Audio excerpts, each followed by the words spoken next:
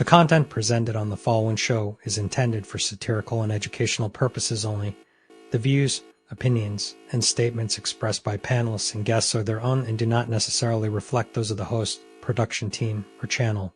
Additionally, any third-party content featured in this program is used in compliance with fair use under United States copyright law, which allows for commentary, criticism, news report, teaching, and research. Viewer discretion is advised, and we encourage independent thought and discussion.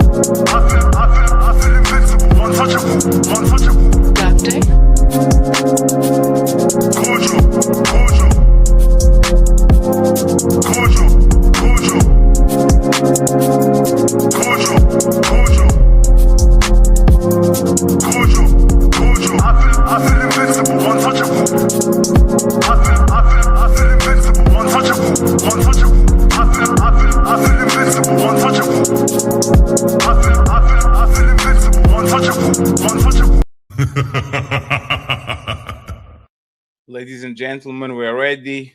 We're almost the end of the week.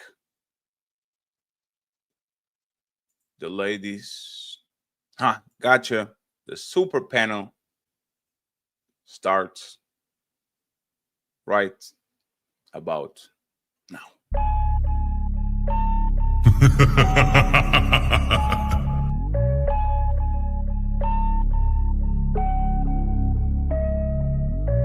You're having a conversation in bad faith. Did you say women are children? Did you say women are children? No. Do you get every bad bitch the same way, my nigga? No. All right then. So that shit's irrelevant. It's moot. But most men nowadays don't want to be a protector and a provider. Most men don't want to be a leader. So you know that you're here because of your father? Because men determine the sex of the baby? Did you know that? You wasn't putting it down mentally. You don't know how to touch her without touching her. You wasn't putting it down sexually, and you wasn't putting it down financially. So yes. She's so awesome and intelligent, and everybody missed out, and you just so happen to walk up on a flower. Yeah, she's lying to you. But this woman saw you. When this woman saw you, she already wanted you before you even open your mouth. Like Ali said, you didn't convince her to nothing. That's the male.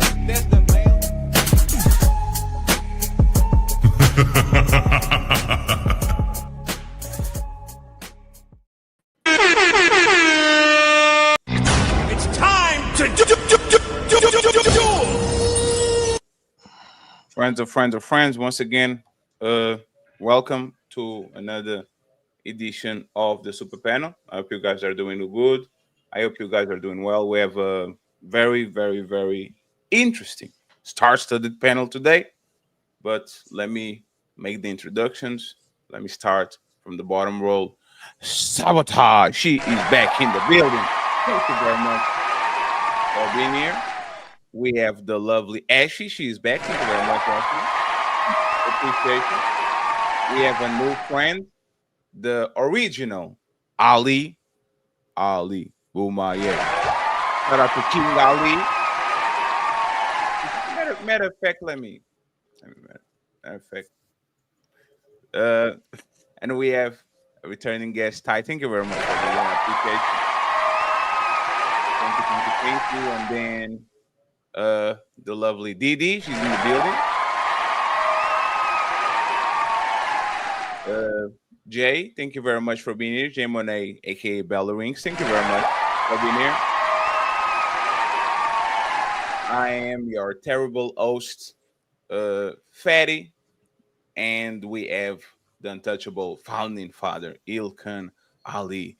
He is in the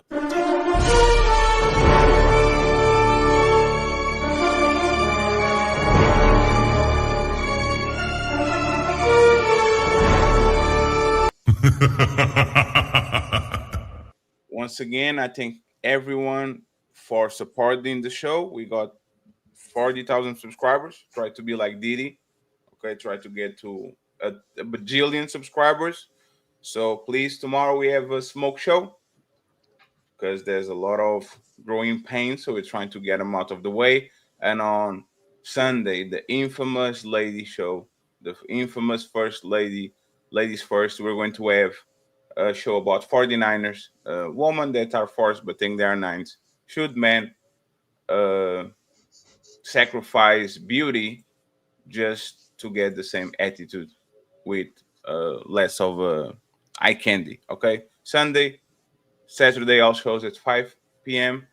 Today, we're going to start the show with Kim Kardashian. Kim Kardashian has been on the news. She actually be like 1 hour away from me, 2 hours away from me. I'm running, trying to take a picture, but she has a lot of bodyguards. So I'm sorry, friends, I couldn't do it. But she been around in Europe, and she been making the news for certain reasons. Okay, so I'm going to put the picture that we need here in the oh where they had upload this. Give me just 1 second. Yes, this is the correct one. Basically, she was seen, I think it was in Italy or in Paris on the fashion week, and she had her 12-year-old daughter that for whatever reason looks like a gigantic 12-year-old. So shout out to her for raising a healthy kid. Um, she had her daughter walking around like this. So yes, okay, a corset, a mini skirt. Um, Can y'all see the picture? Yeah. I can't see it. you can see the picture, Ty. Can you see it now? It might be. Oh, I'm on the iPad. I don't know. did you saw the picture before, or do you want me? I can send you that via IG. I'll send you via IG real quick so you can see it. But basically, she's dressed like a grown ass woman.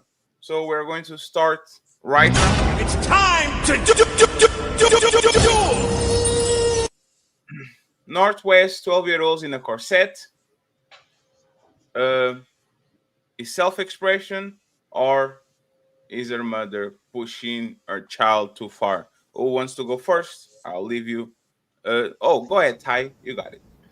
Oh, sorry, Ashley. I saw you went off of me at the same time. And by the way, friends, if you want to subscribe or to support anyone in the chat, all the links are in the description. So please go ahead and subscribe to them, support them, send them money and blessings. Okay, I appreciate it. Go ahead, Ashley and Ty, and then we'll go. I think honestly she has been letting her daughter dress and express herself and represent herself is way too old and mature for a very long time. And I understand, right, to a certain extent why she does it. Her mom let her do it. Her mom literally produced the sex tape for her. So it's not surprising, unfortunately, that she would also allow her daughter to dress so scandalously at only 12. And like you said, Fatty, it's even, right, like a surprise to some people that she's only 12 because of how she lets her represent herself. That girl looks like she is easily in her early 20s sometimes. I think she had a picture where she was on the back of a yacht with like long hair, like a little bustier shirt. And it's like she's a kid. 12 is like sixth grade. Can you imagine? And I think they hide behind the fact that they're billionaires and they have all of this money, that it doesn't matter, and it's just self-expression. But all she's doing is setting herself up for a life like Kim Kardashian, when, let's be honest, she's probably just going to end up hating herself, going through all of these different surgeries at a very young age when she doesn't need to try to impress and appease to society and what they think beauty is and how a woman should act, instead of actually teaching her how to be that. But as I stated in the beginning, I think to a certain degree, unfortunately, we cannot fault her, because when you're raised by a mother who does the same things to you, you don't know any better. And from the outside looking in, a lot of people will argue that her mom did a good job. They're all billionaires. They all have a lot of money. They all have this status, but they absolutely have no morals or ethics or values. You understand what I'm saying? They're not raising their children correctly. So I just think it's crazy, but it's not new. It's not surprising. Ashley? I think it's unfortunate because she is in the spotlight. I think with North too, she has always been very like more out there of like, I support what I want to support kind of thing. Do I think that her outfit is a little more than it should be? Yes. But I also am like, we know that she's 12, we shouldn't be sexualizing her at 12. And if that's something that she feels confident in, it's unfortunate that's the society we live in, but she feels confident in it. She has security around her. She is in a billionaire family and things like that. So there are parameters put around. It's just unfortunate that we have to sexualize it because that's just the society that we live in. Do you think we sexualize her, or the way that her mother dressed her is like? Because a lot of times he's like the bottom, like he's the chicken or the egg.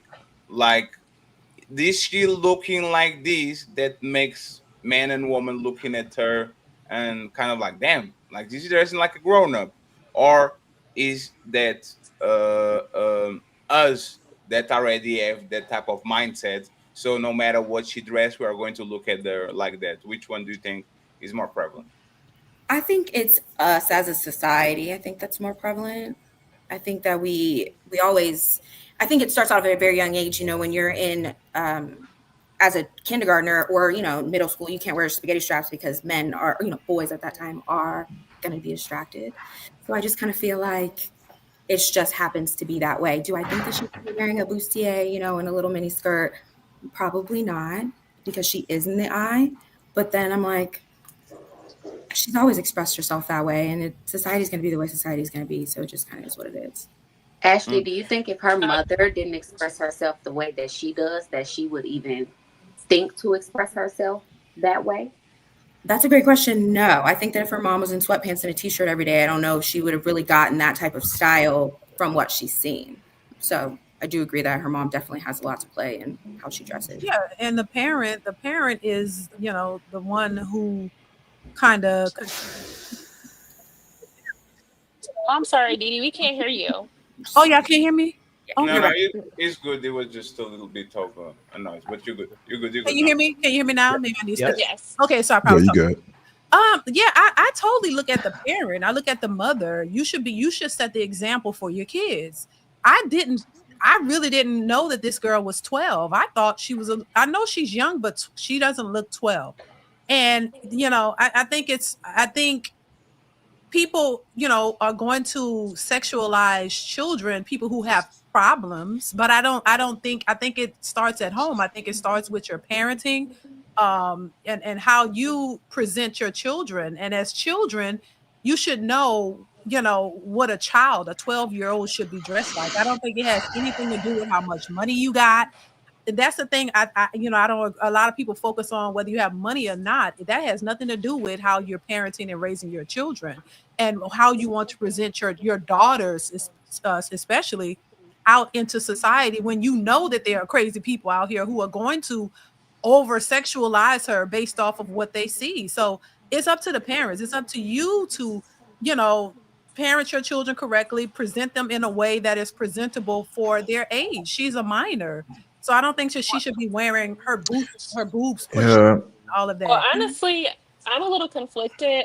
To go back to Fatty's description of her, he King, you said can that go she next. was like, can you hear me now? No, it's perfect. I Yeah, said go King go next. Go ahead. Okay, I'm so sorry about that. That's You fine. referenced her as like a big kid. Well, so I'm pretty tall. I'm very curvy. I've been bigger than most kids my age, and my mom didn't allow me to wear skirts. I couldn't wear shorts because like, oh, your legs are too big and this and that. So I think that having a healthy body image for a child is also important. If my mom was just like, okay, Todd, you have to be aware of predators, and told me that's why I would like for you to cover your legs because you might attract certain things, I think I would have understood better than her just saying you can't wear shorts or you can't wear skirts. So I grew up with like a conflicted body image. I'm still to this day don't wear skirts or shorts, anything like that. So I don't know. I think that it's great that her mom is allowing her to have like a healthy body image and allowing her to express herself in that way. Well, first of all, to you, I'm so sorry, because mothers certainly have the power within, particularly their daughters' lives, to shape how she looks at herself. I could even go down a road in terms of me being insecure because, although I was lighter or light skin, I wasn't light enough, or my hair wasn't a certain texture. So I certainly understand how, again, mothers can, again, create that self-image within a child's mind. Now, when it comes to North, she's 12. I don't care if she's a billionaire or a no-inaire. She is dressed like an adult. Even in her, being curvaceous. A bustier is to accentuate a woman's curves and to boost her breasts. Keyword, a woman. She's 12. She's a minor. And so I definitely think that it isn't a situation of, and this is where I give Ashley a little pushback, but we're all friendly here, is it's not necessarily society sexualizing her, but she is being sexualized in her dress. Even if North wasn't a big girl, if she weighed 90 pounds at 12, and that's about how much I weighed, I wouldn't have been walking around in a bustier because that's for women.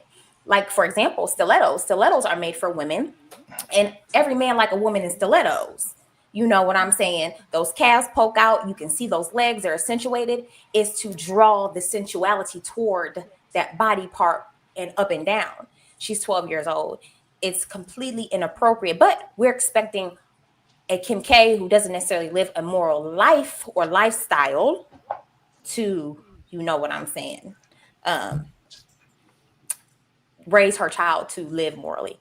So yeah, I get that. I get that. I feel like we dealing with pop icons though. Like this is different from people that just have money. Like I heard somebody say that earlier.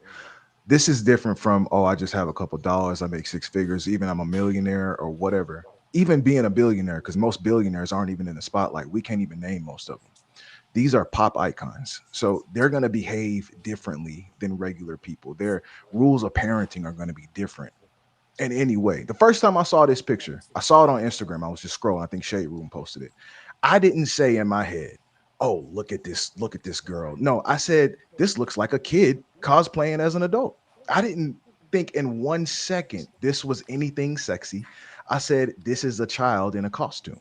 Like I could automatically get that just from her face, just from everything she has on. Adults don't, forgive me if I'm wrong, adults don't dress like that. That's almost like a costume to go to a parade in or some shit. Like it doesn't scream to me, oh, this outfit is trying to be sexy. I think she was doing that as a fashion statement because, like I said, we're dealing with pop icons. These are not regular kids, just like any other pop icons kids. If you take Michael Jackson's kids or whoever, these are the biggest celebrities on earth we're talking about. So I think we kind of got to cut them just a little slack when it comes to the things that they do. But I think at the same time, there's still a limit to how a young child is supposed to dress. I think she pressed that limit, but personally, I don't think she went over that limit. And I think a lot of that has to do with the culture that you come from, where you're raised. Me, I'm on the east side of the United States in Atlanta, Georgia. So I see people grow up fast as hell. And to me, when I look at this, I don't see anything crazy. I see something that can be worked on, but not anything that's just screams out bad parenting right away. King, I would say though, let's do a comparison, right? You said they're pop icons. Think about Beyonce and her children. She literally puts her children on the stage, and no matter how much makeup Blue has on, what her outfit looks like, she still looks like a kid. You know what I mean? She still presents it as that. I think it has more to do with the upbringing of Kim Kardashian and what her mother allowed for them to do, rather than that they're pop icons or that they're billionaires or that they have this money. I really feel, just like Jay Monet stated, they weren't raised with morals and ethics and understanding that a child should be in a child's place and you should present them as such and allow them to grow. They push them into that, and the quicker they get there, the better, right? I feel like they feed off of the narrative and the understanding that men like women in a certain era. So as they always say on these panels, women are in their prime between 18 and 25.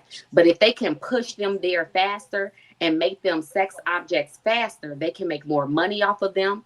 They can become bigger faster. They become a business within themselves. And that's how they market their children. I don't feel that they see them as kids. They see them as a dollar sign, and they promote them as such. And I feel that has shown. And it's really been a drastic difference, right? We talk about expressing herself, like Ashley stated. Think about how Blue expressed herself when Kanye was still in the picture, opposed to how she expresses herself now. Blue would wear baggy clothes all the time. Like, her clothes were huge when her father was around. That's how she expressed herself. As soon as her father went away, all of a sudden her clothes got smaller and tighter, more sexy and extenuating things she doesn't even have yet. Why? Because now she's under the control of just her mother and their realm of craziness. So I wouldn't really say it has anything to do with them being pop icons. I agree with Janae Monet. They do not have any morals, and they don't care about what they're doing to their children and how it's going to affect them in the long run. Keyword, you said marketing their children. What came to mind while the other ladies were speaking was, in a sense, and I hate to use this because I don't have any proof, but this is again what came to mind. And then you said marketing it's kind of like she's selling, like, hey, this is, you know what I'm saying, my daughter, again, like a showcase, because as Black women in particular, we develop in different ways. You could be a fourth grader with a booty. You could be 15 with a large bosom, but you're still a child and you can still look as that. But again, I'm gonna keep this one short, but Ty said marketing, and I certainly agree with that word, and I wanted to hone down on it because I really think that that's what it is, and it's a little perverted when you think about Balenciaga and all of the other stuff going on within that industry and what people do in that industry when it comes to their associations and friends lists and parties and all of the different brands that they're associated with. Marketing. Yeah, and there were comments of people saying that she's pimping her daughter out. I didn't say it, but people were saying that she's prepping her and priming her for the business. And, I have to agree with what Ty said. I don't agree that it's about them being, pop icons or pop whatever. You should still have morals and set morals and values for your children. I don't think that gives you an excuse just because you have a lot of money. And that's what you want to do. That's what you do. But I mean, if one of our, us regular people, if our daughters wore that outfit to school, just say, since, they get a pass because they're, famous, I think the teachers will probably have a problem with that outfit and be calling us to say, hey, this is not appropriate for school. So yeah, I just think that it has something to do with, kind of prepping them for something else. So that's my take on it. So, and at the core of it, if we want our sons to be loving, if we want our sons to be gentlemen, if we want our sons to pull their pants up, if we want our sons to be respectful to their mothers, to their sisters, to the elders, to our community, and we want our sons to lead and protect the people in their families, then don't we have to invest in the women we raise? For our sons to support them, to be inspired by them, to be motivated by them, kind, modest, respectful, loving, orderly, righteous, and family-oriented women. We can't ask boys to be men that don't sexualize women and allow our girls and women to be women who sexualize themselves and then mask it up as liberation. We want to raise women that not only value men, but they value themselves. So, this is what I have to say, right? You kind of touch on all notes, but you have to understand the Jenner clan, especially the Jenner clan. The young girl that was dating Travis Scott, she was having plastic surgery as a minor, right? This is nothing. This is just dressing, right? And remember, this girl doesn't look like the other ones, so we kind of know what's going to happen, right? By the time she's 21, you don't even know her face compare with what she was before, because all of these women kind of molded how we look at bodies today. I thought when I was younger that Jennifer Lopez had a fat ass. And now I look at her videos when it comes to the early 2000s, and I'm like, what the hell? This is not a fat ass. But the Kardashian clan changed the body, like the way women look, the way that women express themselves, like so much. They moved the axis so much that now we find this regular. And I think, to be honest, they kind of ruined a generation, because they don't look like that. Everybody knew how they looked before and how they look now. And now everybody's trying to get the hourglass figure and try to be a boss babe and all that, when they are the result of pimping, like somebody said on the panel. And what I wanted to add to the conversation is, most people will want a woman, will want a mother like Kris Jenner, because they think that's winning. I wish my mother made me a billionaire. Not remembering that the dad was a millionaire. The dad was a very established lawyer. They didn't need that for nothing. They did that for nothing. The man was worth 30, 40 millions on the 90s. That's a tremendous amount of money today. So I will say again, if most women look at Kim Kardashian as a winner, because she is the one that defined the beauty standards for the last 20 years. She's the one with the famous baby daddy, with the mansion, with the house, with the body that woman wants. Most women, a lot of women are doing this, are going to cosplay their kids like they would want to dress like when they were younger. And you notice this on the male too. These 2-year-old kids that are wearing Timberland boots and Jordans, and they have a fade, and they, like, you are cosplaying these kids as adults when they don't have necessity to do so. And by the time they are older, they can go outside without makeup on, without having a chain on there, because that's who they were since they were kids. And you are kind of ruining their life, because you don't even kind of, like, it's like we had the opportunity to grow up without phones, and now we kind of have phones now, so we kind of know the both sides of not having phones. These people were raised with tablets on their hands, all dressed up. Everything is brand new, like Nike, Nike, Nike, Jordan, Jordan, Jordan. Designer, like this unfortunately uh is sad, and I'm not going to say sad for them because they are just a problem of their product of their environment. Is sad because most of the kids that are watching want to be just like her. And now a daughter comes to the mom and says, "Hey mom, why can't I wear Why can't I get the skirt? Am I ugly? Why can't I wear this type of big?" Like that's what's going to happen. It's not just them. It's because they are the trendsetters. I don't know enough about Beyonce kid, but I know she's actually a performer. I think that's beautiful actually. Like introduce your kid to to the industry like slowly on a controlled environment and all that.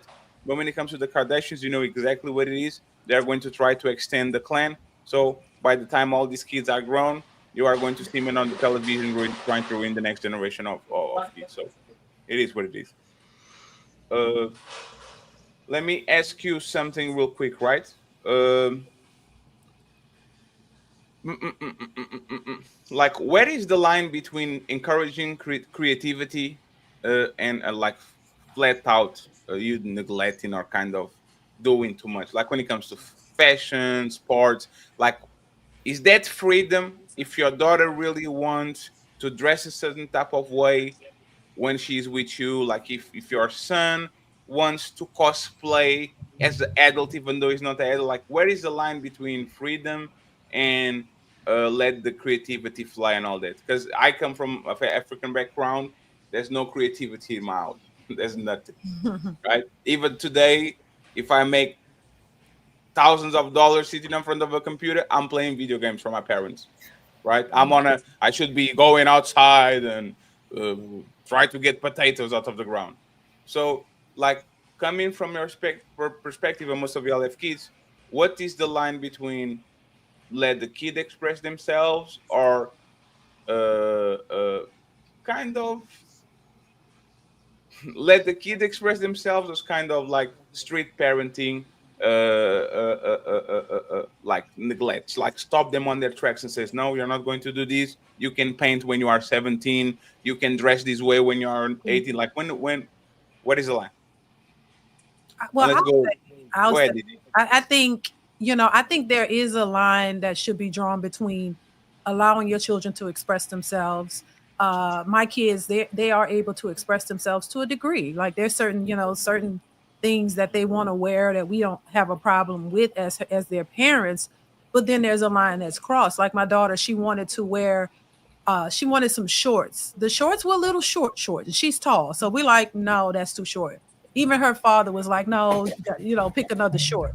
So I just think it really depends on your parenting, like what you want for your kids, it depends on you, the parents. But I think the parents should have to say so. Hey, you can do this, but you can't do that. That all depends on your parenting and what boundaries you want to set for your kids. And I think really ultimately that just goes down to the parenting. For us, I would say it's a little strict, but we do give you a little bit of grace to have some type, express yourself in some way to a degree, because you especially if you're young, you're minors. Now if you're an adult, then you can make that decision, but as long as you're underage, there's certain things that we just won't allow. And then, once you become an adult, then you can make your own decisions on how you buying your clothes. You can buy what you want and wear what you want as an adult. But as a child, no, you don't have full range to just, do and wear whatever you want. So that's how I see it. I certainly think there's a line, but I think that boundary or those lines come from your morals and your ethics. So, I mean, again, that's the foundation of it. If one person's morals are down to the floor and another person's morals are, higher, of course, that boundary is going to be different. Now, for this, I thought of course, my babies. I've got 3 little boys, 3 and under. And so my toddlers, they love dinosaurs. They walk around growling and roaring all the time. But when one of my sons was trying to roar and growl in public, I said, baby, we're in public. So we're going to act like a human being. We can do that at home, but we're not going to roar and growl at people in public because it's rude, especially if people are trying to talk to you and you know how to speak, but you're just, we're not doing that. We're going to understand what's appropriate for the public and what's appropriate in private. And here's another example that I thought of is becoming a fashion designer. For example, North could love fashion. She could be brilliant in sewing and making and her designs. And she may be able to craft a bustier on a mannequin and it's beautiful and elaborate, but she shouldn't be putting that on in public. She should get someone who it's age appropriate for to model her piece. You know what I mean? Although she's an icon in her own way and her parents and all of that, they have the connections to help push her brand. But again, I think again, the basis and the foundation of an individual's boundaries, or a mother or father's boundaries, is where their morals lie. And if their morals are in the gutter, then there probably won't be many boundaries, especially when it comes to age appropriate things and actions and situations. I want to speak to. I'm sorry. Go ahead, Sabotage. I'm so sorry. I just want to speak to Jay Monet because you keep referencing, and I agree, morals and ethics. I don't know about you guys, but I grew up in the church, so I was always taught that my body is the Lord's temple. So there are certain things that I would stray away from wearing anyway. We live in a society where like a lot of people aren't like being raised into the church. So I just feel like morals and ethics have like gone by the wayside, honestly. Nobody's going to church. Nobody cares. We have this sexual liberation, which I mean, to each his own. So I don't think that people are really relying on morals and ethics, because where are they getting them from? We're not being taught that society in general. So Well, first, That's good. Good point. oh, go ahead, Tata. You was about to go. Oh, I was going to say, I honestly agree with a lot of the things that D and J Monet stated, but Sabotage just made a really good point, right? We do grow up in a society now where a lot of people are not growing up in church. And even if you don't necessarily grow up in church, your parents can teach you to have a relationship with God and understanding, how to take care of your body and how you should present yourself without all of that. But there are parents that aren't even doing that. Right. So it leaves a lot of our kids with trying to figure all of these things out on their own. And unfortunately, that means that a lot of them go through making a whole bunch of mistakes before they get to the point of understanding the value of themselves, their bodies, and things of that nature. But I do feel like, as far as the line between letting your children be creative and totally stopping them, really does come down to your morals and ethics. And I really think the line is parenting, right? Just like Jay Monet stated, she lets her little boys be dinosaurs in the home, but you're not a dinosaur in real life. So when we go out and about, you're not going to do all of that. I need you to understand you still have to behave yourself. My daughter loves art. She loves to express herself and play and make up, and I'll let her do that at home. But the minute we walk out the house, wash your face off. You're 9. We're not going to walk around with a lot of things on your face or make you feel like you need those things in order for you to be seen as beautiful or, to represent yourself.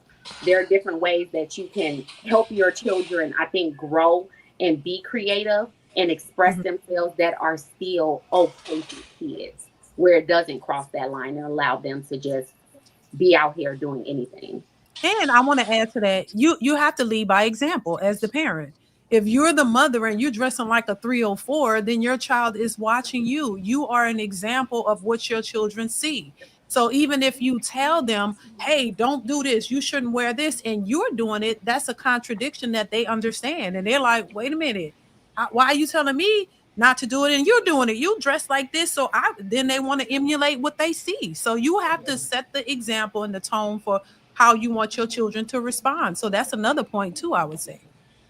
So first I'd like to say, roar, roar, roar like a dinosaur. That's my boy song. That's my boy. We're going to be singing it out in public too. But now I know exactly what you're saying. Can we get to y'all know this conversation is really about telling young girls what to do with their bodies and how they're dressing. This ain't got to do with the boys, because this topic, boys are always coached when they go become young boys, become teenagers and grown men. We're always coaching men how to be good men and how to be leaders.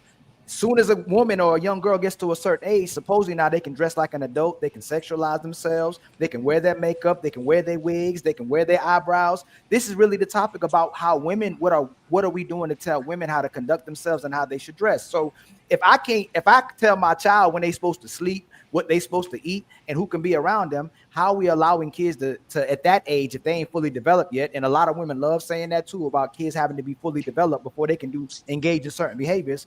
How's she talking about expressing herself? She don't even know herself. And what it typically surrounds around is what the kids are seeing other people outside your house doing. They're not expressing themselves. They're trying to follow the trends. They're trying to be included with the kids that's outside of your house. They might not want to be picked on. They want to be able to embody what other people are doing versus what's going on out inside the household. And typically when you have strong parents, the parents can kind of win that over sometimes, but it's a challenge going against what's in the environment.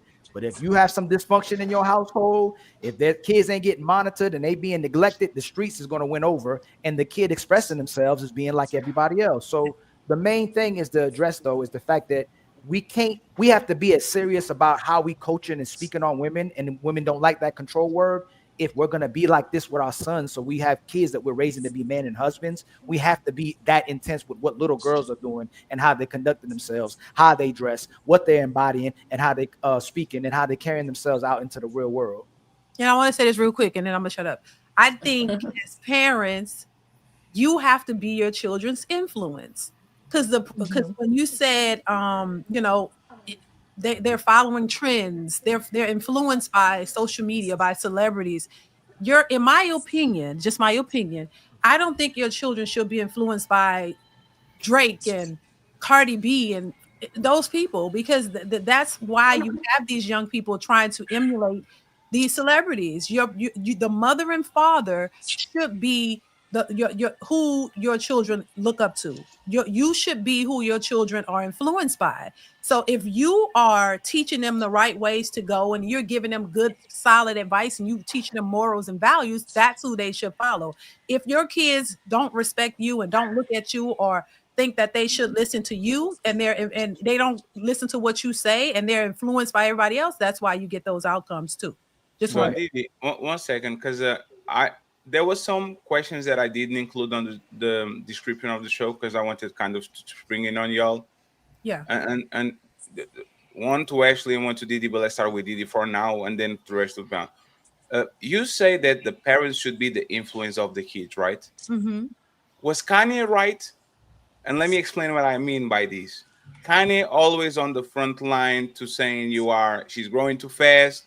Y'all are sexualizing her. He was tweeting all that.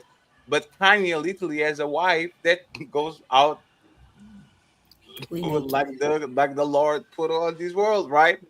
And we know that he actually, what made him like Kim was the indecent thing she did with Ray J and all those things he talked about, right? Mm-hmm. So this man was highly alert about the kid becoming the mom, but he actually kind of, his behavior kind of pushed like what the mom and the new woman actually became. So was he right, or like he still has to pay for the fact that he's creating an environment where this kid is seeing this on a day-to-day basis and probably going to want to mimic that? So was he right or was he wrong by his actions or by his words? Like, well, what do you think about that, Didi? And then we go to wait, now by his actions. Say that I didn't. Like the act is English, man. I know I sound like a Russian. By his actions, meaning if you like Kim because you saw her doing the dirty with Ray J, so you kind of put that on the pedestal. If your new wife is literally going out bare naked, titties popping, like when the new wife, like. Okay. You were talking about the influence that the parents have on the kids, but he was always kind of very mad about what Kim was doing with the kids, the way that she was dressing in the place we should go. So, like, is he wrong? Is he right? Like, where do you see it in that, especially with Kanye? Well, I mean, I remember distinctively at one point he didn't like that Kim was allowing the children on social media when they were younger. I don't think he was. He was against it, if I'm not mistaken. Mm-hmm. And I thought he was right in that. Because I think he was right in that aspect. And are you speaking of as far as him with the new wife and how she's dressed and all of that, how that can influence his children? That's what you're asking. Like, is that a good thing? Is what you said. The parents influence the children. If the parents, the kids see their parents around certain woman, dressed in certain way, behave in certain way, and that woman is literally naked, like she's the closest to naked. Like, does he as like, is he responsible too for this? Even though vocally he actually was saying other things or things that go against it? I don't know. I mean, look, that's his woman. I mean, his daughter is watching. So anything I think that the parents are doing that, could cause a negative influence on the kid could be an issue. You know what I'm saying? But he's the father. So she, as the children, I would think your children will look at what you do as the mother and the father. And so, I mean, I guess it could have a negative impact. I don't really know. I don't know. Let me give you an example, right? Fatty, And you can go next. He protested vehemently about the TikTok thing. He yeah, said, yeah, "There's no way yeah, a 11-year-old should have 2 million, 3 yeah, million, 10 million subscribers and try to do challenges, makeup, and all that." Right? Do you yeah. agree that like who is right there? Do you think actually has like a leg to stand on? And then the person that was talking, you can go next. okay. Go Go ahead. ahead. I'm, Go ahead, Ty. Okay. You sure, D? yeah, go ahead. Okay. I would say, Fatty, that he's wrong, right? Because if we think about it and just the structure, right? The structure of a family is God, man, woman, children. He went out and sought out Kim Kardashian. He knew her history. He knew what type of woman she was. He knew everything about her before he decided to go after this woman, marry this woman, and then procreate with this woman. And then after you procreated with her, you expected her to change. When nothing about her resume said that she was going to make a flip once she became a mother. If anything, the history showed that she would get worse once she became a mother because like we stated earlier, now I have more marketing tools to push so that I can make more money and my family can become richer. So, and then on top of that, he doesn't go out and then learn from his mistakes and say, I'm going to go find me a godly woman, a woman who can be a good example for my daughters, a woman who will show the type of woman I want my daughters to be. No, he goes out and gets another 304 or one that at least portrays herself as such and marries her as well. So all he's basically saying to his girls is that it doesn't matter how you present yourself to the world. You can walk out butt naked. From now until the day you are old, you will still be valued the same. You are still beautiful. You are still great. And it doesn't matter how many times he says, I don't want her on TikTok. I don't want her doing this. You were the main champion for this lifestyle when you picked the woman that you picked and you procreated with her. And then you picked her again. And let's be honest, his history of women, other than his first girlfriend, when he actually became a rap artist who he left, right? Who he dropped. She was the only one that looked like she had some sense. Everybody else, Amber Rose, Kim Kardashian, this new one, all of them are the same prototype of women. What we would say is a 304. They have nice bodies, and he lets them flaunt it out on his shoulders. And then he turns around and says that Kim Kardashian is a bad parent. No, they are both terrible parents. And like Dee stated, your parents, regardless of good or bad, are your first influence, whether you want them to be or not. Right? When you get older, you can hate the things that your parents did, but you will end up doing the exact same things because you can't help it. It's in your DNA. It's what you grew up seeing. So they're going to be the exact same thing that their parents are because that's what he chose. So. Ty, it's like you're in my mind. Yeah. It's like you're in my mind. But I wanted to emphasize something. I would say Kanye is right in saying that she's being sexualized, but he's wrong, again, as Ty said, because Kim is her mother. And then, as she said, he remarried her mother and she looks just like her. On top of that, you have to choose. He didn't choose a woman to procreate with him, who he wants his daughter or children to reflect. And that's where he went wrong before she even conceived. Sorry if y'all hear my children in the background. But, I think that is what it is. He's right in saying she's being sexualized, but he's wrong because he's saying do as I say and not as I do. But children do as you say, but more of what you do. They do as you do. They don't even do what you say. I'm not going to disagree with y'all, right? But she's a grown woman. She's a kid, right? And so when Fatty asks if she's right, wouldn't he be right because she's still not 18 yet? Kim's grown. The women he's dating are grown. These are women that y'all agree. People will go, hey, it's a way a woman should conduct themselves when she's a kid, and it's a young girl, and a way a woman should conduct themselves when they're adults. So if he's a father that's dating a 304, I'm right. But these are children, right? And he doesn't want his daughter. Let me just finish real quick. He don't want his daughters to be 304s, but he's dating women who are 304s and present 304 behaviors. Aren't they still children though? They are still children, but it's a contradiction in itself. It's just like Jay Monet stated. You're telling me one thing, but all of your actions align differently. All that's going to do is create a relationship in which your children do not listen to you. They're always going to say you're a hypocrite. Why would I Yeah. listen to you? You're telling me that I shouldn't have a Twitter. I shouldn't be able to express myself. I shouldn't represent myself like this because I'm a kid, which are all correct things. But yet when I come over your house, you have plaster photos, or when I go on social media, your wife, who's now your new wife, is walking around naked. My mother, who you decided to have me with, had sex tape that the whole world knows about.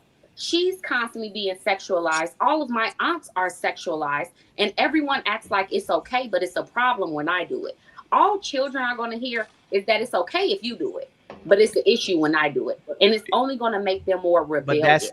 But that's my problem, Ty. It's called staying in a child's place. Men are constantly asking women. Stay in a child's place. That's what my mom used to tell me all the time. Stay in a child's place. Mama, can I have a beer like you? I want to drink a beer. No, stay in a child's place. At some point, right. You gotta go ahead, King. Go ahead, King. No, I'm saying as a kid, at some point, you have to understand the concept of staying in a child's place. Especially, I mean, if y'all grew up in Black America, y'all know that saying. Yeah. Y'all mom said it to you over and over. When you said, hey, mom, can I do this? You doing this? Or dad, can I do this? You doing this? And you have to make that distinction because you can't do what mommy and daddy do. You can't be in the room when I'm having a conversation with your uncles and your aunties because we talking about grown people stuff. Stay in your place. Go in your room and play your Xbox or whatever. That's what kids have to understand. And I think once you separate that, it really, and I'm not going to say it doesn't make a difference what you do as an adult, around your kid, because of course your kid's going to influence that or have the influence of that. But at the same time, they have to remember that they are a child and they're going to have to make decisions of their own when they become an adult. It's like if you're an adult, but let's say you're a criminal or something, right? And you don't want your kid to become a criminal, of course, but this is the only way you know how to make money. Are you influencing your kid to be a criminal by giving them a life by being a criminal?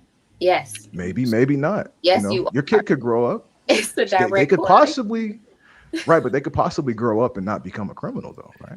They'll either be a police officer or they'll be a criminal because you've given them either side of it. They're either going to take what you did and do the opposite, or they're going to do the exact same thing that you do. Now, I agree with you. Right. The only issue, I'm going to say this real quick and I'll be done. The only issue with what you're saying, King, is that first of all, a lot of kids are not raised like that anymore. That's how we were raised, that you stay in a child's place. Now the kids, unfortunately, are a part of the grown folk conversation, right? They're friends with their parents. That's the problem. They're friends. They're besties. And in Kim Kardashian situation, since Kanye is no longer in the house to be that person to say stay in a child's place, I can almost be certain that Kim that's not her rhetoric with her. Oh, 100%. She's not telling her to stay in the child's place. They're team. You can tell by how they even have conversations with each other that it's not a mother and a daughter type of relationship. So that wouldn't fly with them. So for him, as someone who's already not in the house, who's not going to have as much influence because he can't even be around her as much, when you can, your life and the decisions you make should represent what I'm trying to tell you. I'm going to have people around me that'll show you, look at the woman that I'm with now. I made that mistake, but I've leveled up. This is what I want you to be like. He hasn't done that. Yeah. I think you're right. Oh, go ahead. No, I just want to say one thing. She's right. It's like the You're right, yeah. alcoholic dilemma. Like either if your dad is an alcoholic, either you become one yourself or you never touch a drink probably in your life. Because you kind of look at it as a point. But I agree with you. I actually don't agree with Ali on the Kanye married into knowing exactly. I didn't disagree where I agree with him. No. When you said like the no. It came off wrong, right? I think there's genuine humanity that people still possess. I could be a drug addict and crackhead, but I don't want my kids to be crackheads. I could be a person who dehumanizes women, disrespects women, put my hands on women, and there's people like that, but I don't want you to touch my kids. So I think there's a part of him that's still human and a part of him that's still moral, because he just likes hoes. I agree with Ty and I agree with Jay that he is contradictory and it's not inconsistent. The fact that he was a certain type of way, now he wifing up hoes, but then he don't want his daughter to be a hoe, but she's still a kid. I think it's okay for him he's a hypocrite, But he's like, hey man, I don't want my daughter to be a hoe, even if I'm wiping up hoes. It's one thing to deal with hoes. It's another thing to wife up hoes, constantly wiping up hoes and making them famous too. But then you telling your daughter you don't want to be a hoe. But what I'm saying is that as adults, right? And we teachers, and I see Kanye's Kim a hoe, Kanye a hoe, hoe mongerer, but we looking at the kids going, I understand why he don't want her to be a hoe, but Kim's still like, hey, Kiki Kaka, you know what I'm saying? I get what you absolutely right, you know what I'm saying?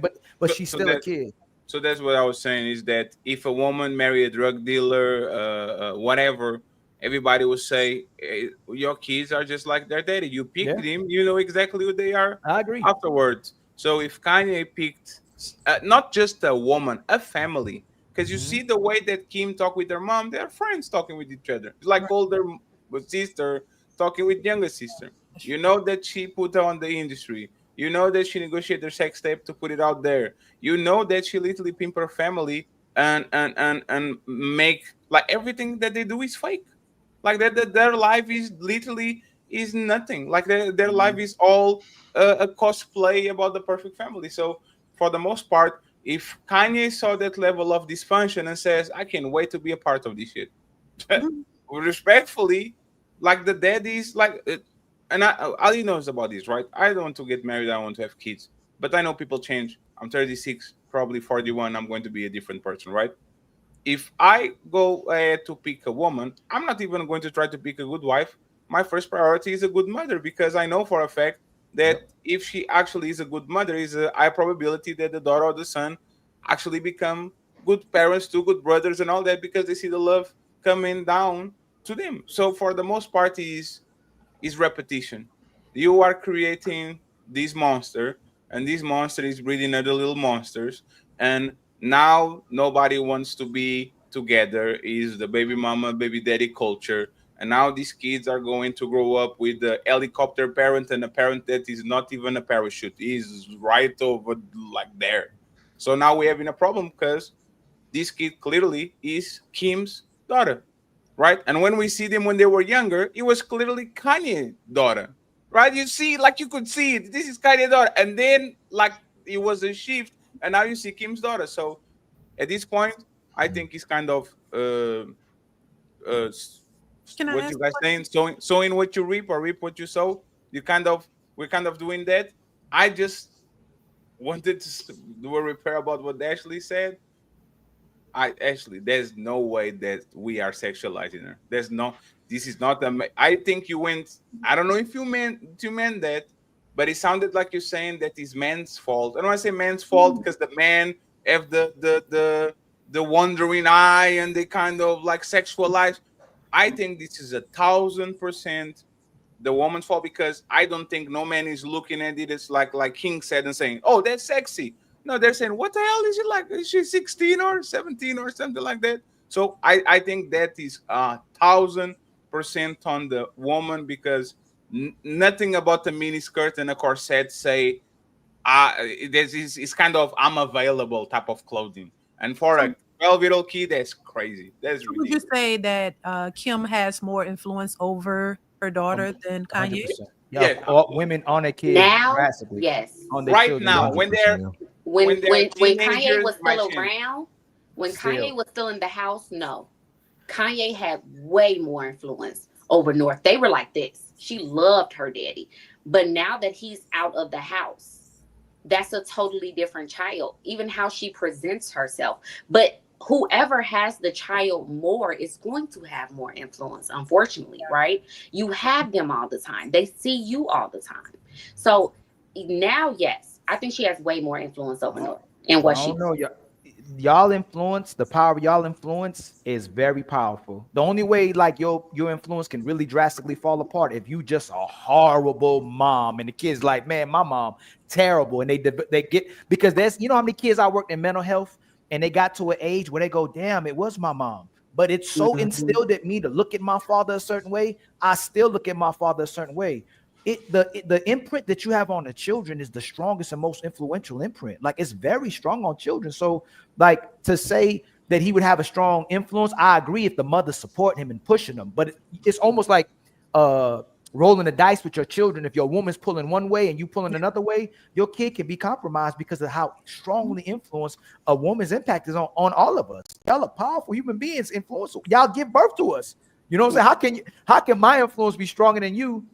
And you held and talked to the babies first, and y'all see it in society. Y'all are trendsetters. No matter what we try to do, hey y'all, let's not do that. Let's not let her dress like that. Let's not let her be sexualized. Nope. We gonna do us. We gonna keep being lit. We gonna do whatever we want to do. And the boys are getting emasculated, and the girls are getting over sexualized. No matter what the men are saying. That's why the parents have to be on the same page. You cannot. Yeah, y'all got to be on the same page. Y'all got to have the same message, and you got to stay with it. I think that proves to make a difference because once again, like Ty was saying, which I noticed when the daughter was younger, she was wearing more baggier clothes. She wasn't trying to look like she was trying to be sexy. Now he's out of the picture. Now she's looking a little different. And so I just think there's a difference in the parenting. Seems like Kim seems to want to go one way, and he might want to go another way, but she has more of the control. So this is what you get, And that's what I'm saying. Without the influence of the father and what he values, if it's about her and the attention and sexualizing, if that's what's dominating the mind of a child or the order of a household, the kids are going to be sexualized and driven to get attention. It's even boys with money. They're trying to get hoes. They're trying to get what drives women who want resources. But if the mother, you learn it from your mother, I don't give a damn about that money. You ain't gonna sell drugs in my house. Get the hell out of my house. I want righteous kids in my household. I'm pushing great values, righteous values. That's how the boys and the girls are gonna be. Because no matter what we say, and I believe when the Nation of Islam says, when you raise a kid, a boy, you raise an individual. But when you raise a woman, you raise a nation. Like y'all impact on those kids being righteous and being orderly is coming from you. Yes, but the thing is, like I said before, most women will trade a kidney to be Kim Kardashian, regardless of the sex tape, regardless of the controversy. They would rather be her. So a lot of times and this is my opinion, Ali, like we say that women control relationships. To be honest, women control everything. Yes. Relationships, who reproduces, who gets married. Like we have men that never were married before and women have 3 engagement rings. Like this is like women are what the taste for society is going to be, because women now have a tremendous amount of power, not just because they have the physical power, but because they can influence men to go ahead and to sweep their whole thing. If y'all say nerds are in vogue, men are going to cosplay as nerds tomorrow, buy some glasses, start to read some manga, all of that, because we do what women usually desire. So if I see a man being an asshole and getting rewarded, I will be an asshole too, so I can get the woman that I want. For the most part, I think the woman first don't know the power that they have, and the second part, which is more important, I think men clearly underestimate the fact that the woman that they pick, in my opinion, is like 90% of the relationship they're going to have. It's not on them. You can be him, you can be whatever, you can be a CEO, you can be Tom Brady, you can be Tyrese. If your woman is not a quality woman, your woman is going to dictate, in my opinion, 90% of whatever you have going on. And we still are on this place talking about men are him and he chase your purpose and if you put your foot down. No, it's about the woman that you pick and their baseline. If her baseline is good, a lot of times you can get away with murder because she's so good, she's going to correct everything that you do bad. If her baseline is bad, you can be the best all-around parent. As soon as you leave the house, the kids are exposed to her. If she's lazy, if she only cook microwave food, if she always order it out, if she doesn't want to take care of the kids, for the most part, that is going to bleed on the kids. So I would definitely put the responsibility on Kim because she has the full control over her daughter. I'm just saying that, like, fellas, just be careful who you pick as mother of your kids, and especially extended family. Because if she's kind of cuckoo, but the extended family is okay, you can get away with certain things. When everybody's rotten, you can cry me a river. Oh, why is a Kardashian on TikTok at 12? Because they were getting surgeries at 15 and 16. So, like, what do you think is going to happen to the daughters? All right. And I get to say I disagree with Fatty on that one. Even and when he said, wrong. well, not really though. This is all. No, disagree. No, let's. This is what I want to say to y'all yes. and to the panel and to the people watching. If you love a man, he'll love you. If you love yourselves, he'll compromise himself for you to get a taste of you, to get a touch of you, to get a feel of you. Like that's what you have men in society doing, is compromising their values and family values and putting power first, putting resources first, putting themselves first. And there being men who are being driven by themselves as well too on the surface, but at the root, they're still trying to get you. Like most of what men doing, regardless of what they talking about, regardless of the man that says he's him, regardless of the man said that he's on his purpose, men are driven by women. It's his nature. You drive him. So if you're pushing righteousness and order towards him and you pushing him up, he's gonna quadruple. And I'm talking about a man too. You know, if he ain't no man, you know he ain't a good joker. You know you shouldn't deal with him either. You know it's gonna be toxic. But no matter what the women are pushing in society, men are going to push for that. So if you push for yourself, he's going to compromise himself to be with you. And that's why we have so many kids who do have identity issues. So many kids who go on LGBT, no disrespect to y'all. But even when you see the over sexualized boy, he's maneuvering in a way that a woman doesn't even maneuver because he can't compete with a woman. So he has to act in a way that gets attention to himself that has nothing to do with a woman that's over sexualized. Because a lot of boys are seeking attention. And a lot of the women who go that way are seeking power. They're trying to equate themselves to a man and act like a man. Even when a woman becomes a stud, I can't even be, I went this way with the direction, but she's the biggest panderer and simp to the woman, trying to do anything she can to placate to the woman and show to a man that she can get a woman too, but she has to compromise herself too. So all I'm saying is that me and Fatty 100% pushing out that women are the leaders. And whatever women are pushing and advocating for, that's what our society is going to be. And that's how our society is going to be determined. If we're going to push yourself and sex, everybody's going to be driven for attention. We're going to have identity issues while we rejecting and resent each other and pretending that we love ourselves. But if we pushing the man, we're going to push order, because everything comes back to you. If you pushing us, you push the community and men and women to love you and surround yourself. All of you that came from an amazing household with great mother and father or grandparents, everybody wrapped themselves around the women. The women were the community. So Batali, is about loving or doing your job. Because in my household, like I never heard, "I love you, baby." Everybody does their job. Everyone does their love. But there's the thing. I think that's true love. I think it's about being competent. Like the love part, and the thing about love is love. A lot of times, like a lot of people, we talk about this all the time on the back, Ali. A lot of people don't know how to love. They don't. They love you. They feel they love you, but they don't know how to love. So every time the love gets out of their heart and their brain and spills through their mouth, is a distorted, corrupted way of love. Right. But even if they have those feelings and their hands and their feet are always moving in the direction that is actually conductive to taking care of you, let me make you a plate, let me go work 3 extra hours so you can go on the vacation you want, all that. I think at the end of the day, like, this is actually what makes people kind of like being like, you know what? I don't want to wake up and do this, but this motherfucker over there is doing this, so I'm going to do it too, right? I think a lot of times, once again, when we say love, and I know that you're talking about like the action of love. Mm-hmm. I just want to express, and a lot of times, it's not that people don't love you, is that people don't know how to love. It's not that Kim doesn't love that daughter. It's just that she doesn't know how to express that love in a different way. She probably thinks I'm the best mama in the world because I'm giving my daughter this and I'm taking her there, and she's international. She's going to Rome and she can cosplay and I give her this week.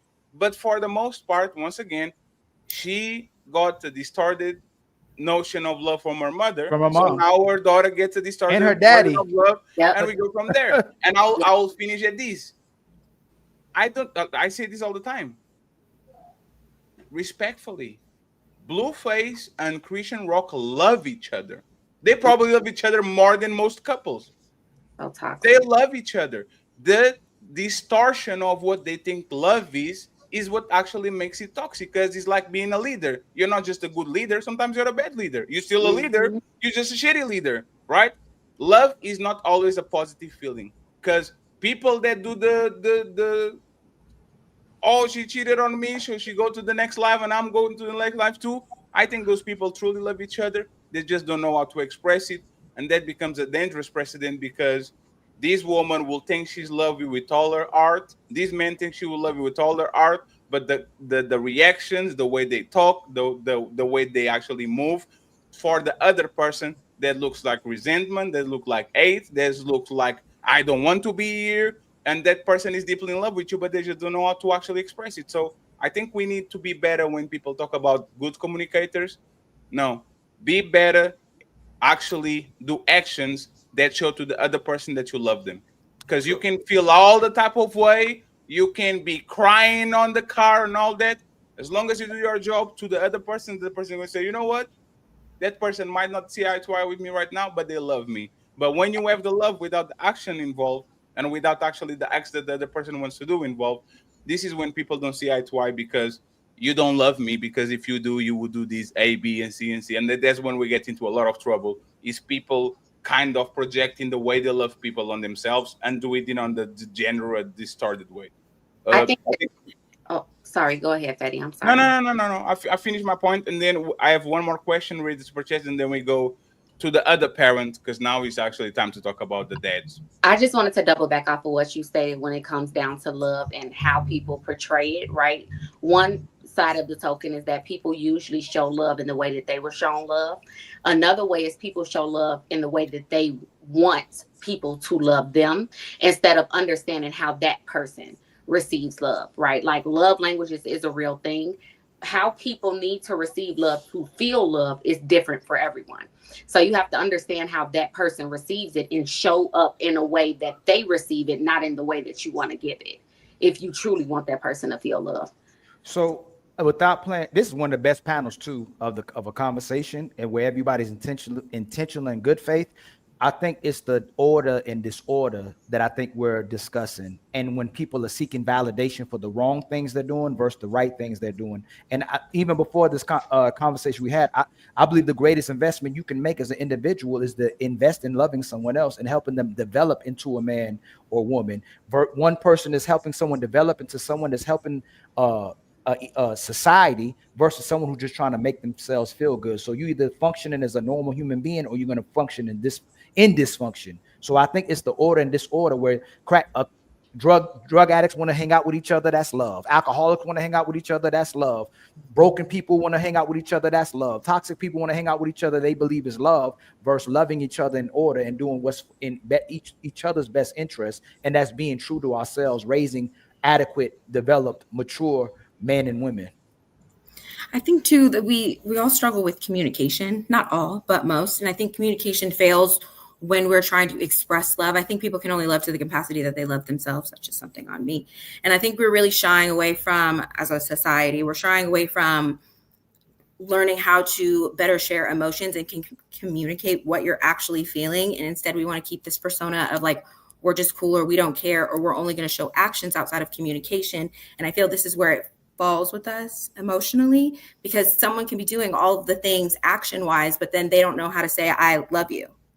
So it's like, you can have all those things if you show me, but if you can't tell me that you love me, I'm having a hard time like understanding that, because I do communicate. So Hey, Ashley, if me and you communicated we love each other for 20 years and the action doesn't demonstrate it, but there's two other people, or we're the same people, we show action, we never say it. Who loves each other more? So you're saying one that never showed action but said it, and then one that say they love each other all the time, but they never show action. There's two people that never have to say it. There's a song called More Than Words. I love that song. But there's two people who never say it, but they show it action every single day. Who loves each other more? The people who say I love you, or the people who showing it? For you, I would say that it's the people that are showing it. But for some people, and this is why I stick to people have to stay in their lane. Hold on one second. Because when I say it, because I just want to finish it so that it's not taken misconstrued. This is why I believe in you have to stay in your lane. If you are someone that understands emotion and communication, you can't be with somebody who doesn't have that. And so that's more what I mean. So yes, action is words to some, and that works for some. But if you need both, or you value other things, then you need to go with somebody who values something else. That's more what I'm saying. But the communication is just a weaponized. What communication and the word leadership is extremely weaponized in our community. when we say I want a leader or I want someone to communicate, because it typically mean I want somebody that does what I want them to do, and I want somebody to say what I want them to say. But if we both aren't communicating specific, we just don't communicate at all, and we have to demonstrate to ourselves before. If everybody said, in order to be able to say I love you, I have to show it first. Then I can use the word. We'll have a much better community. I can't say I love you unless I show it, and you can't say you love me unless you show it. And then we go, hey, you know what? You can use those words now. And you know what? People, do y'all remember, depending on your age, do y'all remember when it used to be like that? Like, you didn't say those words until the person was demonstrating it, or vice versa. Whereas people just started throwing it around because they were looking so much for attention, for validation, for someone to be in their lives. Because like having somebody is love, regardless of what they're doing, because you didn't have somebody. So in today's society, if we're going to go in progression, actually nobody should ever be able to say they love you unless they show it, and then they can say it. Right, but that's also what I mean. Like, showing comes also with communication. I think that is also an action as well. No, and I get what you're saying on we use communication as a weapon, but I also, emotional intelligence and communication is not a weapon. That is something that should be actively, if that's what you're pursuing. But it sounds like you prefer to be action oriented, and that's totally okay. That's not what I'm saying. Let me just say this, Ashley, so you can understand what Ali is saying, right? First of all, you can definitely love somebody and not love yourself. A lot of people hate themselves. The only way they feel alive is by pouring into other people what they literally don't have. Is working themselves to death, putting kids on things they can't afford, and just go ahead and try to survive. A lot of parents, the only thing they actually have in life is they love their kids, and they don't love themselves. They don't love where their life went. They don't have no dreams anymore, but they truly pour into their kids because they see a window for them too. So you can definitely pour from an empty cup. And the second one is this, right? You have a lot of parents that are not present. They say, I love you. I miss you. Oh my God, my baby. We see this with the Instagram post. The dad that is around, but every time he posts a picture, every time he sees the kid, look at my son. I come from an African background. Neither my mom or my dad said, I love you. They said when I was a kid and now, because they are older, they're on the 60s and 70s. If I say that to them, like it looks like a glitch. They start to acting like he's like, stop, right? Because they don't know how to say these things. They weren't raised how to say these things. But I see my dad at 75 with the busted knee, right? Kind of having a good life now because there's time to have friends and all that, but he barely can walk. That's what is love to me. You busted yourself into a situation where your kid now are in a better place and can achieve more things and be greater than you did yourself. I don't need an I love you. I don't need I need actions. And I rather have parents, brothers, friends that never say I love you, that never say I miss you, but they keep day in and day out showing up every time you need, than having these motherfuckers, because they are terrible love bombers. Oh, Benny, I love you. I'm proud of you and all of that. But if I go ahead and I ask you for something, you are always busy. You can never around, and you actually just being a performative friend, a cosplaying friend that is only around because you have nothing better to do. Because as soon as you have, I don't even see you anymore. So you know what? Maybe I misunderstood, or maybe I misspoke when I said it. I'm saying is it needs to be a twofer for people that are deciding that.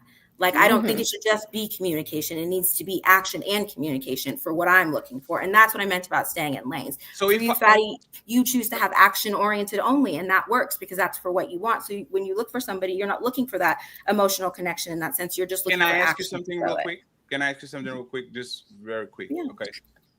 If I every day show you love, but I don't know how to communicate myself to you in a loving way, because I'm a man, I'm not a defective woman.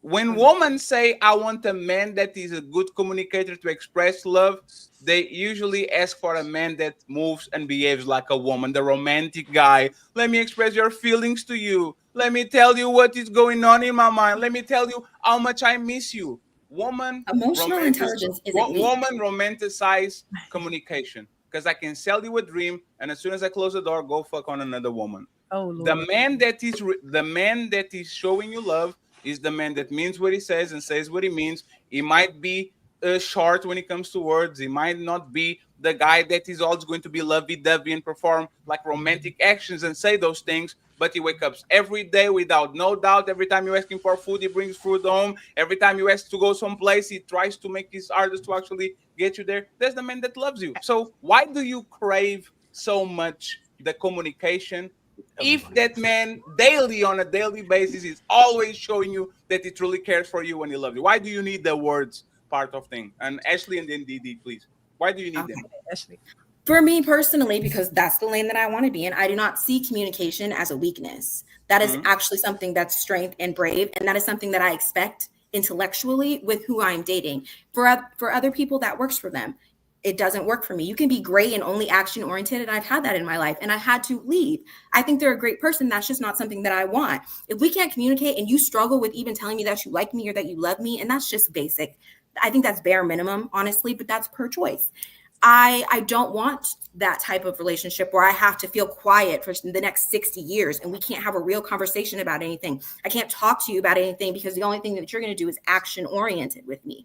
I want a best friend in the sense of we have emotional intelligence and a connection that way, as well as action-oriented love as well. And I think that that helps also when you raise children, because when children grow up and then they don't know how to express themselves, then we roll into what's currently playing out in real time in society as men and women aren't able to communicate and move forward because we don't know how to say certain things and move action-wise, which is why we end up not staying in our lanes. But isn't that your job?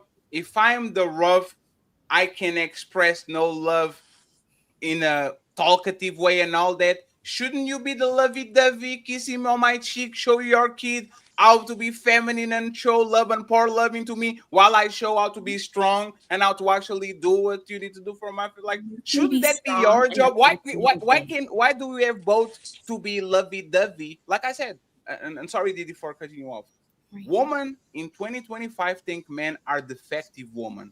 If we don't emote the way you emote, if we don't talk the way you talk, go tell your friend that you love her and let her say, I love you back. Of course, I'm going to say I love you. Of course, I'm saying I'm proud of you. But what more do you want from me? Right? Like, it's not doing for Lane, you know what I mean? Call me greedy then on that sense. But I'll let Didi, and then I think Jaymon. I get what you're saying, Ashley. I get what you're saying. But from my experience, most men don't move like that. Most men are not that talkative. They don't express themselves the way we do. They have a certain way about themselves. Listen, I had this issue with my husband. I had this issue. I thought, he wasn't communicating enough. That's just not who he is. Now, yes, he's expressed to me that he loves me. Yes, but he's not telling me that every single day. And, I think personally, your love speaks through your actions, what you do, how you show up. I don't have to, it's just me personally, but because I get where you're coming from. But I'm just saying, from my experience, I don't need him to. At first, I was like that. I'm like, well, you don't communicate enough. I felt like I needed that. But as I grew, as I got better within myself, I don't need him to tell me every day he loves me because I know he does. He's doing what he's supposed to do. He shows me. I don't need to. It's almost like at first I needed that validation. Why? Because guess what? I come from a household where I was not told that I was loved on a daily basis. So that's probably why, I needed that. And so, but I didn't, as I learned better, I realized I didn't need him to constantly tell. It was something I was lacking. It's something I had to work on. And so, because we didn't grow up saying, I love you. I didn't grow up in a household where that was, told to me and my siblings on a daily basis. We didn't have it. We didn't have it at all. And it wasn't shown either. So just think about that as that was me. So, and so I had to learn that I don't need, I have a loving husband. I have a man that shows me, he shows up, and he's there and he's supportive, all of the things. But I had to realize I don't need that validation on a daily basis because he shows it. So to me, the actions speaks for itself. The actions of the person shows the love that they have for me, the things that they do and how they show up. So I realized I didn't need that validation all the time. So I think sometimes it's not always the men who lack the communication. It's the women a lot of times who don't have it, but we're constantly looking for it from that person because we lack it. So that was just my experience. Yeah, and I think too, maybe we're just honing in. Sorry, maybe we're just honing into on just saying I love you and that type of validation, and that's not exactly also what I'm expressing. That is great, and I get what you're saying on like needing to hear that, because I completely understand. I didn't really grow up in a household that I saw my parents do that often, but I received it often. And so it's not the validation of you saying that I love you. It's the communication in the sense of all aspects. I'm not expecting my man to be, hey girl, and we kiki on the couch. That's not what I'm saying. Can you give me an example, Ashley? Sorry for interrupting. Sure. Can you put it in actions? What is an example of a man showing you love verbally, or kind of like what would be, or the way that you are describing it? Let's put it wide open so you can actually tackle that. Like, give me an example of what that will be. Okay, so let's say that you're getting to know somebody, right? And so you're communicating, you're learning about like the things that their values and things like that, right? Because actions right now aren't going to work, because we need to communicate on what you see. So if we're going to talk about North, let's circle back to that picture, right? And we're then going to discuss how we feel about it to then see how we are parenting, how that person sees parenting. This is also what I mean about communication, where I need to know what you feel and see with this, so then we can both understand of how our parenting goes. So that's what I more mean about communication. But there's not love, there's parenting. I will definitely talk to you about Araki's dress. The only thing you're not going to get is, go ahead, Didi. There's a big difference. There's a big difference.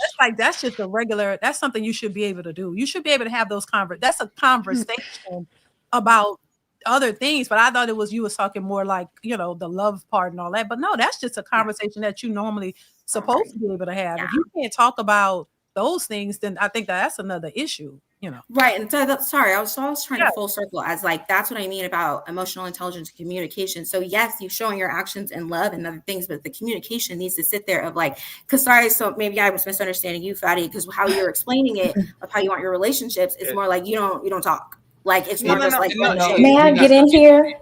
Sure. Yeah, absolutely. I just want to clarify this. My parents definitely talk, because when I was younger, I would go across the room and they would be talking in front of us. They wouldn't talk about nothing.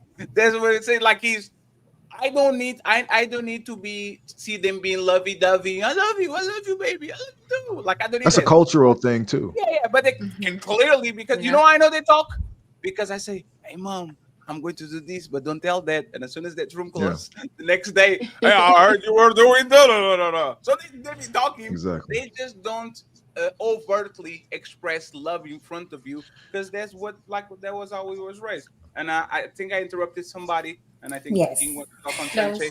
We're going to read the super chats after they're done, and then we moved on to a little bit more nasty topic. Rampage Jackson kind of pulverizing somebody. Is his fault, or is just a bad kid? Let's go with that. Please go ahead, Jay. Yes. So I wanted to talk on two things: the love part and emotional intelligence. For one, we have to remember that love is a verb. Love does it. It's incorrupted in a sense. We're humans, we're imperfect people, so we can't necessarily give perfect love. Only God can do that. However, we can't give imperfect love. So when it comes to love being a verb, you don't actually love me if you beat me upside the head. But you do love me if you are continually trying to do better when it comes to the communication piece, when it comes to showing up, when it comes to the perfect love, again, outside of toxicity. So when it comes to emotional intelligence is not only about blabbing. Okay, I want this, I want that, because you can be all talk, but your talk is cheap. So emotional intelligence also comes into learning how to read your husband, reading your wife, reading the room. People always say, read the room, but they don't know how to read the room themselves. They don't know how to read the environment of their relationship. They don't understand how to read how their man is not happy in their relationship, because it's all about me, how I want you to communicate to me and with me and for me. But how are you showing up? How are you communicating? How are you in placing that verb of love and showing up in the relationship? So if you're saying, oh, I just really want some chocolate and a foot rub, if he's coming home later with some chocolate and giving you a foot rub, but you never hear I love you, that man loves you. Right. Absolutely. Right. You know what I'm saying? So again, it's a verb. if you constantly, and I'm not just necessarily talking to you, Ashley, but I am talking about the talking point. If he's showing you by showing up, by doing the things that you need, all of those things, that is love. Because again, he can say he loves you, but if he's beating you upside the head, if he's unreliable, if you, for example, have a graduation and he's not showing up, oh, I forgot, that's not love. He's selfish. So we have to get out of the definition or the thought process of this is how I want you to love me, because that is a selfish love, but more so tap into the selfless side of love, and that's where the sacrifice comes in. That's where we can talk about sacrifice then. Compromise. You know, right. Sacrificing my bad attitude, me wanting to cut up, because I understand my emotions and how I show up can affect the environment, the atmosphere in the house. Me sacrificing what I want to do. I want to go on a girls trip, but I know 2 of my friends that I'm going to go with, they always end up in somebody's bed or over drinking, and it's not going to be good because they're going to influence me to also be a bad girl. I'm going to sacrifice that want by I'm going to stay home. I'm going to go on a trip with my family. You see what I'm saying? So again, we have to understand love is an action. It isn't always about what you speak, but it's about what you do. And then let's remember that emotional intelligence is about more than just the communication piece, but you reading the room and how you show up. But with that, that's all I got. And I'm completely agree. Thank you so much for coming through. But I appreciate that. Again, I love the conversation and your perspective is valued. But this is a thing I think a lot of times we don't get to communicate in relationships because of how something can go the wrong way for somebody communicating. But the relationship, we already admit, majority of women are leading, Ashley. And especially most women ain't getting no relationships unless it's benefiting them some kind of way. So majority of times when we have these communications, it's about you want more things, you want more validation, you want more reassurance, you want more control. What kind of confuses me a lot of times, women will say they don't need no man, or they're strong and independent, they doing all by themselves. But now you're in a relationship with a whole person that's advocating for you, catering to you, supporting you, and you're saying he's not communicating. And I think a lot of times what it ends up being is insecurities that end up ending the relationship, because a lot of women, where something is calm and they go, this is boring, they end up looking for a problem where there isn't one. And we see it all the time, because if you're already, this guy has given up his life to be with you, especially if a guy has a certain reputation and he's a certain type of caliber guy in society, we're already adjusting our life to you. And then you're going, hey, he's not communicating. What is it that you're assessing in your life when you have somebody already there with you? And not you personally, I mean to like the women in general. I don't want to make it about you, but a lot of times there will be no problem. It's the most calm you ever been. And you may have never even been in a place of peace to really address all the things you were thinking about in your life and what you went through. And now that you feel uncomfortable with this peace, hey man, you're not communicating. You're not reassuring me. You're not making me feel good, but there's no problem at all. You know how many times I be doing my coaching sessions? My experience is mental health, especially with women, no disrespect to you as well too. And it ain't because of the man was bad. It's because a lot of things that you were supposed to see, you didn't see from a mother or the woman in your household, showing you how to love a man loving a woman, how she redirects, how she nurtures, how she's order, how she keeps everything together, how she's always strong. If that's her purpose, she fights every day and loves waking up every day to be a wife, to be a mother, to be on her purpose, because it confuses us when you're not with us and you have no help. I'm good. I'm happy. Soon as this man gets in your life, you're stressed and going, hey, he's not communicating. He's not emotionally available. I'm tired. I need a break. It confuses men drastically, especially when you have somebody assisting you now. So I think a lot of times when a man is giving you chaos, when he's cheating, when he's causing all this dysfunction in your life, a lot of women will spend time trying to validate themselves with this guy versus a guy that gives you everything you ask for, and you're making him a problem because of what you have in your mind. I definitely agree with some people, because a lot of us are raised up on survival rather than being in healthy, calm relationships, and they understand chaos. I think I've also, speaking for myself, that's not something that is affecting me anymore. I've definitely worked on myself to be pulled out of that. And because I was pulled out of my survival mode, this is something that I now see as I personally need. And I agree with what the ladies are saying on how men are and how they're moving and how it's a verb and what we put into it. And so I don't want it to get misconstrued of when I say what I'm asking for is I want you to tell me that you love me, and I'm looking for validation. That's not all what I'm saying. Is mostly directly with what these women are saying, that I think that a lot of men currently are struggling with, because we don't know how to express our emotions and we don't know how to even show actions in the way that could be understood that is healthy. And so I think that's more where I was saying, so probably coming from a place of what I have currently, some of the things that I've been seeing, and then some of the things that I'm now experiencing. And maybe that's more of why I was expressing of like, that's great that you show me, but like, if we can't even have conversation, then that's where my disconnect comes in. And it's not because I'm looking for chaos, because that's not what I want. It's because if I see as a partner that something I need to go with is somewhere where I know that we are on a good page and we have a full understanding to where we then can, what Dee Dee was saying, where we can then, or maybe it was the other lady, sorry, read each other. Janae, thank you.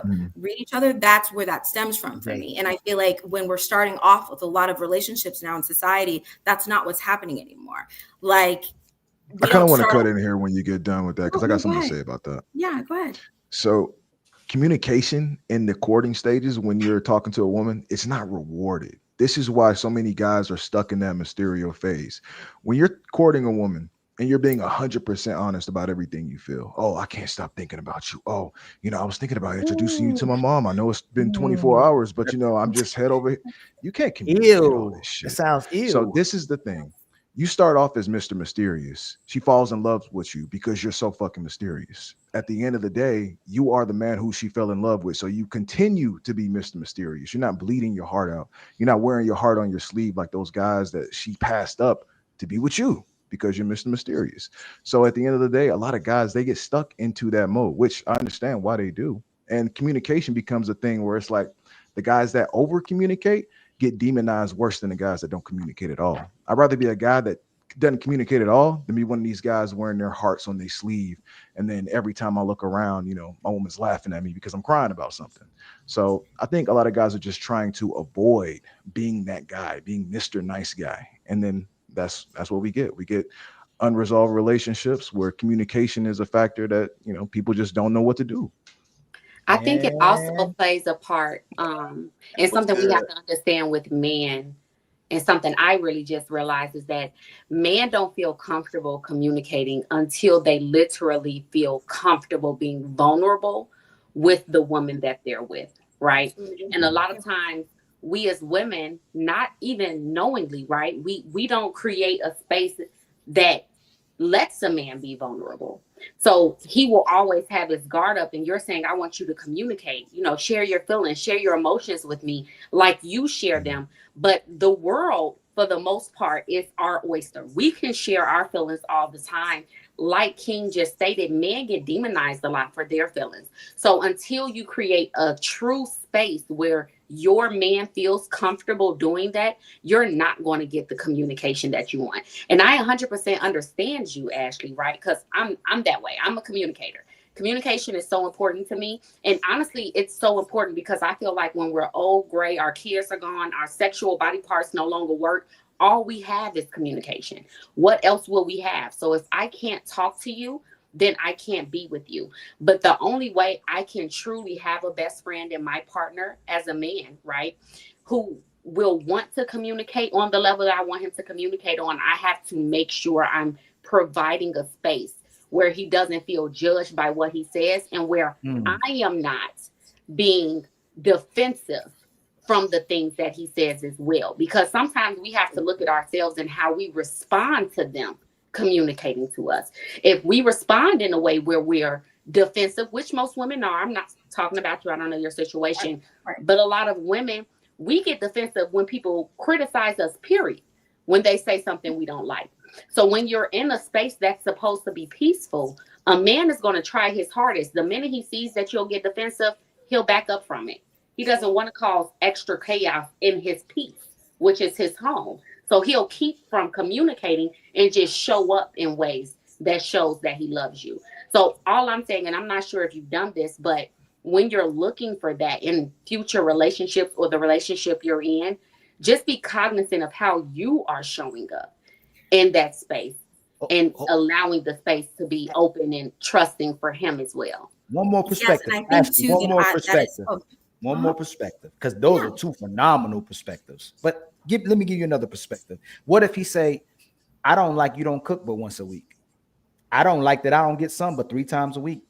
I don't like I need to tell you something more than once to get you to do something for me.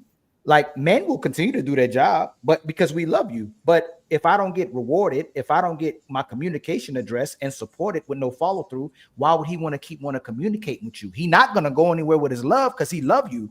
But if every time he communicates, there's no follow through, there's no catering, there's no support, why would he want to communicate? Those two perspectives is phenomenal, what King was saying and what Ty was saying. But just think about how much men can actually go into his home right now. Brothers, go at home and go, hey, you know what, babe? I'm gonna communicate. I don't like that the clothes is on the floor right now. I don't like that I don't get my favorite meal every Fridays. I don't like that you didn't give me some when I woke up this morning. How many women do you think are gonna go, you know what? I'm gonna take care of that right now. I'm gonna do whatever you asking. And the man go, damn, baby, whatever you want to communicate about, let's keep communicating. How many women you think will actually respond positively, nurturing and loving to a man expressing himself and communicating honestly in that way? Yes, I'm going to ping off both for Ty and yours. So for Ty, I think for me, because I'm just speaking for, I guess, a certain group of people. And I think because we're also used to, because of how society is, that every person kind of is moving in that certain way. So for me, I do create a very positive and safe environment. And I think that's why I'm verbalizing of what I'm seeing and running into, because I do feel like we need to talk about it more, because there are people that do create that environment and still continue to run into people that have been hurt and so aren't acting in that form. So I do build that. And I think that if more people started expressing that they do that, more people will start feeling safe in the space that they can do that. Now you have to pick the right person for that, blah, blah, blah, whatever we can call it, rare, yada, yada, yada. But then to bounce off of Ali, I think, and I am looking at myself as perspective. Don't think I'm just being like very like, no, I don't see that. I've taken a lot of time so I completely get what you're saying. And then Ali's, and I think that this comes down to communication of kind of what I'm saying in that sense of what I mean by it is, if that's something that you expressed and we move that accordingly like that, then this is something that of course that you'd be okay with doing, because that's how you already have in your relationship. And honestly, it might've been because you fell off a little bit rather than it being you were basing something that hasn't happened your entire relationship, but now that's something that you're asking for. Because usually how you would see a relationship is either the things that you've already been putting in place moving into your relationship. So it shouldn't be a shock when it's being brought up, or it should be just a conversation of like, damn, Dave, I think you've kind of fallen off a little bit. Like, this is what we used to do. Like, what's going on with you? And that's what I mean by communication is you're seeing the things that are happening, and yet you've built your relationship to be this certain way. So when you come to me and you tell me that I'm not doing something, obviously then I have fallen off somewhere, and then we need to talk and communicate about why that specific reason is happening so that we can move forward and I can be better for you. You could be better for me. That's the kind of safe space that I'm like trying to. So, hey, King, correct me if I'm wrong. A lot of times women will think that they great communicators when we sit in a room and just listen and go, okay, yes, babe, you know what? You right. A lot of times women will think men are phenomenal communicators, just validating and responding to what you're saying in the room where he ain't said nothing. Even on first dates or second dates or third dates, all the men go, for real? Yeah, you don't say, oh my God, that girl crazy. Man, your job crazy. Like women will go, oh, he's such a great communicator. It's rarely about what the man has to say. And I'm going to tell you this, and Ty know it, D know it, Ashley know it. When we not talking to you, men love to talk. And y'all say men talk too much. Brothers will come on these panels talking people ear off. Brothers will talk each other ear off to each other. Men don't talk their ear off to their, a lot of times to their women, because they don't listen. And it goes unnoticed. And when they're vulnerable, when they communicate, it's not met with love. It's not met with a correction. And it's not met with saying, you know what, babe, we can work on that. Whatever you want. It's not. And I got something to add to that too. Sometimes it's just not necessary. Like say a guy is losing money doing something and he knows he has to correct his ways in order to make more money. It's not necessary for your woman to know that, because that's something you have to fix at the end of the day. You're only going to make her worry. As a man, you're supposed to be a leader in the leadership role, right? I don't know who all play football. When you're playing football, you have a team captain. You got quarterback. You got everybody on the team, right? If your team captain knows y'all going to lose, that's going to affect the morale of the team, right?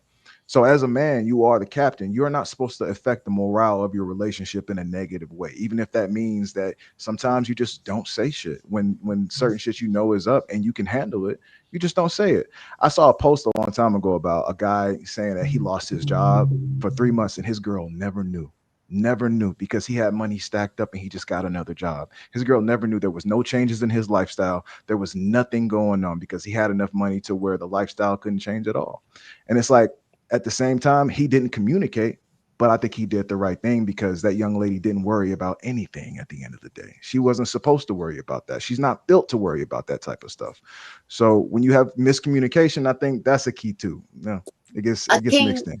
just to play devil's advocate in this, just like you had the example of where the man lost his job for 3 months and the wife never knew.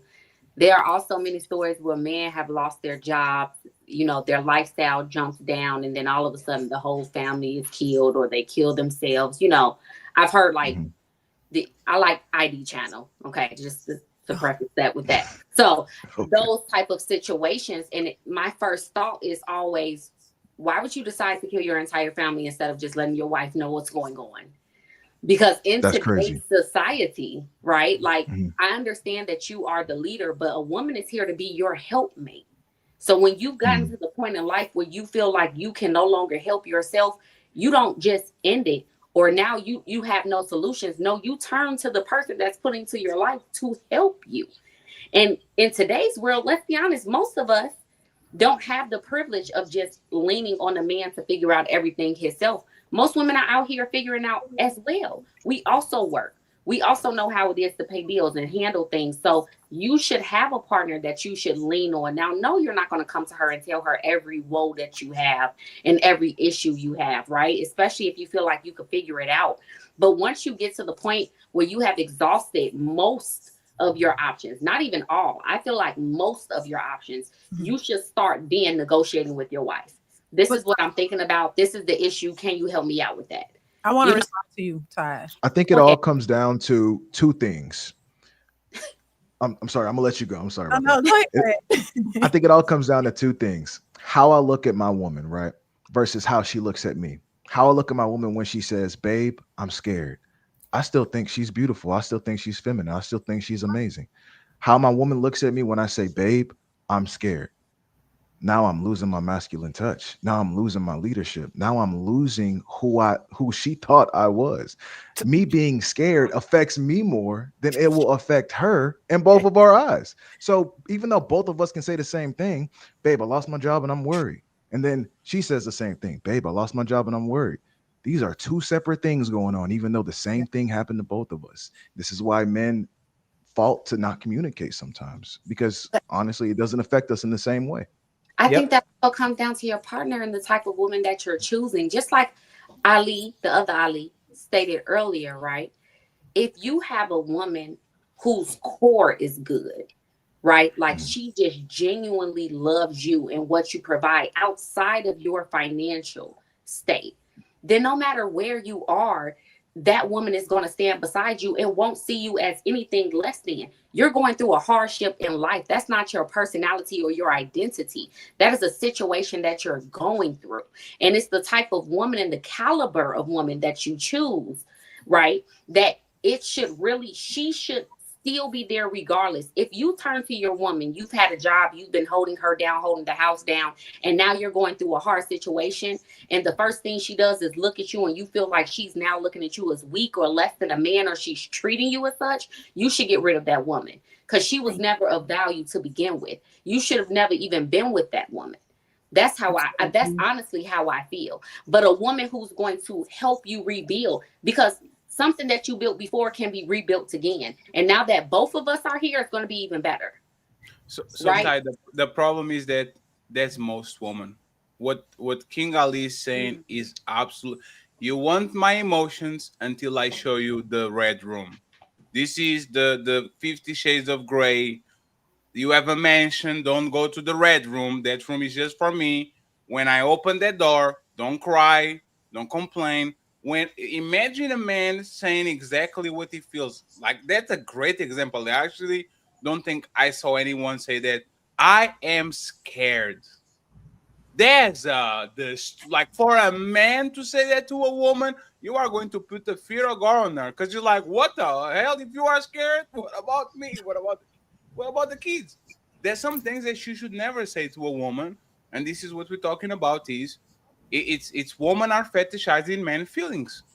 That's literally what it is. They are fetishizing men's feelings. They want to know so bad what is inside of that red room, but when they open the door and they see all the paraphernalia in the wall and the bed with the like, we have some nasty things inside of our heart that we don't want to show nobody, especially our woman.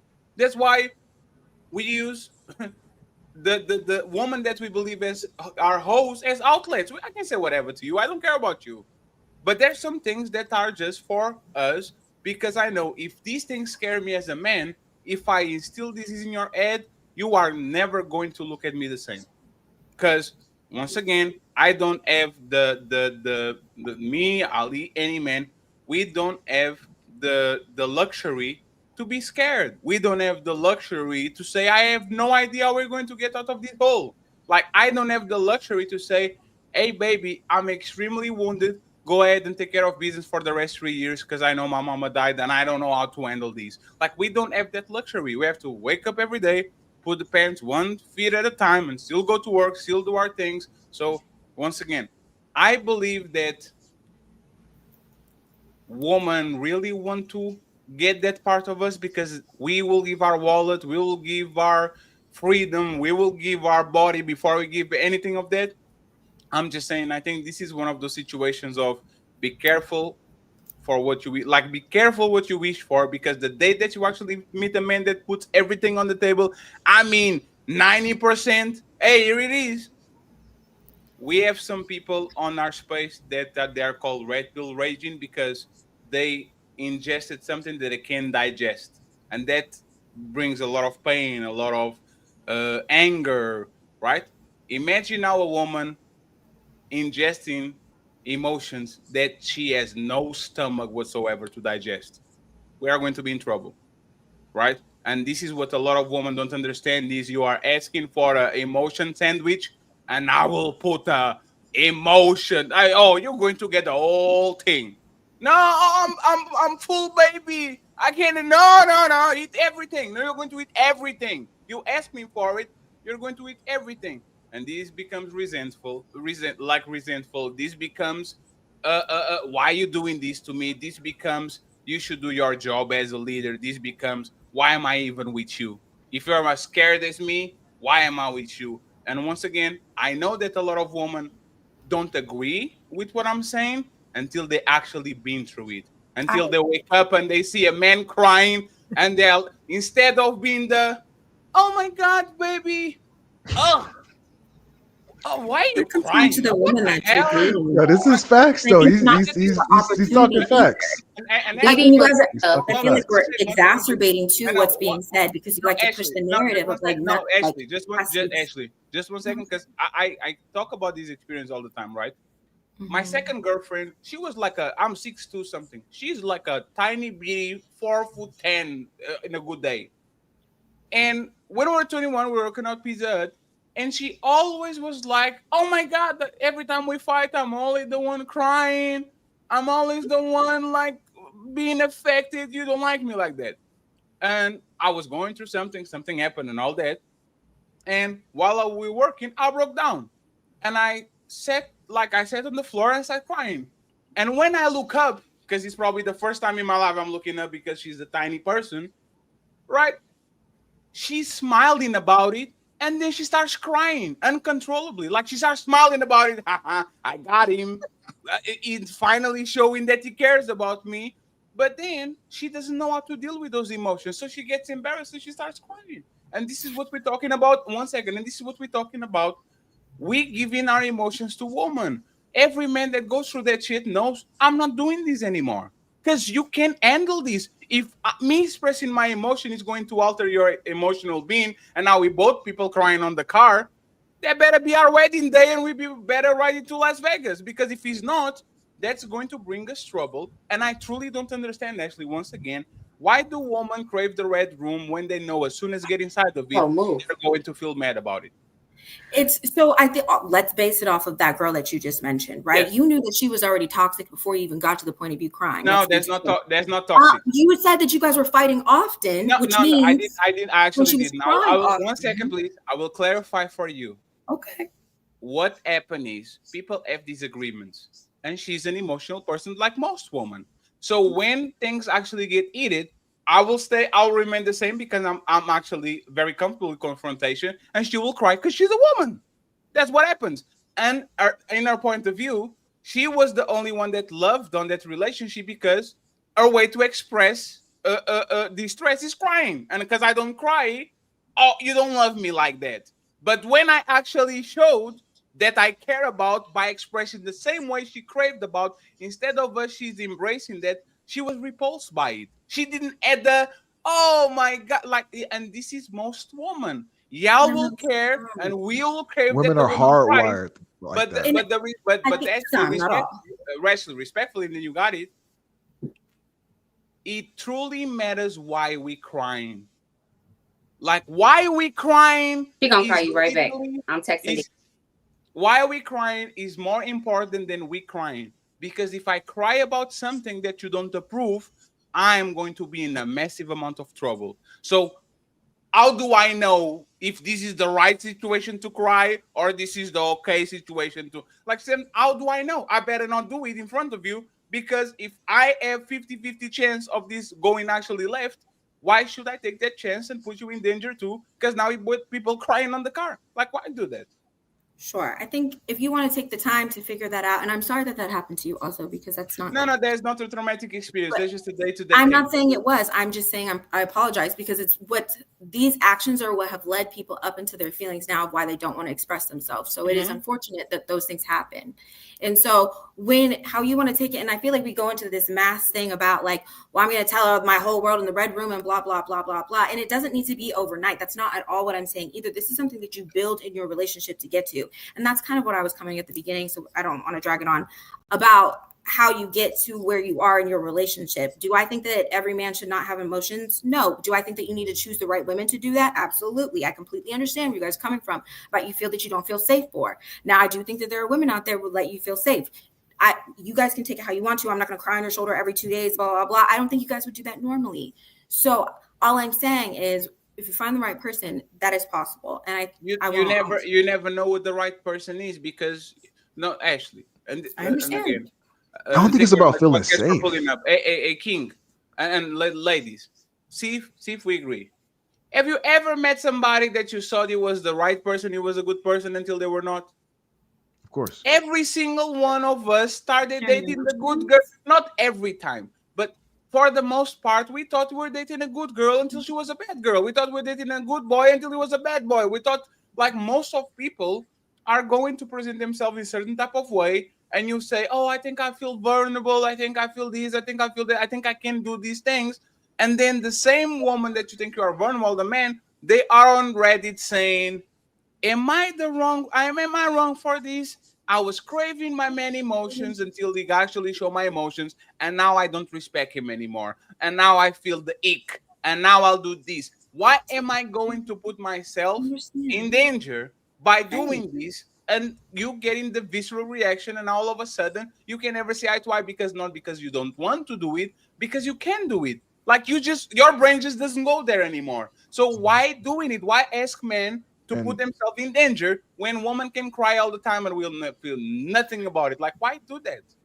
That's why I say it's a hard one. And I come into counter with, you guys can choose whoever you want to choose. I know the type of space that I bring to it, so that's fine. And I completely understand why you guys feel that way. I'm not knocking it, and I get it.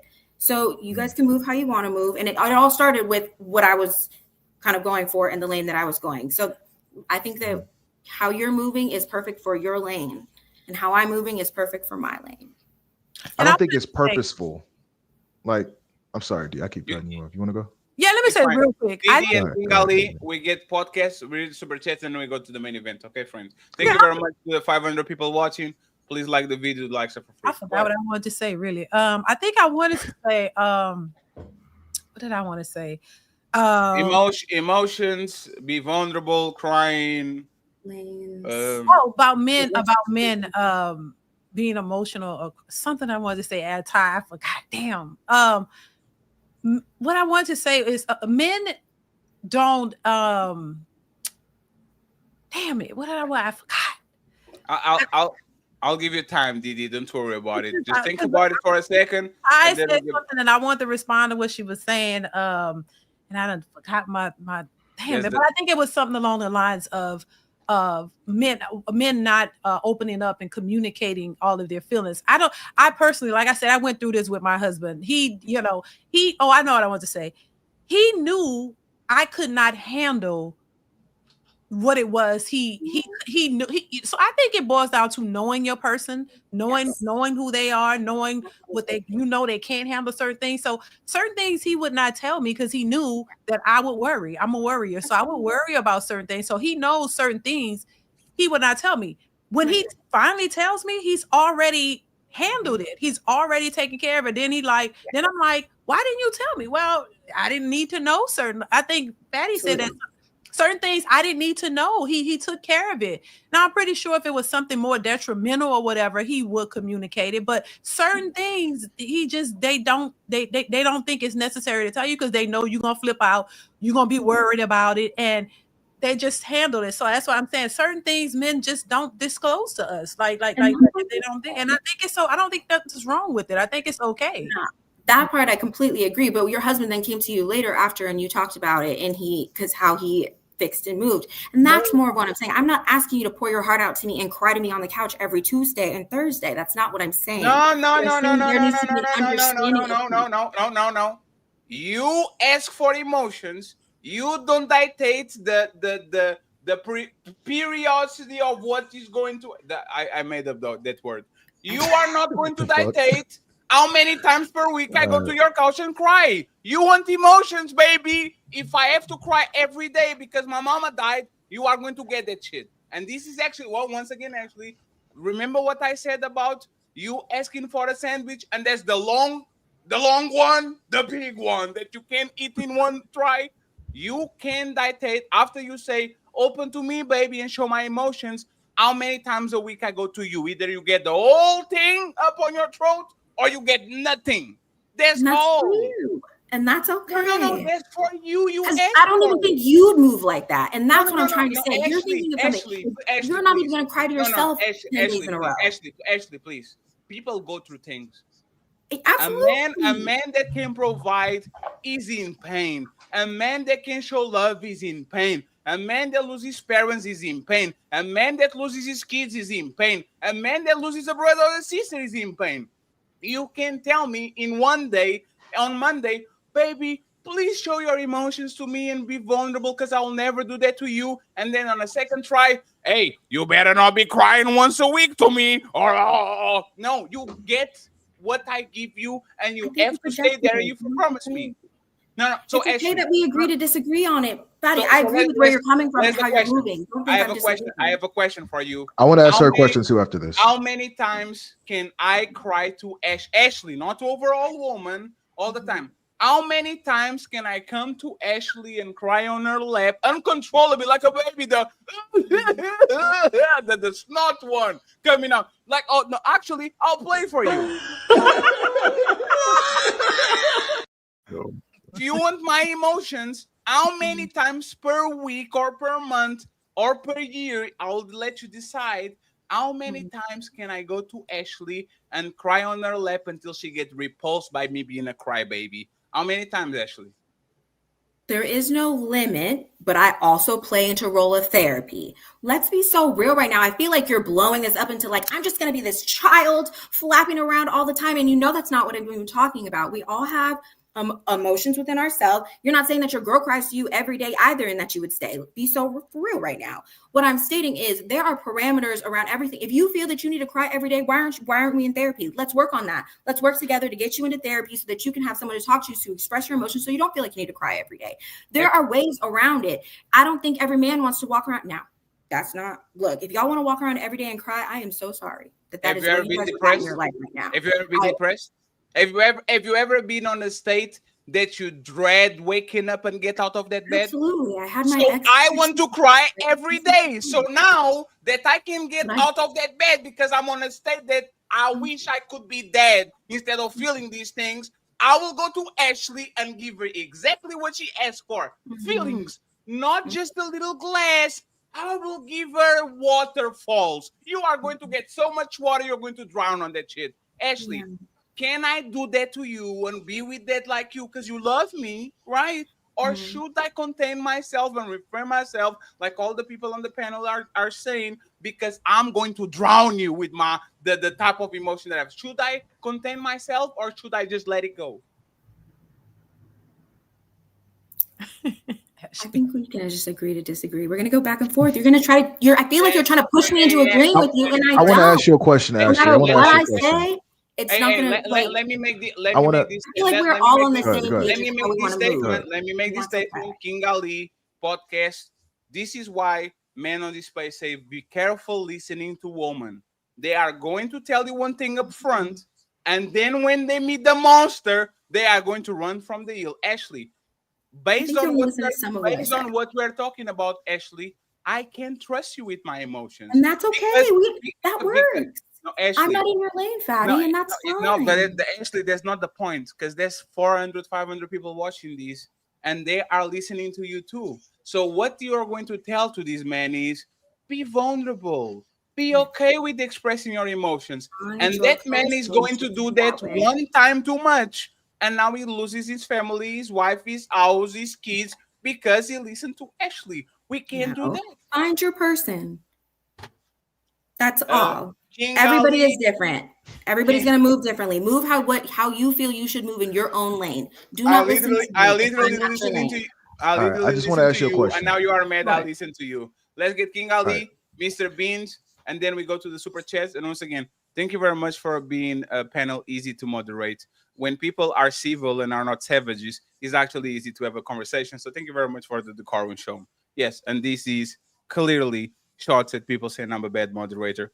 I don't have to moderate. I was 15 minutes out eating something, and everybody actually behaved with decorum. So thank you very much for the lovely panel we have today. King Ali, Mr. Beans, tomorrow, smoke show, 5 p.m. Pull up so I can punch you in the mouth. Go ahead, King Ali, you got this, and then Mr. Beans, super chats, and then we go to the rampage rejection situation.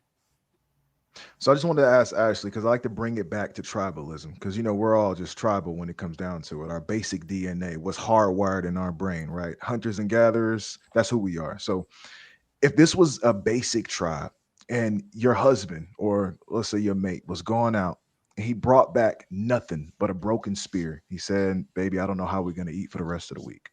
Versus if he came back and said, babe, I broke my spear, but then I fixed it. And then I killed a boar. Now here's food for the rest of the week. Which situation do you think is going to garner more respect from the woman? The first one where he came home and said, I don't know what I'm going to do because I broke my spear. The second one, right? I was agreeing with Dee Dee as well when she had mentioned that her husband didn't talk about it at the time and then talked to her later about it. I'm not saying every 2 seconds. Everybody has their own way of expressing emotions. What I'm saying is to have a person that you can feel comfortable enough to, when you are ready to express them, however y'all want to hear it and see it, that's how you want to move. But I'm not saying that it's just go around crying everywhere. I'm saying find your person to where you feel comfortable enough to do that with, and to where when you feel comfortable, you can. That's all. For a lot of us, it's ourselves. You know what I mean? It's just us and the big man upstairs. That's who we express our emotions to. And that's okay. That's understandable, and I respect it. Yeah. I will say this real quick, though, Ashley. I think, and to each his own, I'm not, everybody has their own thing. I think it shouldn't be a deal breaker, though, if you have a good guy and he's good to you and he treats you well, but he doesn't open up as much as you would like him to. Because a lot of men just don't, that's just not what they do. And, and I think if he wants to open up to you and come to you with certain things, he'll do it when he feels comfortable doing so. And also too, I think partly, and I guess we could say maybe it's in the nature of a man to that's just who they are. They're not gonna, cry and, open up in that way unless because, look, my husband has cried about some serious like stuff. Death and things. I'm not asking for like going down the street. Right. Yeah, but I know he's not crying every day about issues, and I know there's things that he got to deal with as a man, and that's just what that is. And so I don't, but trust me, in the beginning of our marriage, I was like, you don't communicate, you don't talk a lot, you don't do this and do that. I felt the same way. And I think most women, we think the same. We think like we need all this communication. We need them to talk and say all these things. And then you realize that's just not who most of them are. And honestly, I don't think we really want that. And I think that's speaking to Fatty's point. I don't think we really want him kumbaya and with us crying all the time. We're going to start looking at him sideways. If my husband was sitting down crying with me every time, Lord have mercy, I'm having this problem. Oh shit, I can't handle this. I'm about to. If he kept doing that, I don't know, all the time. That's not what I was talking about either. Fatty made it to where it sounded like I was just asking for all the time. I was not asking for that. No. Now you were. I agree exactly what you're saying, Didi. No, you just kind of flip my words. Ashley, y'all think we are your besties. Your bestie is the one that cries about everything. Your bestie cries about what happened on her job and what happened. No. Hey, Ashley. Your lane works for you, Fatty. I feel like you're trying to convince me that my way doesn't work. Ashley, let me ask you this question, Ashley. And then so we can go to podcast and then go to super chat, right? Ashley? What you're giving is is your double talking. It sounds like you're talking about the both sides of your mouth. Okay. Is every time I ask you, quantify how many times I can cry to you, you say, find the right person. Finding the right person. One second, please. Finding the right person is aleatory. In some points of your relationship, that woman will, she would go through everything. You can tell her, let's go sleep on barbed wire. Yeah, baby, I love you. And at some point of their relationship, you can even breathe next to her. And she's like, oh, why are you doing that next to me? This is relationships. Yes. So why are you telling people to gamble when you know for a fact that depending on the time of the relationship, there's going to be some times when I can go with you for everything, and there's going to be times with you I can say the bare minimum, and you are going to make a mess out of it. Why are you giving this advice that clearly puts men in danger? Because you know what happened, Ashley? You can cry 1,000 times to me, and I never will lose respect for you. Because I know what women are. Yeah, cry babies. It's fine. Cry over the Lion King. Cry over the Notebook. Cry over the dog that you saw on the street. Oh my God! You can cry, and we don't lose respect for you. But I will guarantee you, Ashley, if every time I saw a lost puppy on the street, and I was like, the dog in the street, you would look at me like, bitch. What a bitch, bro. Why every time you saw a stray dog in the street, you cry like a bitch? You have a family, you have some kids. Why you keep doing this? You are putting men in danger by saying, show your feelings, because you have no idea what that man actually feels. What I also think is a little bit of lack of emotional awareness is when we talk about emotionals, all you talk about is crying instead of other things. There are other ways to express your emotions without crying. No. And we keep latching on to why I'm saying I'm crying. I'm not telling men to go out and start crying to everybody at all. Ashley. So I don't want it to be that. So Ashley, please don't turn it into that. You really don't understand, man. Ashley, okay. I'm going to talk about myself, Ashley. I'm going to talk about myself. I'm living comfortably for probably the last 7 years of my life, right? Mm-hmm. My YouTube is blowing up. I'm seeing money on personal business and YouTube I never saw. And I am mad. I catch myself bitching for no reason. And I'm doing great. But something is pulling me to the side where I'm like, what the fuck? Why am I feeling this way? Crying is the best case scenario. I will snatch you. You are telling this man to be emotional next to you. You don't want to see the Hulk coming out of Bruce Banner. Crying is the best case scenario. Me going to you and saying, Angela's been mean to me at work is the best case scenario.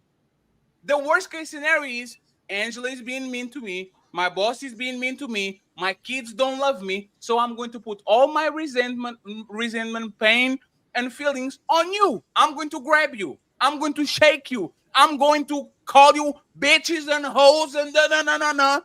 You don't know men. Main emotion is anger.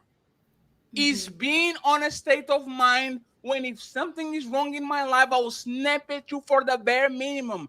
You don't want that, Ashley. So this is what I'm telling you and talking to you as a brother is you are going to get this guy that is emotionally and cry.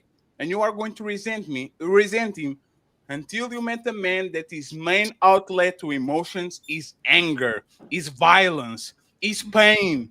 And then you're going to be on the news or on Instagram with a swollen eye complaining about how the guy that usually constrained himself and suppressed himself and suppresses emotions finally lashed out in a violent way. You don't understand, man, and you are putting yourself and another woman in danger when you say, go ahead, Fatty, go ahead, Ali, go ahead, Beans, show me your emotions. My main emotion is I need to smack somebody. And the reality is, once again, and I'll repeat it, if I'm the man that you respect, I will control myself. I'll not scream at you. I'm not going to call you out. And I'm going to the basketball playground. I'm going to go to the jiu-jitsu mat. I'm going to go to the gym, and I'm going to express that outlet. When you are asking for you to be the main pipeline of my feelings, you yourself, you know what? I'm listening. No. You know what? I will say this, and just to wrap it up. Podcast, take us home. Shout out to Atina. Thank you very much for being super chats. I will say this so you understand what I'm saying, right? I get it. Yeah. And thank you. Do you notice how I'm expressing my feelings and I'm being met with opposition? Do you notice? No, 1 second. I'm just making sure that everybody sees this, right? A woman will say, express your feelings. I will express my feelings. And what I'm hearing is, oh no, not like that. Y'all not ready. Because You're even really on turning these it on panels, me like this, and that's even on these panels, when we express our feelings, we always correct it like we are a defective woman. Why been you having a doing back and this? forth Why you conversation. crying every day? You've Why been you trying to being convince mad? I'm just Okay, saying. Fatty. I'm Okay. just saying. No. All right.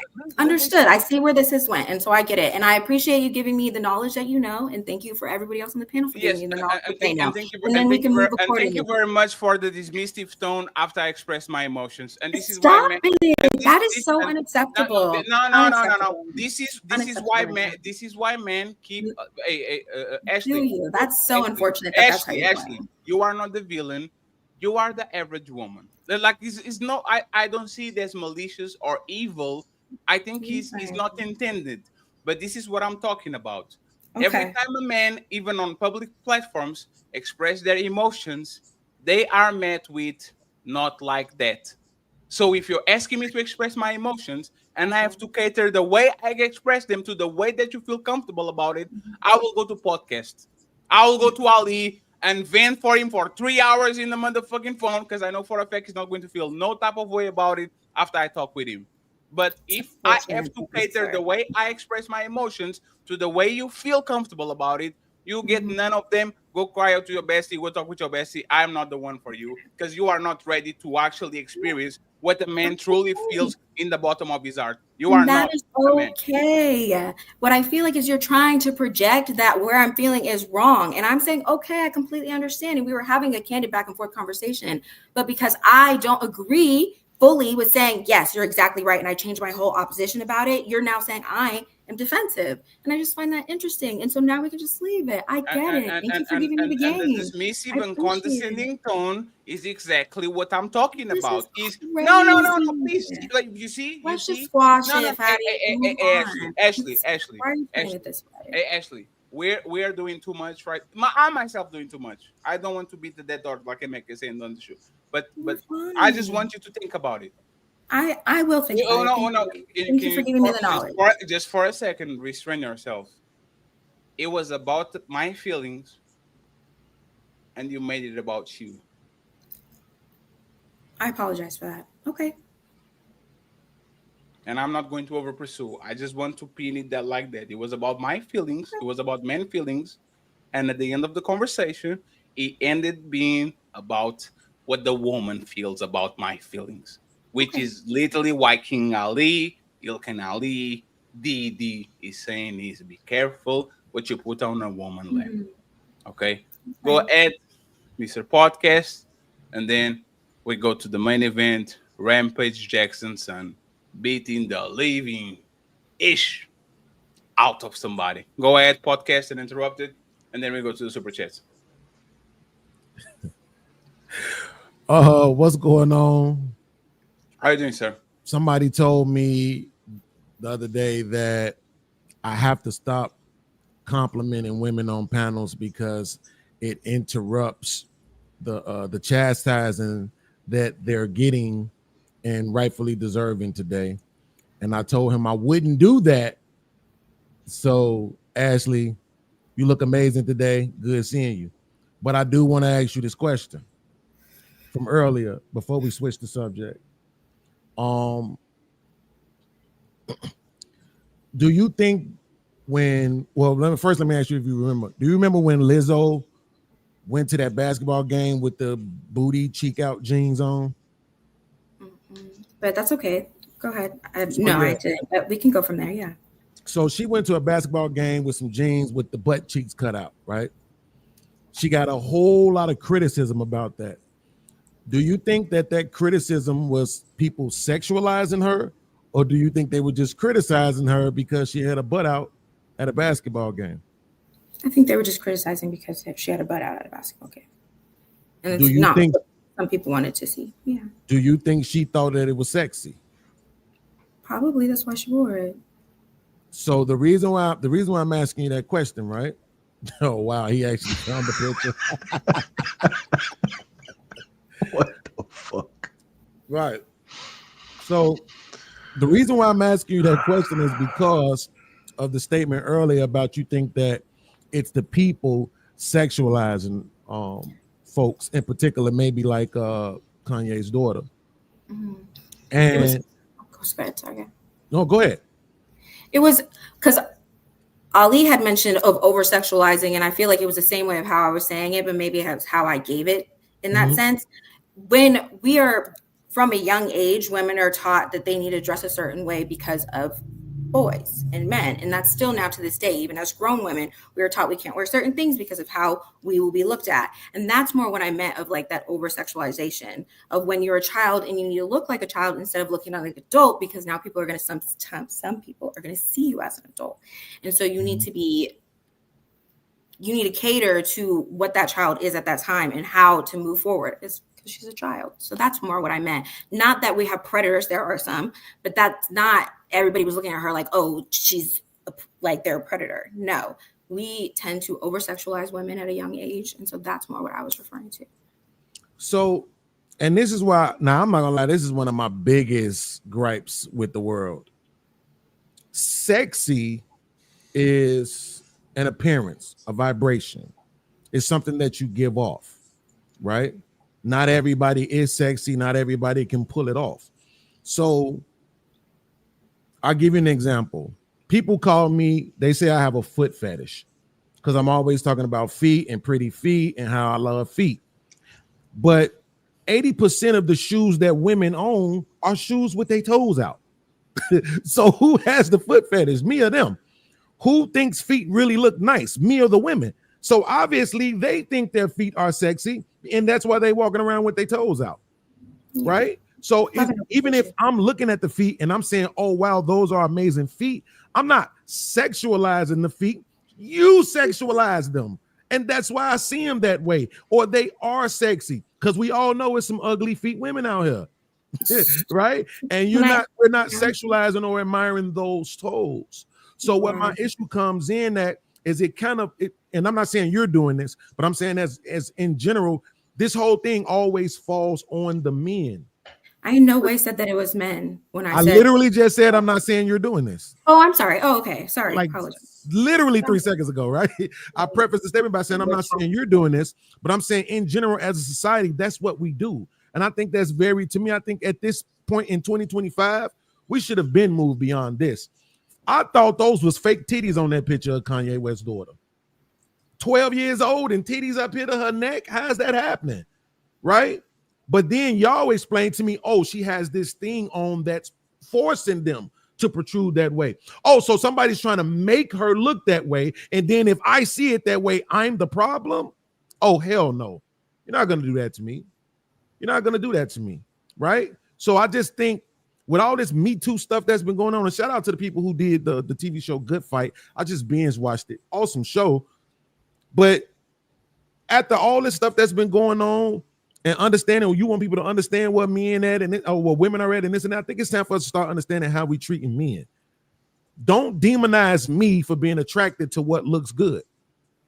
Right? The reason why I would tell my 12-year-old daughter not to dress like that is not because men are going to look at her. It's because she don't need to be dressed in a certain way to force men to look at her.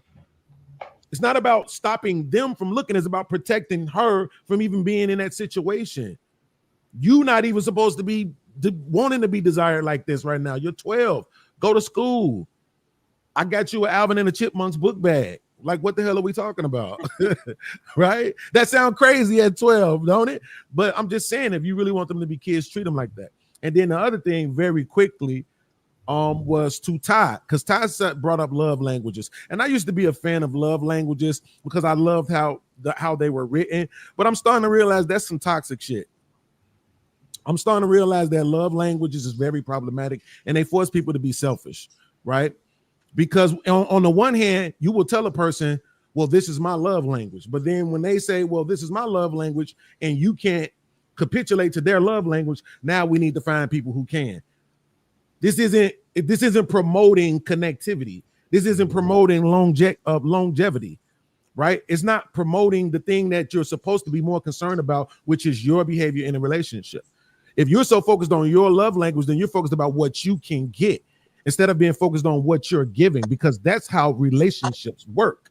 When each person is in a relationship, focus on the other person, making sure they're being who they can be. I never hear women say on any of these panels ever, when we talk about what is it that you're looking for in a relationship? Well, I'm looking for a man who could do this and do that and do this and be that and be that. It's never, I'm looking for somebody that I could be this for and do this for and give this to and share this with. It's never that. It's always what they're trying to get. And I think that's the same thing love languages do. It forces you to focus on what you want in a relationship instead of what you can be given in a relationship.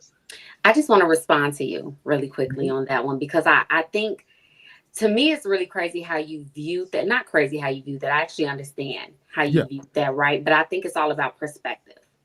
Because in my opinion, I think love languages makes you become more selfless if it's done with the correct intentions.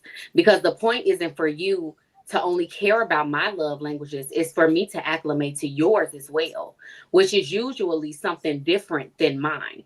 Right. Mm-hmm. So just for instance, maybe your love language is acts of service, where my love language is words of affirmation. Right. So I'm used to, or I need someone to say, I love you. Like Ashley was saying earlier, I love you, and say things that are nice, but you need actions. So instead of me only saying those things, which I know won't resonate with you, now I have to be intentional and show you in the things that I actually do.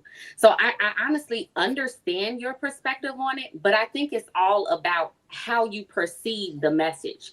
And to me, I always perceive it honestly from a glass half full, right? I want to take this information and understand my partner more. So if I understand how you receive love, I will show up in that way, and vice versa.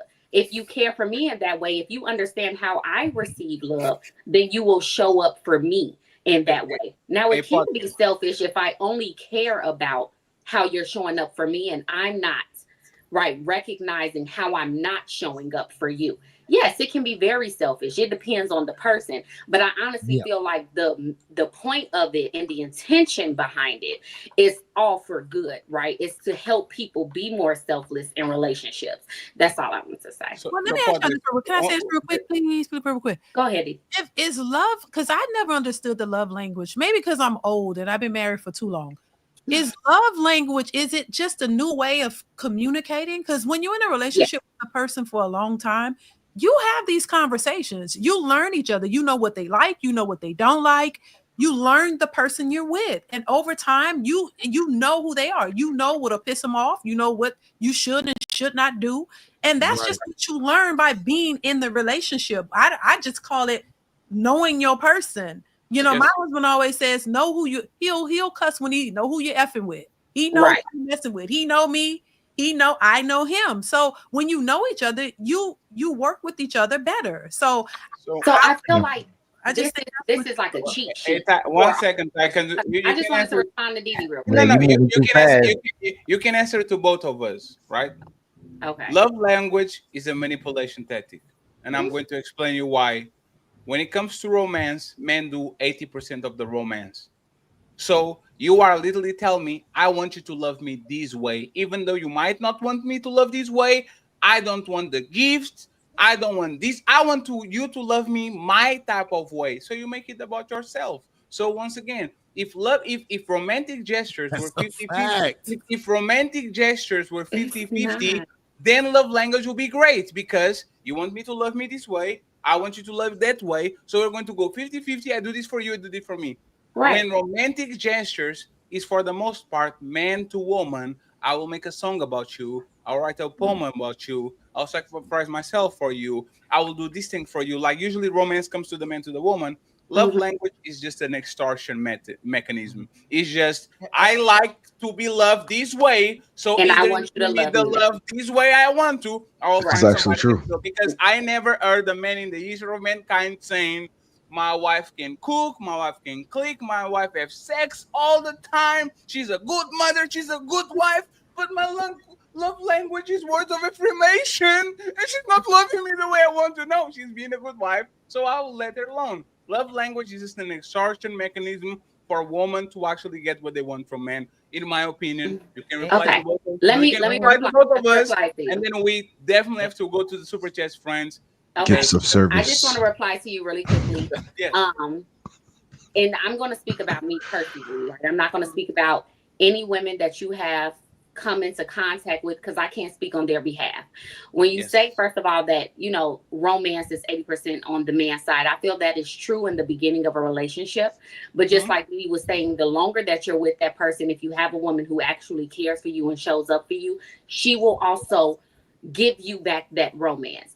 I have done the rooms with balloons and you know, the petals and the sexual things and all the stuff that my man has asked for, and showing up in the way that he needs me to show up, because I understand the way that he needs me to show up, just like he'll understand how he want or how I need him to show up. Are you most for woman? me. Another thing. No. Don't move from that. I wanted to respond to Didi. No, I know, no time. But this gonna make me lose my thought. No, Ty. Ty, do notes just like I do notes. Okay, just real careful because this is important, Ty. Okay. I would say that the woman that I'm going to give you her flowers. A woman that does the balloon shit and the flowers and she plans dates, you are an exceptional woman because most of us never get that. Hey, Ty, I'm serious, Ty. That's really sad. It's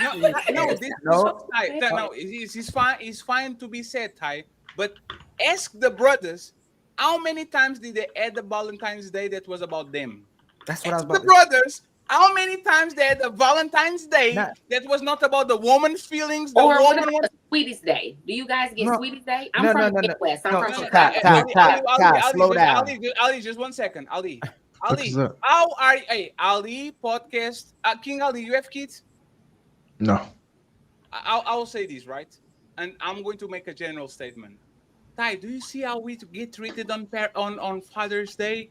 We get nothing. You get some power tools, some socks, a belt. If this is our day, and even in because that's not my you know what? Hold on. One second.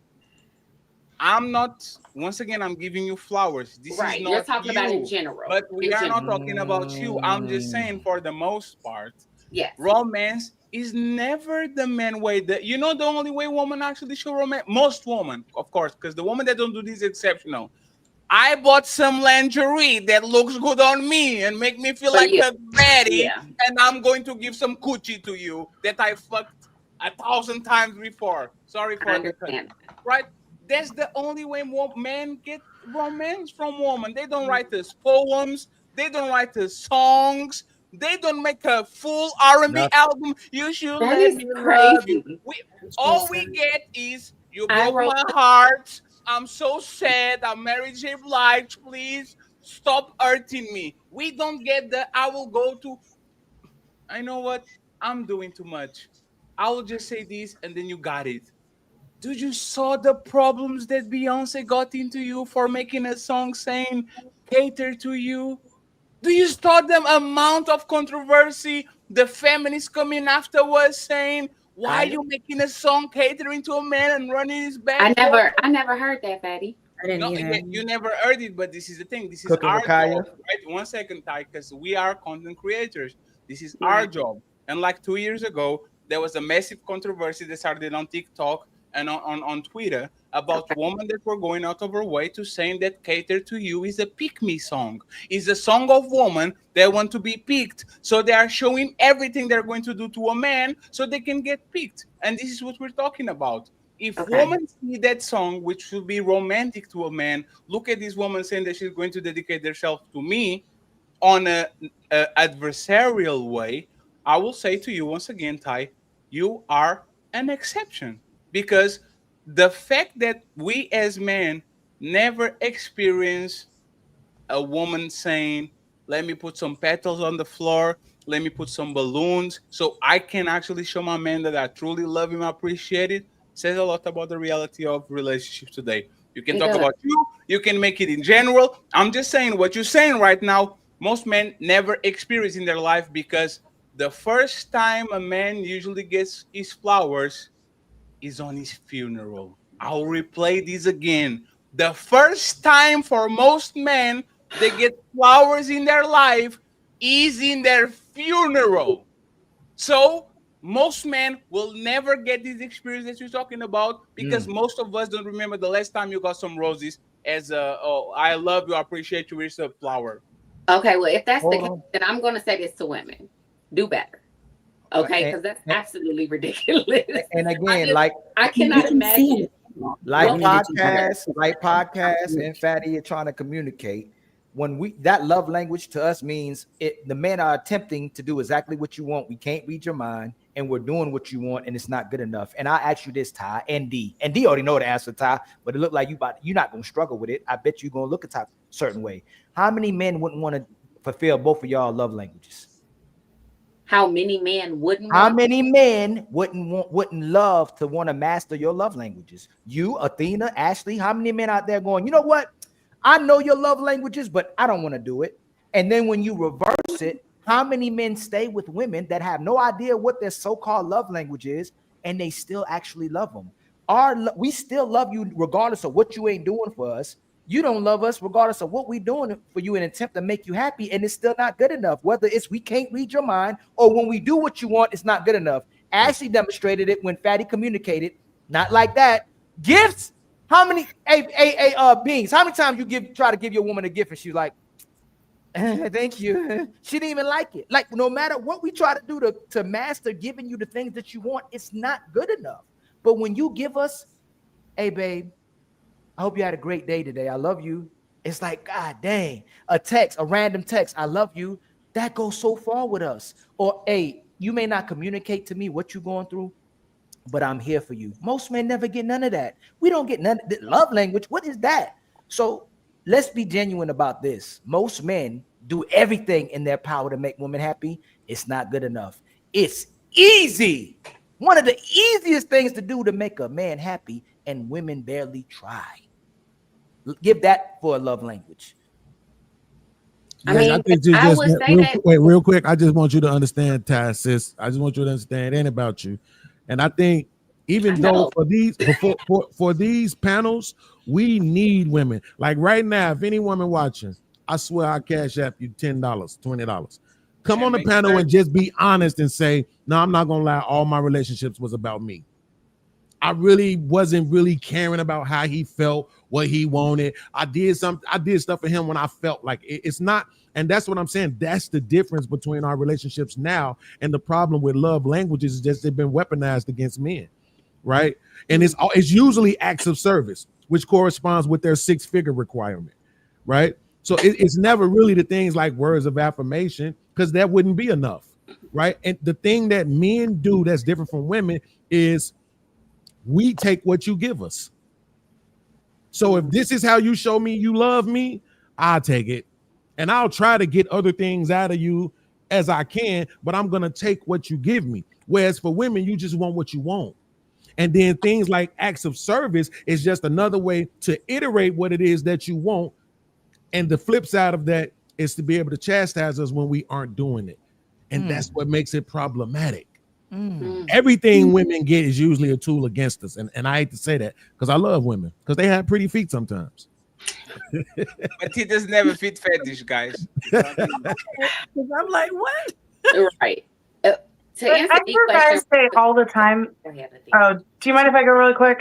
Go ahead. I hear guys, they're always like, oh, well, you chose this man and you're with this man. Well, stop choosing women who are like that. Choose the lover girls because they will go above and beyond. I promise you. I promise you they will. Most women aren't lover girls. Are you victim blaming? Not even close. Victim blaming. They're only messing with lover girls. One second, friends. Tina, what is the percentage of lover girls in the? That I don't know. Probably very few. There you go. You know that. One second, Tina. So if there's 100 men and 5 women that are lover girls, 10 women. I don't. To the death. Tina, I will be honest. Tina, I'll be honest. I don't know woman that write poetry. I don't know. I have never met a woman that sent me a poem. Fatty and the kiss it all the tree. Like you can do the bare minimum.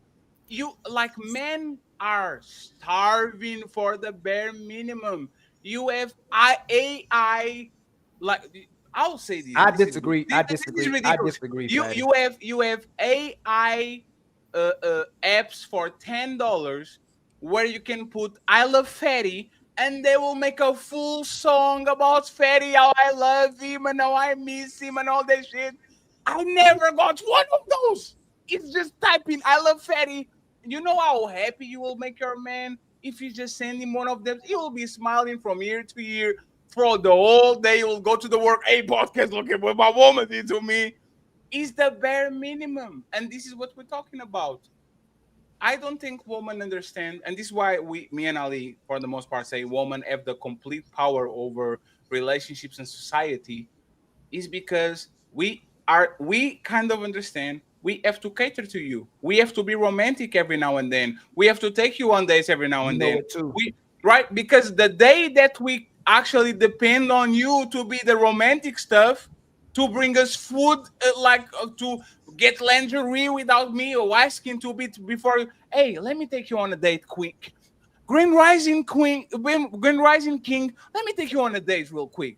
Let me show you how I cater to a king. Let me show you.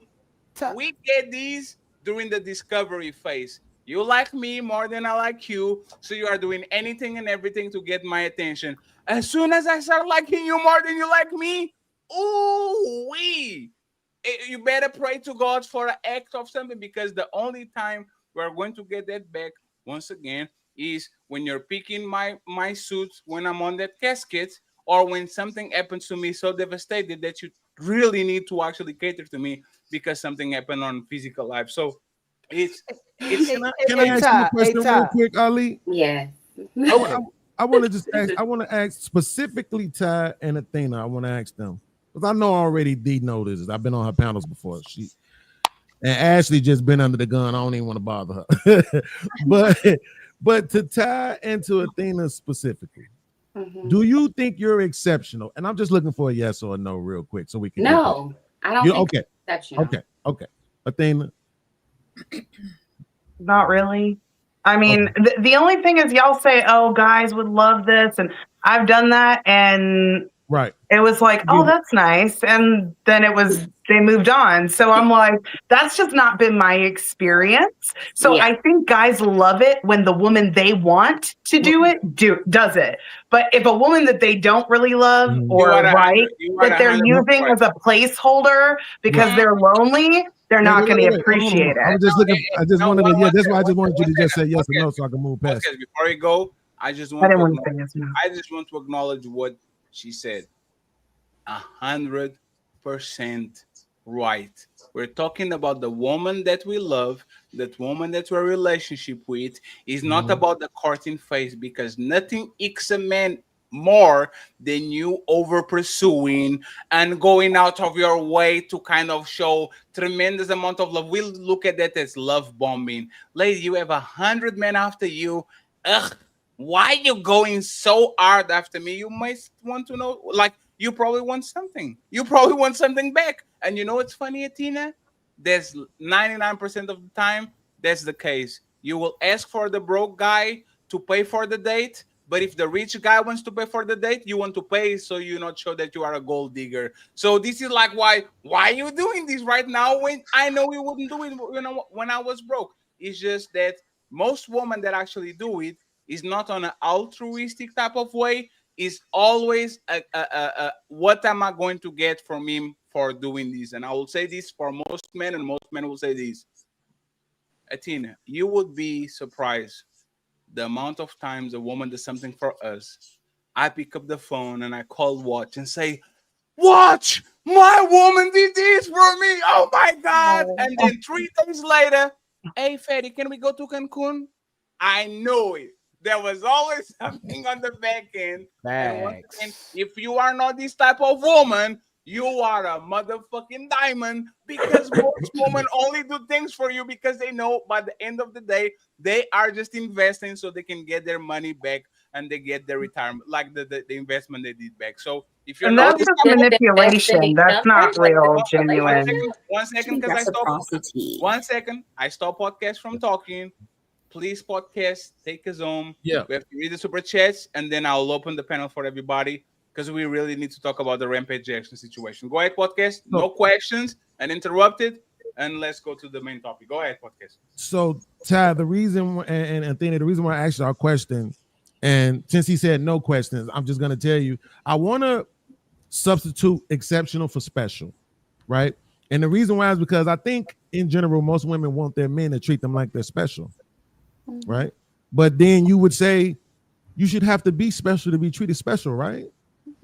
Okay, so then if you can't be like every other woman, and if you know that you're not like every other woman, then you should know, man, a lot of this stuff that I go out of my way to do for my man in general, you should just assume already that most women aren't doing that, right? It's the same reason, like when women say it's not enough good men, I say you're right, it's not. But it's not because good men don't exist. It's just because it's 2 million more y'all than it is us. Like, so what you want me to do? If every man got with a woman, it's 1 million adult, more like adult age, 18 and older, black women than black men, right? And it's the same thing for white men and white women. So if every man got with a woman, you still have 1 million plus women who didn't have no men, right? So it's not necessarily because they don't exist, but they aren't in the quantity that you would need, right? Same thing for us. I swear. I can count on one hand how many things I got from the women. I'm talking about who I know these women love me. I'm not even saying they didn't love me. You see what I'm saying? I'm not saying they didn't love me. I'm just saying, like, yeah, they might have bought me a car. They might have, gave me the money to go purchase my drugs with when I was hustling, stuff like that. They did that stuff, but that stuff was to benefit them. You understand what I'm saying? I'm saying just because it's me, just because I fathered your child, just because we've been together for 15 years, just for that reason alone, it wasn't like that. Where it was like that for me. For me, it was like, wow, it's still you. 10 years later, it's still you. 15 years later, you still walking in here butt naked. I'm about to get that. Like that made me feel good that it was still her, right? Whereas they was looking at me like, why he ain't doing this? Why he ain't doing that? Why he ain't get taller? I don't know. Why his eyes didn't turn green? I don't know what they was looking for, right? Why he ain't making 6 figures yet?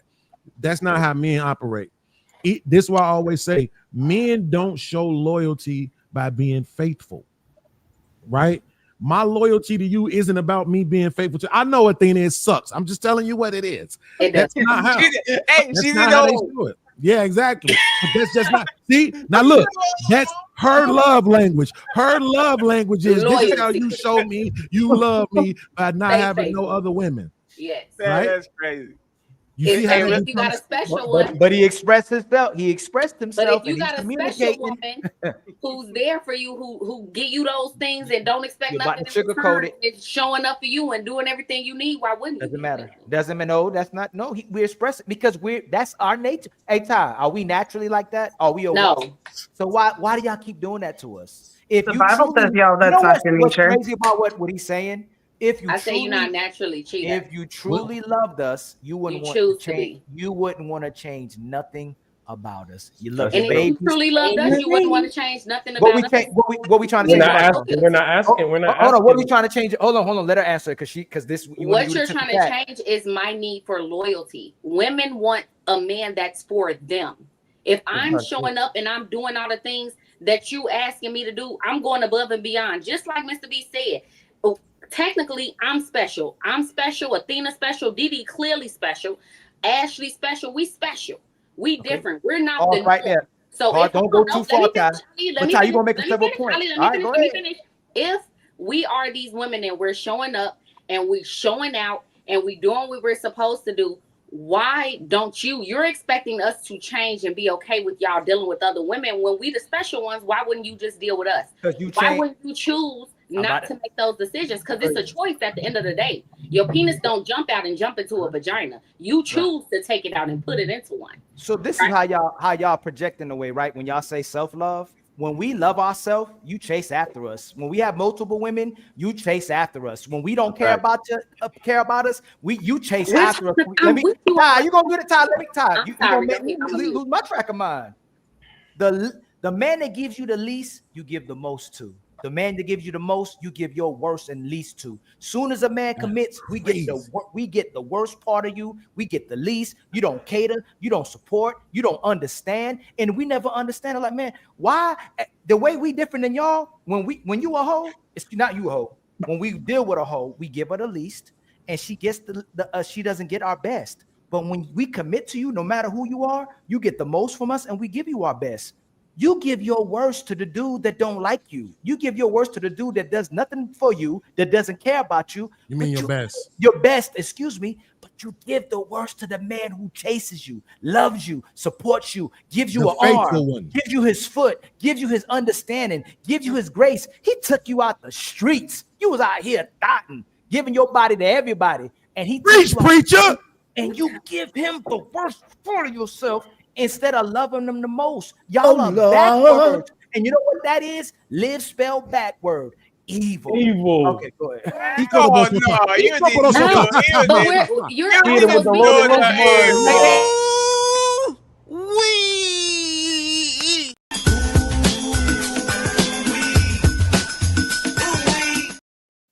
Ty will have the last chance to reply. Yes, thank you, Fatty. Thank you, Fatty. Hey, Ty. Hold on, Ty. Hey, Ty. If you answer, make sure it ain't about you. Just like how a lot of y'all don't make it about you. If it has nothing, if it doesn't apply, let it fly. I don't want to hear. I'm not that kind of woman. I would never treat my man like that. I'm a one-woman man, and I just want a one-man. Okay, then this is my reply, Ali. This is my reply. Don't make it about yourself. Say that the women that y'all love, you commit to. But what is commitment if you are not loyal to that woman? That's who we talking about. We talking about the loyal ones. Podcast already told you that has nothing to do with our loyalty. Y'all were supposed to give us fidelity because you wanted the best guy or the guy that you said you liked. It was about me giving you protection and resources. It was about me. It was never about me dealing with multiple women. You were never supposed Ali, to. wait. Ali, make sure she understands this, Tab. What he is saying is the dude who is faithful is the dude who you give your words to. That's what he's saying. Also, the social. Brother. I want to put the rest of the ladies on the spot. That wasn't my question.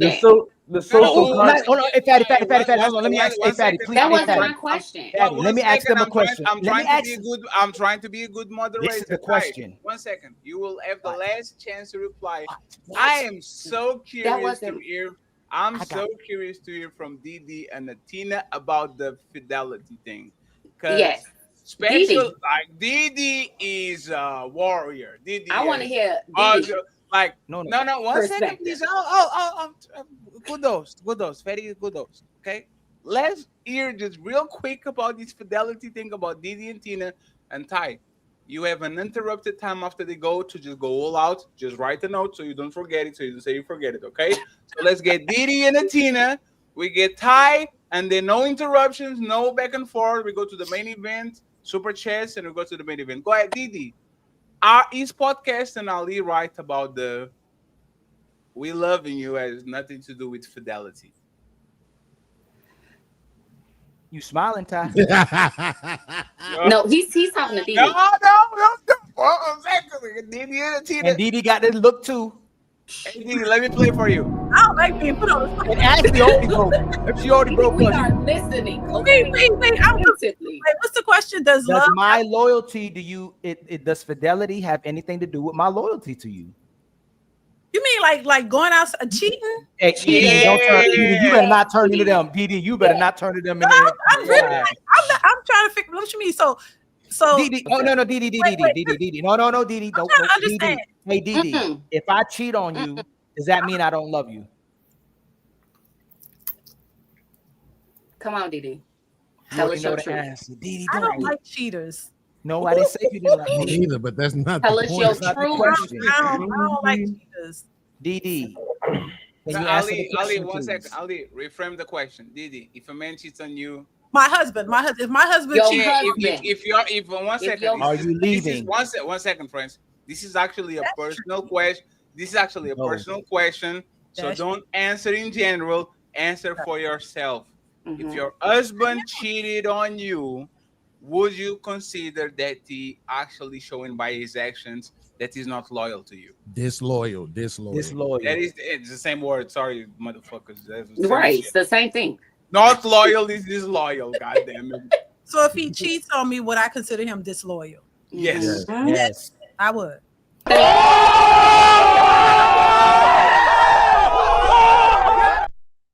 Thank you.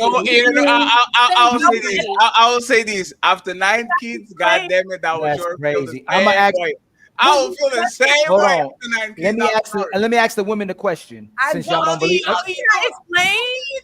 It's Athena's turn. Let Didi explain. Oh, I didn't know they were. Oh, my bad. Go ahead, Athena. Oh, Come on, Athena. Come on, Athena. Do it for the logical ones. Let's go, Athena. Athena, do you want the theme song? Let me play it for you, Athena. I got you, Athena. I need a hero. If a man is not, that's the theme song. If a man is not faithful to you, would you consider that he's not loyal to you? Yes, I would consider that not loyal. Shut up. Hey, there we go. Yes. Disloyal. Hey, tell him, Athena, you have to teach these men that if you have sex with another woman, you are unloyal. Tell him, what do you think about it? Go ahead, Athena. Well, that's literally not loyalty. You're not staying faithful to that person. You made a commitment. You said, well, okay, we're talking husband and wife. You said, in sickness or in health, till death do us part. You know, Under you're not God. committing adultery. And I'm not saying that you can't move past it. I'm not saying a man can't cheat and like you can move past it and you can work on it. That's not what I'm saying. But it is not loyal to do that. And it's not an accident. It is an intentional act. And the only time that I understand when men do this is when their woman is withholding sex and not fulfilling his needs. Then I'm like, you know what? Even though it's not okay, she's still abusing him. And I think infidelity is abuse. And if it's a mutual abuse. It is. I like that. See, she came through the end on the logic side. But I just want you to know, Ty, while you being all happy. What you want me to know? Fatty threw you the alley-oop with the framing of the question because he used the word cheating, right? So what do you mean? That's what we were talking about. No. But I wouldn't have framed it that way, right? The way I would have framed it would have been, would you be in a relationship? Would you get married to a man who's telling you, I'm gonna provide for you, take care of you, everything you want out of a man, but as they used to say, I'm going to exercise my options. So it's not that you don't know that it's happening. It's not like he's doing it behind your back. It's not cheating. No. It's just, hey, just so you know, I'm going to do what I want to do. That's why I'm saying it's not disloyalty. If I'm lying to you, of course it's disloyal. But that's what cheating is. That's not cheating. That's why I said framing the question with cheating is wrong. But that's not what we were moderator. And this is why I didn't frame that way, podcast, because there's a business deal. I told you exactly what it is. If you accept it, there's no ifs, ands, or buts. There's no interpretation. There's no nothing. I'm talking about the man that is going to work for 12 hours, taking care of the kid, going to the streets and say no justice, no peace, and then he's fucking on Coretta. That's all I'm saying. I'm talking about that man, the man that actually kind of doesn't tell you what it is, but you kind of understands what it is. Grandparent was a Rolling Stone, so it is what it is. So, and again, I'm conceding. No, podcast. I'm conceding to your point. If a man is not lying, there's nothing to debate about. He told you he was. You accepting. There's no conversation to be had. I think even Tina and Didi and Ashley would say, no, she accepted the deal. There's no reason for her to be feeling some type of way about it. Correct. But we are talking about what happens on the regular. The man is a good father. The man does everything for their woman. But one day is in the White House getting his thing sucked by Monica Lewinsky. Is that man still loyal to you? Or the fact that he's not faithful to you ruined the whole loyalty thing? And But Fatty, that's the point. They said they wouldn't accept the deal. Oh, right? No. Most women just understand that. So understand. The reason why that's the better question is because that's the question that answers whether or not just because a man has sex with another woman doesn't mean he's not loyal. That's why that makes it the better question. So, no. Try to understand. He said if you agreed to it, right? But I'm saying the fact that you saying you wouldn't agree to it means that from your perspective, whether the man is honest about it or not, you see him having sex with another person that's disloyal. But how could it be disloyal if you knew about it? So, but podcast, before you but go, that's right? not the situation. Yeah, no. That's why you don't want to answer that question. You gotta go. I'll answer that question. Hey, friend, just to address what he's saying, I will actually tell this. When a woman lets you have sex with other woman, is always to her benefit. I'll repeat it again. When a woman lets you have sex with other woman, is usually always to her benefit, meaning she doesn't want to fuck you like that, so she's sending you away to the street so you can get another woman that does. Exactly. She's on a business transaction with a man that she doesn't love like that, so as long as you pay the bills, you're good to go. Or the last one and the best one. She's bisexual. She likes woman too. So because she likes woman too, she kind of said, "No, you got it, champion. You are the you're not the champion. It's in French. Champion. You are the champion. Go ahead and get another woman so we can share them together and you can be fun." But when a woman is truly into you, she loves you like that. That woman usually doesn't want to share you regardless. So absolutely, I agree.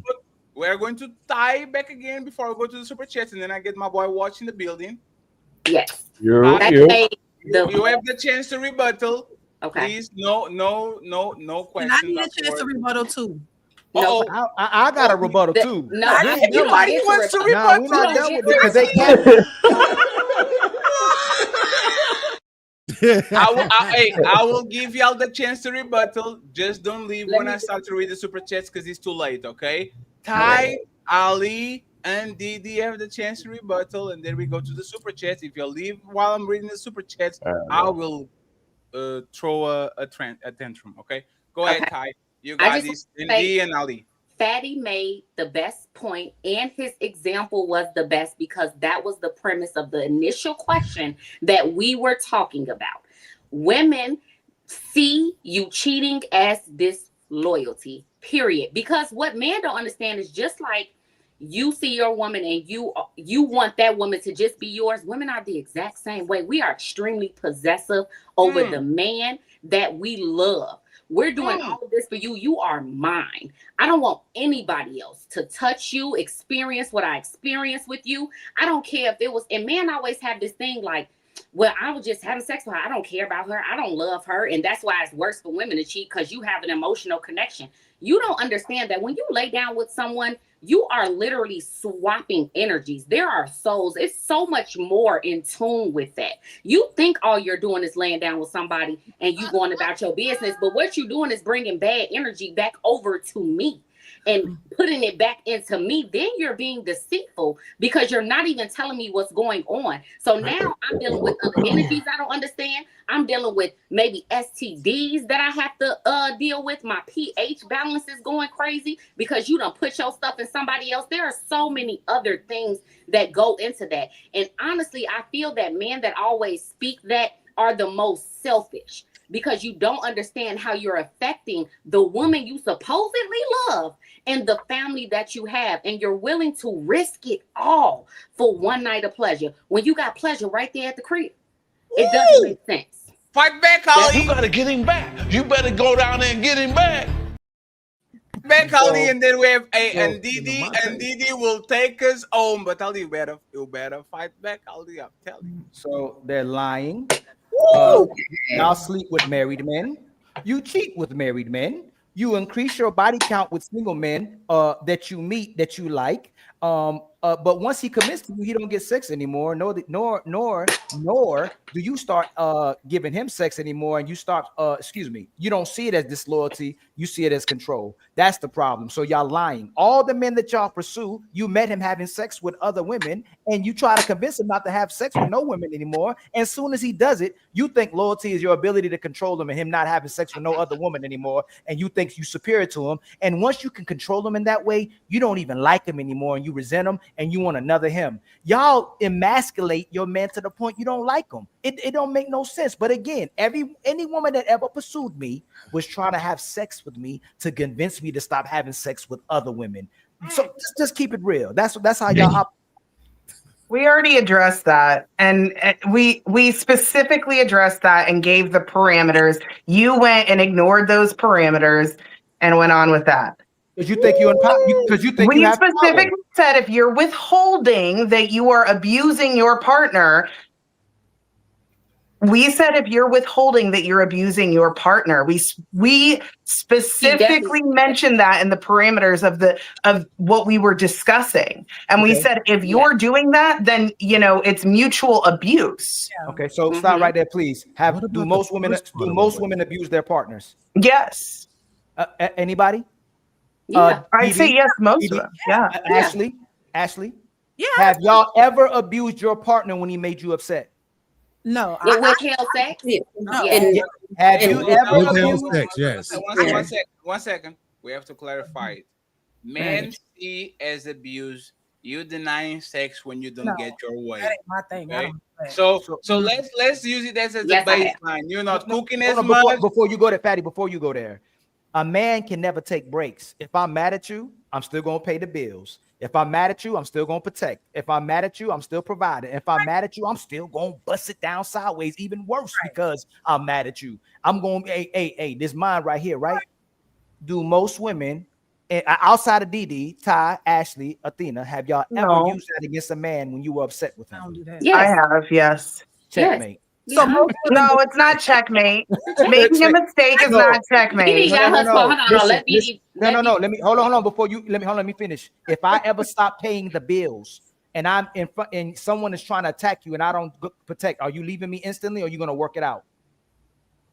I'm gonna work it out for the bills, but the attack part, I'm leaving. No. Listen again. Those are two different things. I'm not paying. If I stop paying the bill in the house, I stop it. I got it. I stop it. If I end any of my provisions for you and my protection, are you staying with me or are you gonna work it out? If I end it,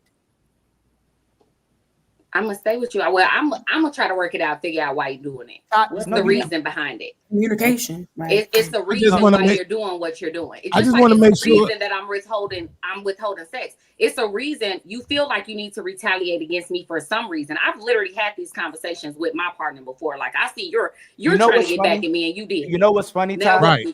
You know what's funny? Absolutely. Ty? Is if you are in a certain place, sometimes if a man does pull away with you, you may start working out. You may start chasing the man. You may crash out. But for the most part, you don't do that for the man that commit to you and cater to you and do anything for you. Y'all don't do that for those men. That's the part that they're ignoring. But they ignore that. The men that love him the most, they treat you. Hold on. Ashley, I just want to make sure I know I saw your face correctly when Fatty Wait, just 1 second.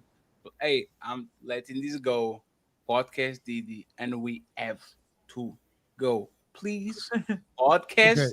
Okay. I just want to make sure I read Ashley's face right. You said no, you've never withheld sex ever. Not in the sense of emotional abuse, no, but that's a personal thing for me. I'm a leaver. I used to be a runner and a track star in my relationship. So it used to be before I started healing. I would just, if I saw you move funny and I didn't like that you were giving weird energy, I'm exiting. But that was when You I didn't was younger. communicate? I'm not You didn't talking communicate? about. I just want a quick yes or no. Have you ever withheld sex in a relationship for any reason at all? No. Oh, wow. We don't believe. Go ahead, Didi. Hey, Hold on. Didi, I'm not No. gonna gaslight you. I'm just saying that is Hey, hold on, podcast. Oh no. Hey, Ty, Athena and Didi. Before it goes to Didi, do y'all believe her? I don't know her life. Don't do that to me. But I just told you why is because I'm a runner, or I used to be a runner and a track star. Ty, I'm not come on, hold on. We not Ty. We talking about Ty. We've been I having blame a great.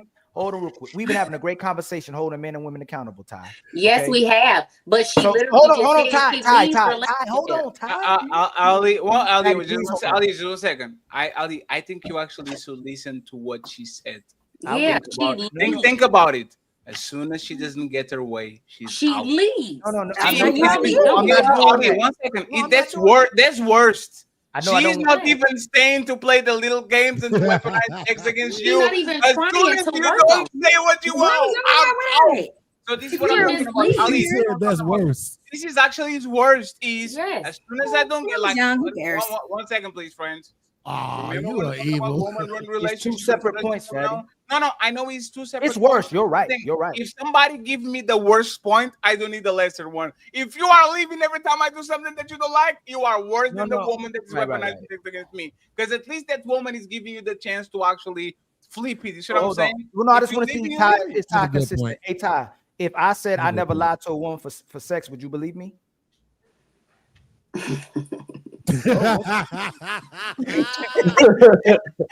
She did that to It is what it is. It is what it is. That's what she did. She was like, you see what I'm saying, Ty? So I'm gonna ask you again, Ty. Do you believe her when she says she's never withheld sex to a man? No, I don't necessarily believe that. I think every woman has withheld sex at some point. Thank you. But if she was the type that just left instead of withholding, that's why I gave her that. Maybe she had it because as soon as he do something, she like, all right, peace. Done with you. You know, usually women withhold because we don't want to leave. You ain't add the extra sauce on mine. You just smile. All I did was laugh. We don't hold it. If we always give the sisters this out in grace, hey, but it maybe she did it because of this. Ali, you might have never lied for it. You don't give that same energy to the brothers. You gotta you know what? Hey, Fatty, understand. So we gotta get a fellas a message. Hey, fellas out there watching, you see those hoop earrings Ashley got on? Run, son. Oh,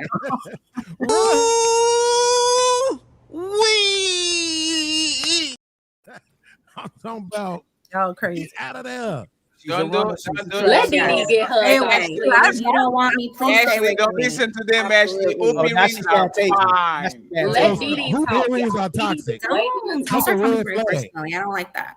Hey, friends, let's go to Didi and please, anyone that talks after her is going to be. If she remember what she had to say. Well, let me say it before she starts talking. Look at Didi earrings. I can't remember. Y'all gotta get me in quick because I will be forgetting. But I will forget. But to Ali's point, Ali, you're absolutely right. I think most women weaponize sex. You know, most women. Your point is the truth. But will you believe me if I said I have never done that? No. But that's your. No. Didi. I still wouldn't believe you, Didi. No. I understand. No. I have to intervene. A woman that has 9 kids likes it. She will do it, man.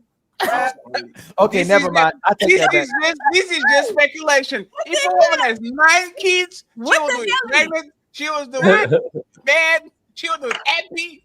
I'm sorry. I have to agree with you. I'll take that back. I'm sorry. You old school. You would have 35 if you could. I'm sorry. You ain't saying no. 35. You got the small hoops too. You gotta give her credit. She has the. Nah, seriously, I believe in that. I mean, especially when you're married. When you make that commitment to a person, I think you should be loyal to each other. That goes back to our question of the Lord. That's my opinion. That's how I feel. If you cheat on, I don't believe in cheating. If you cheat on me, agreed. That's a deal. That could be a deal breaker. That might be why he loyal. Because if you like that, he probably, hey, I ain't need to step out. You know why? Because that was our agreement. If we had agreed upon like an open marriage in the beginning, or he said, look, I want you, we're gonna build a life, but I also want some other women. Are you cool with that? Because I'm offering everything you want, and I say, yeah, I agree with that. Then that's what it is. But that is not the agreement. The agreement was that we're gonna be monogamous. We're gonna be committed and loyal to each other, and we're gonna build a family. And this is what it is. So if you go outside of that agreement, then you are disloyal to the agreement. Just like if I went out and cheated, then that's on me. I'm not loyal to you, and I don't think that's what he wanted either. So I just think it's all about your agreement, which y'all agree to. If you know that this man want other women in the beginning and you okay with it, y'all agree, that's cool. Do your thing. But if whatever your agreement is, you should stick to it if that's what it is. And something else I wanted to say, but I forgot. But I want to just point that out. But I do agree with Ali when he says most women. Every woman, it's most women, but there are some women who don't do that. I don't believe in turning down my husband for sex because I always wanted it. So it was nothing he had to, he ain't had to, he had probably had to run from me. So it's a different type of situation. Everything is not the and same. it's a society where now we're getting to the truth. It's not the same. I'm not. Run from her. And look, if I get mad at him, that's even more of a turn on. I'm like, okay, I ain't gonna get mad at you and be like, hold a grudge. That's not me. That's not me. I said I tell this to the people on my panel all the time. They know because I'm like, nah, I don't believe in that. I don't. Every woman is not the same. Hey, but Didi, do you think that's a core responsibility that a woman has to a man? What to be with her? When he wants it, you got to give it up. Exactly. Listen, if you don't have a medical, what happened, Ashley? The eye twitch. You saw her face. You saw her face. I was going to ask a question, but I wanted to let her to finish. Her left eye trigger. Her left eye was triggered. So if you don't have a medical issue, if you're not sick, I think your man should be understanding. If you're sick, which mine is, you can't. You're sick. That ain't no excuse. A problem. Whoa, wow. Okay, so now it's different. Hey, if you can be sick, you can take that. No, I'm joking. You go to work sick. That's what you believe. I'm just telling you how I stand. No. And my husband won't want to like force himself on me if I'm sick and I'm not feeling good. He want to do that. So I'm just saying. So other than that, I just don't have a problem. I like my man. I like being with him. So why not? I don't have a problem with that. But I will agree, Ali, that there are a lot of women who weaponize it. They do it. I just don't agree with it. That's all. It's time for some super chats.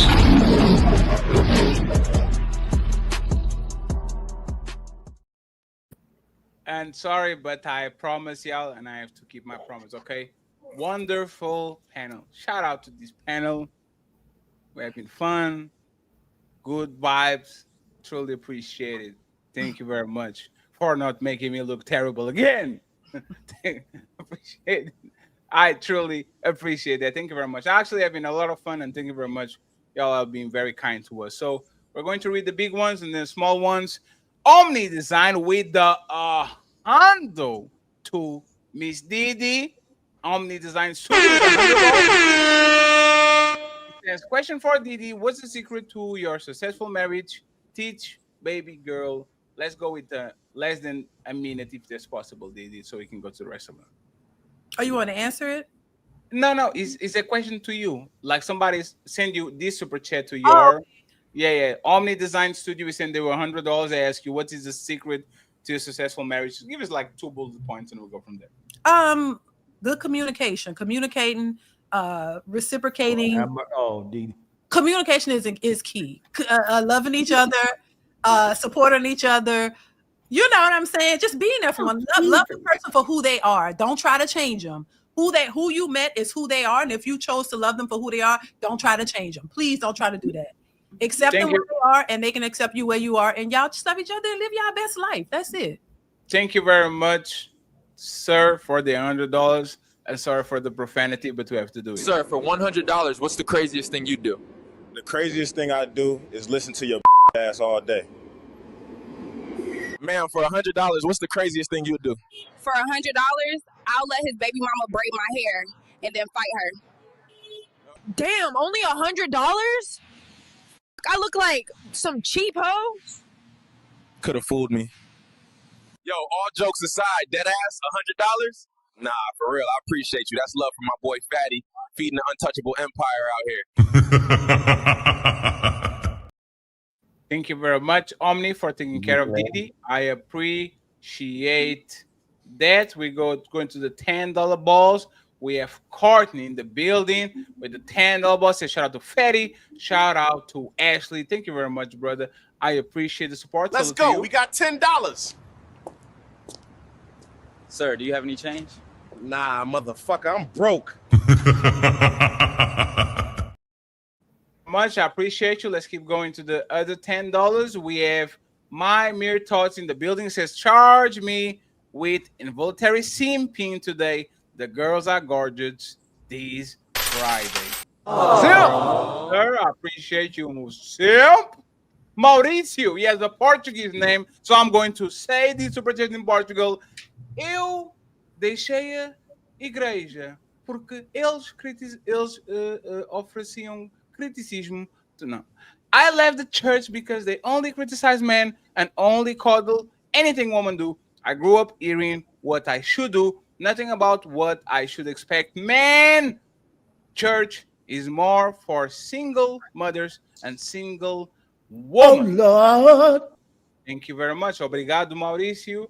Espero que esteja tudo bem contigo. We have Tarus in the building with another $10. He says, Didi and Ali advocating for the daughter to be hanging around an inch man wearing Black Clan hoodies, knowing damn well they wouldn't let their kids be around that BS either. What? Who said that? It's because Kanye they're talking about Kanye West with the Black Ku Klux Klan hoodie type of thing. So I don't know. I don't know about that, Tarus. I think there was a little bit of a reach, Tarus, but don't worry about it. Don't worry about it. Don't worry about it. Thank you very much, Tarus. Will be on Sunday show. The infamous Ladies First show is on the way. Mauricio comes back again and says, Bad Ex told me she loved me after every argument that she started. I said then, shut up and act like it. Never said it to me again and act like you love me. She couldn't do all that. Words aren't acting. Thank you very much for the $10 ball, Irmão Mauricio. I appreciate it. We have Sophisticated Jerk, a friend of the show. He says, I fetishize woman working job. Oh, Lord. I am ruthless. Rich man telling the woman 50-50. My brother Matreon in the building saying rank Mother's Day versus Father's Day.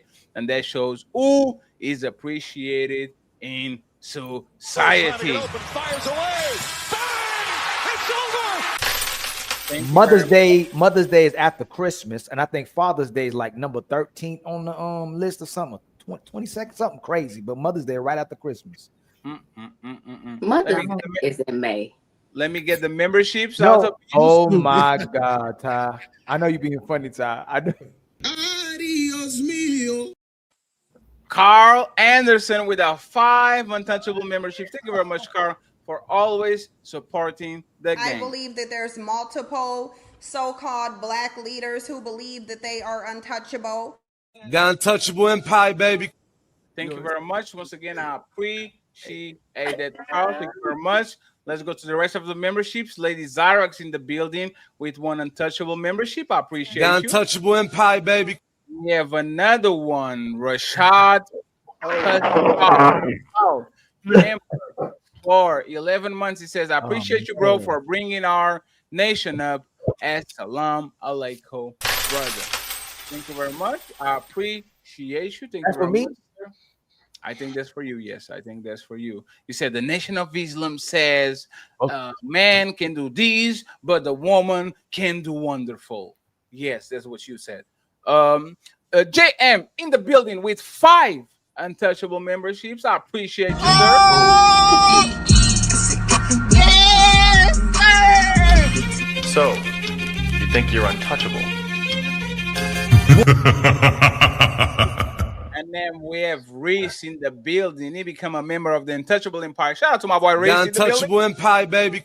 Thank you very much. We have Nino Nation, executive on the Untouchable Empire Network. He sent one Untouchable membership. Thank you very The much, Untouchable Nino. Empire, baby. We appreciate you. Eclipse with a five Untouchable memberships. Thank you very much, sir.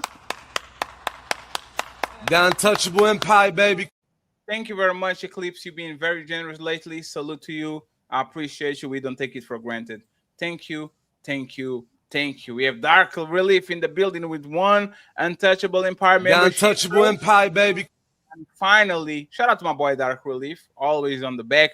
And Ronnie in the building became a YouTube The member. Untouchable Empire, baby. We all members are met. Make sure you support Til Canali on these membership goals too. Let's make it happen. Rage King Leo on Diddy's side. Appreciate it. It says, just saying ID. How are you doing? Hi. Hey. Thank you very much. My boy Blue X says shout out to the panel. Appreciate you. We have Blue X in the building saying shout out to the panel again. Thank you very much for splitting the wealth, sir. K-Pin Caveman supporting the show heavily lately. He says, whatever happened to expressing himself with coloring book or a diary or being creative in things that not seen or heard in society? I'm just saying, hey, a long time where you do Legos. That's not the time that's right now. Skinny in the building said, at what age should we allow children cell phones? 14 in my opinion, but I am a progressive conservative, red pill liberal. Carl Anderson, $5. Actually, at what age? If it was you, your kid, what age? And Atina, for clarity, real quick, what age would you tell your kid to? This is when you can have a cell phone. I think at an age of maturity. I'm a little more different on that because the way schools are right now and all the kids getting all that stuff. So we might have like a lockdown type of watch or something where you can call me and I have a location before I'll give you a real cell phone. So there would be some parameters around that. But when I find my child to be mature enough to hold a cell phone. One second. Smartphone, cell phone. Cell phone, as long as you know how to read and count. Okay, the old people cell phone. Hello, or the message cell phone. I'm talking about the full-blown smartphone, the computer on your pocket. Yeah, I think when they're mature enough to. I don't really have a set age. That age, if you had to guess, like an age, kind of 7. Probably 13 or 14 for a real cell phone. But I'm doing a watch differently, like location. There's still going to be parental rights on that cell phone. That makes sense. The parental rights are a bunch of I can bypass that in 2 seconds. But I appreciate the answer, Atina. Real quick, what will be the age? Maybe like 16, 17. I homeschool my son, so he won't really need a cell phone. So he's not going to school. So yeah, 16, 17. That's about when I got my cell phone. I think it was when I started driving. So when he starts driving, he can have a cell phone. My kid will have a smartphone at 28. Brother. Carl Anderson in the building. It says creativity can sometimes be stiffed in society that prioritize ambition and creativity over structure and order. Thank you very much. On this side, we have Didi representing. I appreciate you, Anthony. Thank you very much. Sean in the building saying, Didi, the queen. Thank you very much. Didi with Law Sport. Kyle Anderson is a sponsor of the show with almost $70. Thank you very much, Carl. I appreciate the love and the support. Thank you very much for always taking care of the homies. Let me update this real quick and let me put it back rolling in the bottom. Here we go. We're almost there, friends. We have Sean say, love Didi. She kept it real and takes accountability. Calls out the BS in the black coat. Thank you very much. We appreciate you. HQ with her spy account. She says, hey, HQ is like this. HQ. You can't be doing that profile picture is that's the picture. like she laid her arm on the head. I'm going to your panel to roast you about this profile picture, HQ. That she's She's praying that she doesn't fly. That's right, Ali. We are the prize. There's a lot of wind on that picture, HQ. Just holding it tight. Cowboy Mitch, Brokeback Mountain. I'm here. No, sorry, I had to throw that shot because he keeps saying, "Petty, you talk too much." Sorry, Didi. Thank you very much, Cowboy, for supporting Didi. He says, "I'm here for Didi. Stand on beat, Didi. Beat." Thank you very much, sir. I love Brokeback Mountain. It was one of my favorite movies. It's a great movie. Pharaoh, $5. He says, "Were any of these men raised with what is RN?" Right now? Raised with I thought it's Were right now. any of these men raised with right now fathers, real, recognized real, and you sounding real and familiar granddad?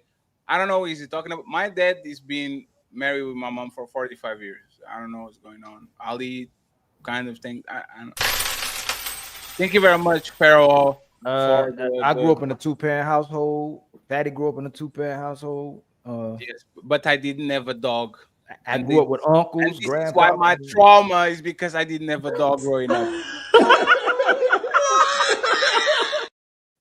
I will call my dog Snoopy when I have one and I'm rich, friends. Just watch. I'm going to revenge against my parents. They will know Snoopy will be reborn. Shout out to Snoopy, my future dog. Caping Caveman in the building saying, do a woman need to yell out, "I love you" before saving your life? Or do a man need to yell out, "I love you" before saving your life? Or do we just Ashley? He just You guys do just like it to without thought to his love.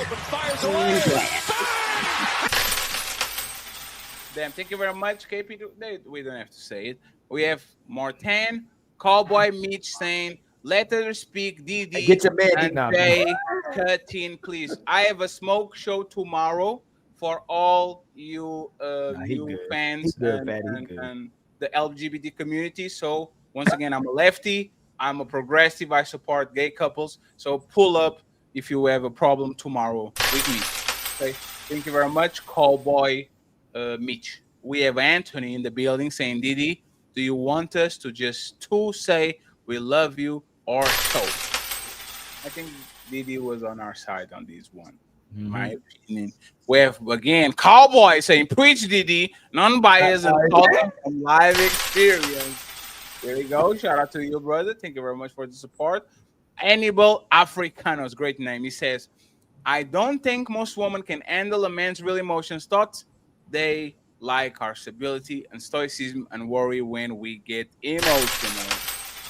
So, thank you very much. We have 10 to go. Caping Caveman, she wants a man to fly balloons and skip in the park. I don't think that's what she said, but hey, skipping rope, nothing wrong with that. We have Irving in the building saying, "Great convo with this panel, Didi. I appreciate you." Thank you very much. Appreciate you. Mauricio Volta, he says, "Complete honesty. I will get you divorced by noon tomorrow. Honesty, validation for the woman." Thank you very much, Mauricio. Obrigado. We have Glorious Love saying, "Can Didi talk, please?" Didi, do you feel oppressed, Didi? Do you feel like you feel like you didn't have a chance to express yourself? I think Didi's doing awesome. And by the way, we kind of toned it down a little bit because there's a lot of people on the panel that are not about that live when like y'all know our shows. So we kind of tone it down. We are reading and reacting to the people on the panel. So for y'all to know, we just mirror the energy that people bring you. If they come in and they are chill and like we're not going to ramp up other than watch. That's why he's smiling like an evil villain. But other than that, we try to mirror energy. If people are chill, we chill. If people kind of go a little bit more enthusiastic, we do the same thing too. So we are safe most of the times. The TS Sheepy in the building says, "Woman wanting to see a man in his weakest moments is weird." Thank you very much. We have my boy Harrison in the building. He says, "Salute, ladies and gentlemen. I appreciate you." Ali, please check if you have anything on the goals, please, so I can update them. "Why do people have to be so grand and not natural?" says Successful MD. Thank you very much, sir. I appreciate you. And Beyond in the building says, oh, yeah, she know them. They just push buttons when they find out. Thank you very much. And Beyond, good supporter of the show. Sophisticated Jerk says, love language is manipulation. When a man doesn't do the love language the way she likes, or if he stops, they will then say they were love bombed. Thank you very much, the Sophisticated Jerk. We have my boy Ronnie in the building with the Untouchable The membership. Untouchable Empire, baby. Salute to you, Ronnie. And finally, Caping Caveman, Pookie is not required to have a love language. And last but not least, Rage King Leo saying he ain't lying. So once again, friends, I truly, truly, truly, truly appreciate your love. Y'all know once again, Sunday we're going to have the infamous Ladies First. So please make sure you pull up at 5 p.m. Eastern tomorrow. We're going to have a quick smoke show. And if people don't show up, it's totally fine. We understand sometimes you get scared, and scary is uh, problematic, but I appreciate y'all anyway. So once again, I appreciate you all the love. Thank you very much. On the Hamburger Fund side, and I'm sorry because I'm trying to get this together. On the hamburger side, we have Mr. Harrison Davies with $5. So Harrison, thank you very much. Harrison, I appreciate you with the $5 saying salute. Salute to you, I appreciate you. And Carl Anderson with $30 via PayPal trying to get us over the friends. We need more. But wait, there's more. Hang on to your seat, baby, because this one's a screamer.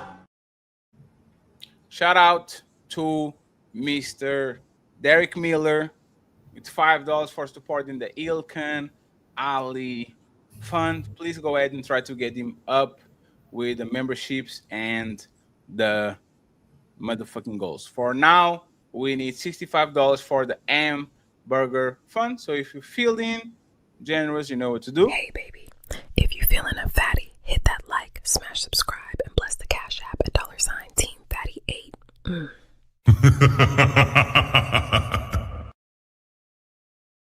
If you want to support Ali, you know what to do. Like the video, hit subscribe, and show love to Ali at $Ilkan. So, friends, we're going to go to the main event, and this is a little bit messy and tricky. So let's I'm taking. let's see what we have over here. Let's see. It's time to do. No. And watch 1 second. I'm going to make sure that I give you the. You can hear me, right? Absolutely, 100%.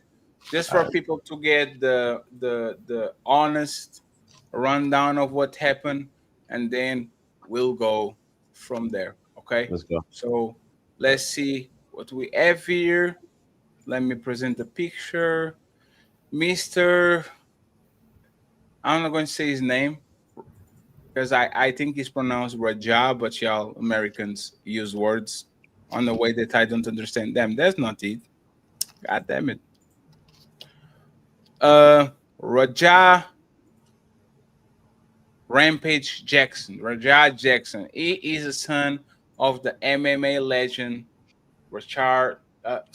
Rampage Jackson, and he kind of lost control and punched a man 20 times to the point of he had to go to the hospital and all that, right?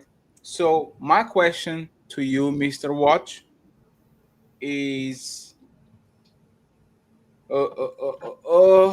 let me actually go by order so I don't mess this up. When kids lash out violently, is it on them or proof of failed parenting? If kids lash out violently, is on them or proof they fail parenting? It's time to do. Go ahead, you have the floor. I think I want to say it's definitely failed parenting. Yeah, for sure.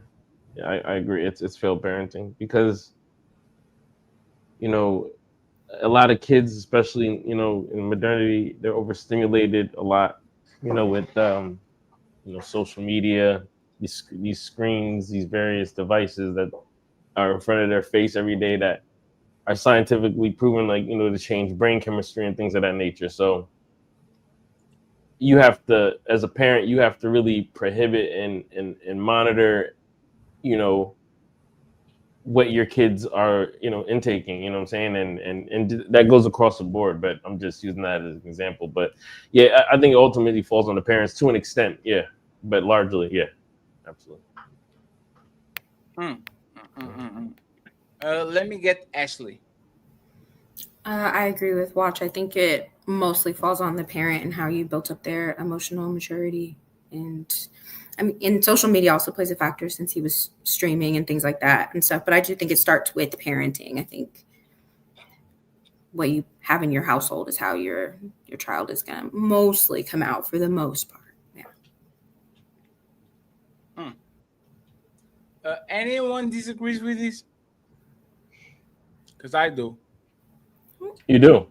What's Yeah. What do you got to say about let me give my example. My belly was full. My always had clothes, place to sleep, books, and all that. I was just greedy. So I saw the people with Game Boy Colors playing Pokemon Red, and I wanted to play Pokemon Red too. So I stole them. A lot of us are just shitty kids. Yo, I would actually say I was a shitty kid until I was 18 or 19. The last time I saw something was in the supermarket while I was literally on duty. I went to the supermarket. I got something to eat. There was like a drink there. I was in the line. The line was taking too long. I have to go back to my shift. So I said, man, I'm just going to walk out. And then they said, oh, stop right over there. Hey, sir, did you pay for that drink? And I was actually lucky that I had bosses and people that actually cared for me to the point where I learned my lesson and don't do that again. But for a lot of times, and I will say this very confidently, there's nothing to do with the kid parents. The kids are just bad kids. The parents provide everything that the kid actually has and he needs for, and the kids just go ahead being bullies. The kids just go ahead be stealing. The kids go ahead just be shitty people because they are shitty. So I believe that a lot of times nurture can help, but you have a ton of examples of kids that actually have good parenting and they are spurging out on the shopping mall. I want cereal. You can tell me that's the parent that is not a bad kid. A lot of times bad kids are just bad kids. Can I say something to that? Because my son, so a lot of people don't know, but little boys get a testosterone boost from ages 4 to 7 years old. So I do not agree with teaching little boys and little girls at the same time because the expectations are different. Little girls can sit down and be quiet. Little boys, they need to be a lot more active.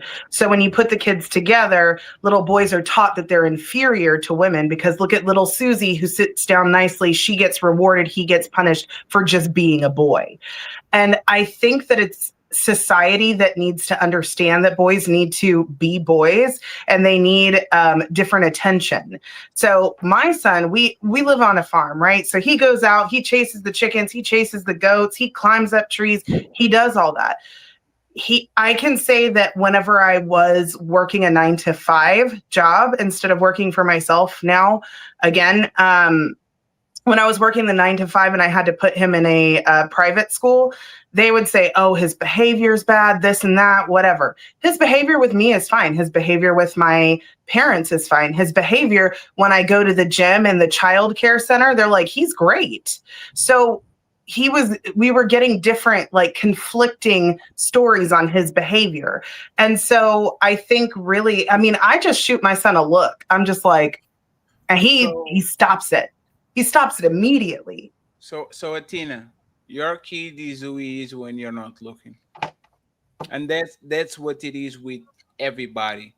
If me and Ali are good friends, but when he's not looking, I'm betraying him, like doing a bunch of shit. This is who I am. It's not who I like. Everybody can respect each other in front of it. But when you click the X button, when we leave each other, when you're not under supervision, who are you when you are actually talking with people and nobody's around. How are you treating the waiter? How are you treating other kids? And there's a lot of demons that will be nice to their parents because they have something to lose, so they don't do it. And as soon as they put him on a school environment, they go just crazy, right? So what I'm saying is that a lot of times, like I say, you only know your woman when you meet her at divorce court. I think you only know if your kids are good kids or not when you are not present, because climbing trees and doing the Tom Sawyer adventure type of thing has nothing to do with you being a good kid or a bad kid. What shows that you are a good kid is how you treat other kids, other people, other elders, other babies when you are not in the presence of them. And I'll give you this example and I'll leave it alone. I know this kid, like when I was a little bit younger, that will be the most sweet, caring person in front of their parents. And he had like a younger, like kind of a babyish type of kid.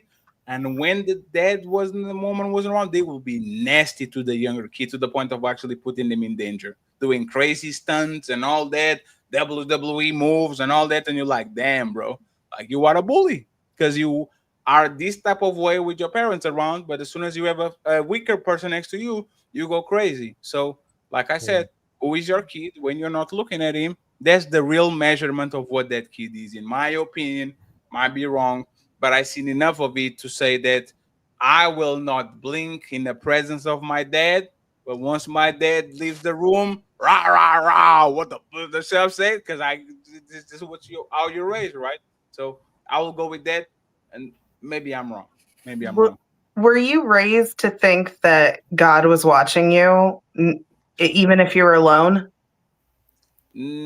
I would not think about God when I would touch myself. So absolutely not. I was alone in that room. There was no accomplice. There was no getaway car. I was doing it for myself. I'm not talking about Nobody that. was I'm watching. talking about when you're like with other kids. I'm talking about in general. I never was the type of person that was like, I want candy, but what will God think about this? I want candy. I get candy. Can I say one more thing? Tina, actually, I would think like this: who is going to stop me? This man always going to, hey, you know when they say, "Who is going to check me? Who is going to check me?" Like my 6'4", 13-year-old, always going to stop me, and I only stopped doing that. You know why? Because I met a 16-year-old, 6'4" dude that put me on my ass. And I was like, oh, so this is what they feel when I do this to them.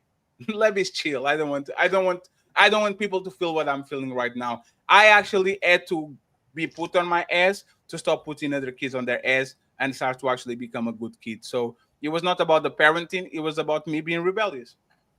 But you just said that it took that lesson to make you learn. So I think it is the parenting. I know kids that I have watched, they'll act terrible in front of their parents, and then they're sweet baby angels with me because they know I don't put up with that shit. And vice versa. And my son is pretty much consistent. Like, I'll just say that I have a thing of candy, his candy that he got from his birthday, from that, and it sits on the counter. But he knows he can only have that if I say it. And I check to make sure nothing's missing. No, Athena, can you clarify how old is he? He's 5. He's turning 6. Just because she said that, don't Hey, go ahead, Ashley. Go ahead. I know. Go ahead, Ashley. Go ahead. Go ahead. Athena, that's our baby. Why did you do that to Athena, her? that's our baby. Athena, that's our baby. He is my baby.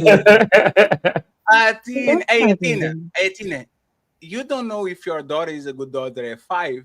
You know if she's a good daughter at 14. No, statistics say by the time your child is 7 years old, most psychologists can tell you exactly how that child is going to be as an adult. There's studies on this. You know why that's not true? Because most girls are kind of okay once they don't have the physical powers. As soon as the titties start dropping and the ass start being fat, and they know they can get away with shit towards men, so they leave the eyes on it more, that's when they go crazy. When a woman knows that she can get her needs satisfied by kind of dangling sexual attention to other kids, and they become a completely different person. So I wouldn't say that at 5 you know what your kid is, You know your kid is at puberty when he's 13 and he's stronger than you and he's taller than you, and the flip-flop doesn't hurt him anymore. So he's pretending, oh my God, that hurts, mom. That's when you know if that kid is a good kid, because now you can do nothing to him that actually can make him hurt. So 5 years old is, in my opinion, extremely Especially a boy. premature.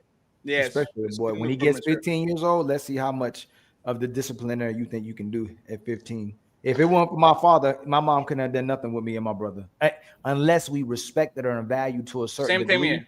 versus what's happening with the environment. What consumed y'all? Like, what consumed you at your age, Ali? Like, which that age? Because we didn't have like social media back then. So, like, what do you think like was drawing you, to bad behavior? The outside environment. So there's another thing when the thing to talk about what psychologists discuss as well too, which I don't like.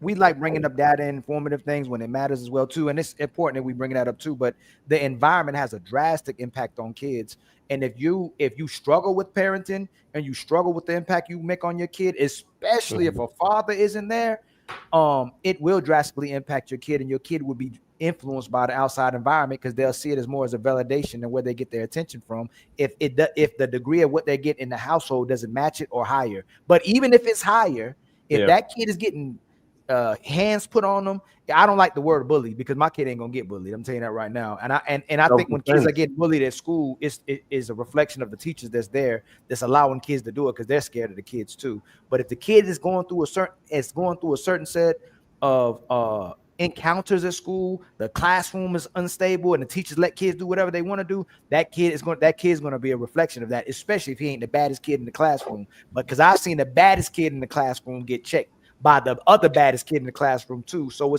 it's about who's supervising the kids and who's around the kids. You'll see how a kid's behavior is impacted. But the way I conducted myself was based off the fact that I was more scared of my dad than I was scared of a great white shark or a tiger. Like, I knew you'd call my dad. All they had to say was, hey, don't make me call your dad. You could do anything else. It wouldn't affect me. But once they said, hey, I'm about to call your dad, that's what impacted me. But my mother and father, I had a greater amount of love from my mother and father. And my mom was trying to redirected as much as she could when I was getting older. But once we started getting the feeling of ourselves, it's because we knew our dad was there that we listened. If my mom wasn't there, we probably would have did something completely different than what we did if my dad wasn't there. Even though we love my mom. All right. You're triggering me. I don't like to hear people talking about having a mother and a father. That's just triggering. I'm sorry, man. I'm sorry. Hey, you know what's crazy about what you're saying though? I watched that in school. Beings, like, I knew it would affect kids a certain type of way. I like some, you know how the teachers come in there, hey, little boys and girls like that. Like, I didn't try to talk to kids like that to make them feel like I was out of touch with what they were going on in their environments as well too. You know what I'm saying? Like there's teachers that will put their hands in dolls and talk to the kids, and the kids like, man, if you don't get that doll in my face. But go ahead. My thing was what was the general question? Was it about who's more responsible for the behavior, the children or the parents? The children or the parents. But see, I think age matters, right? Like I really do.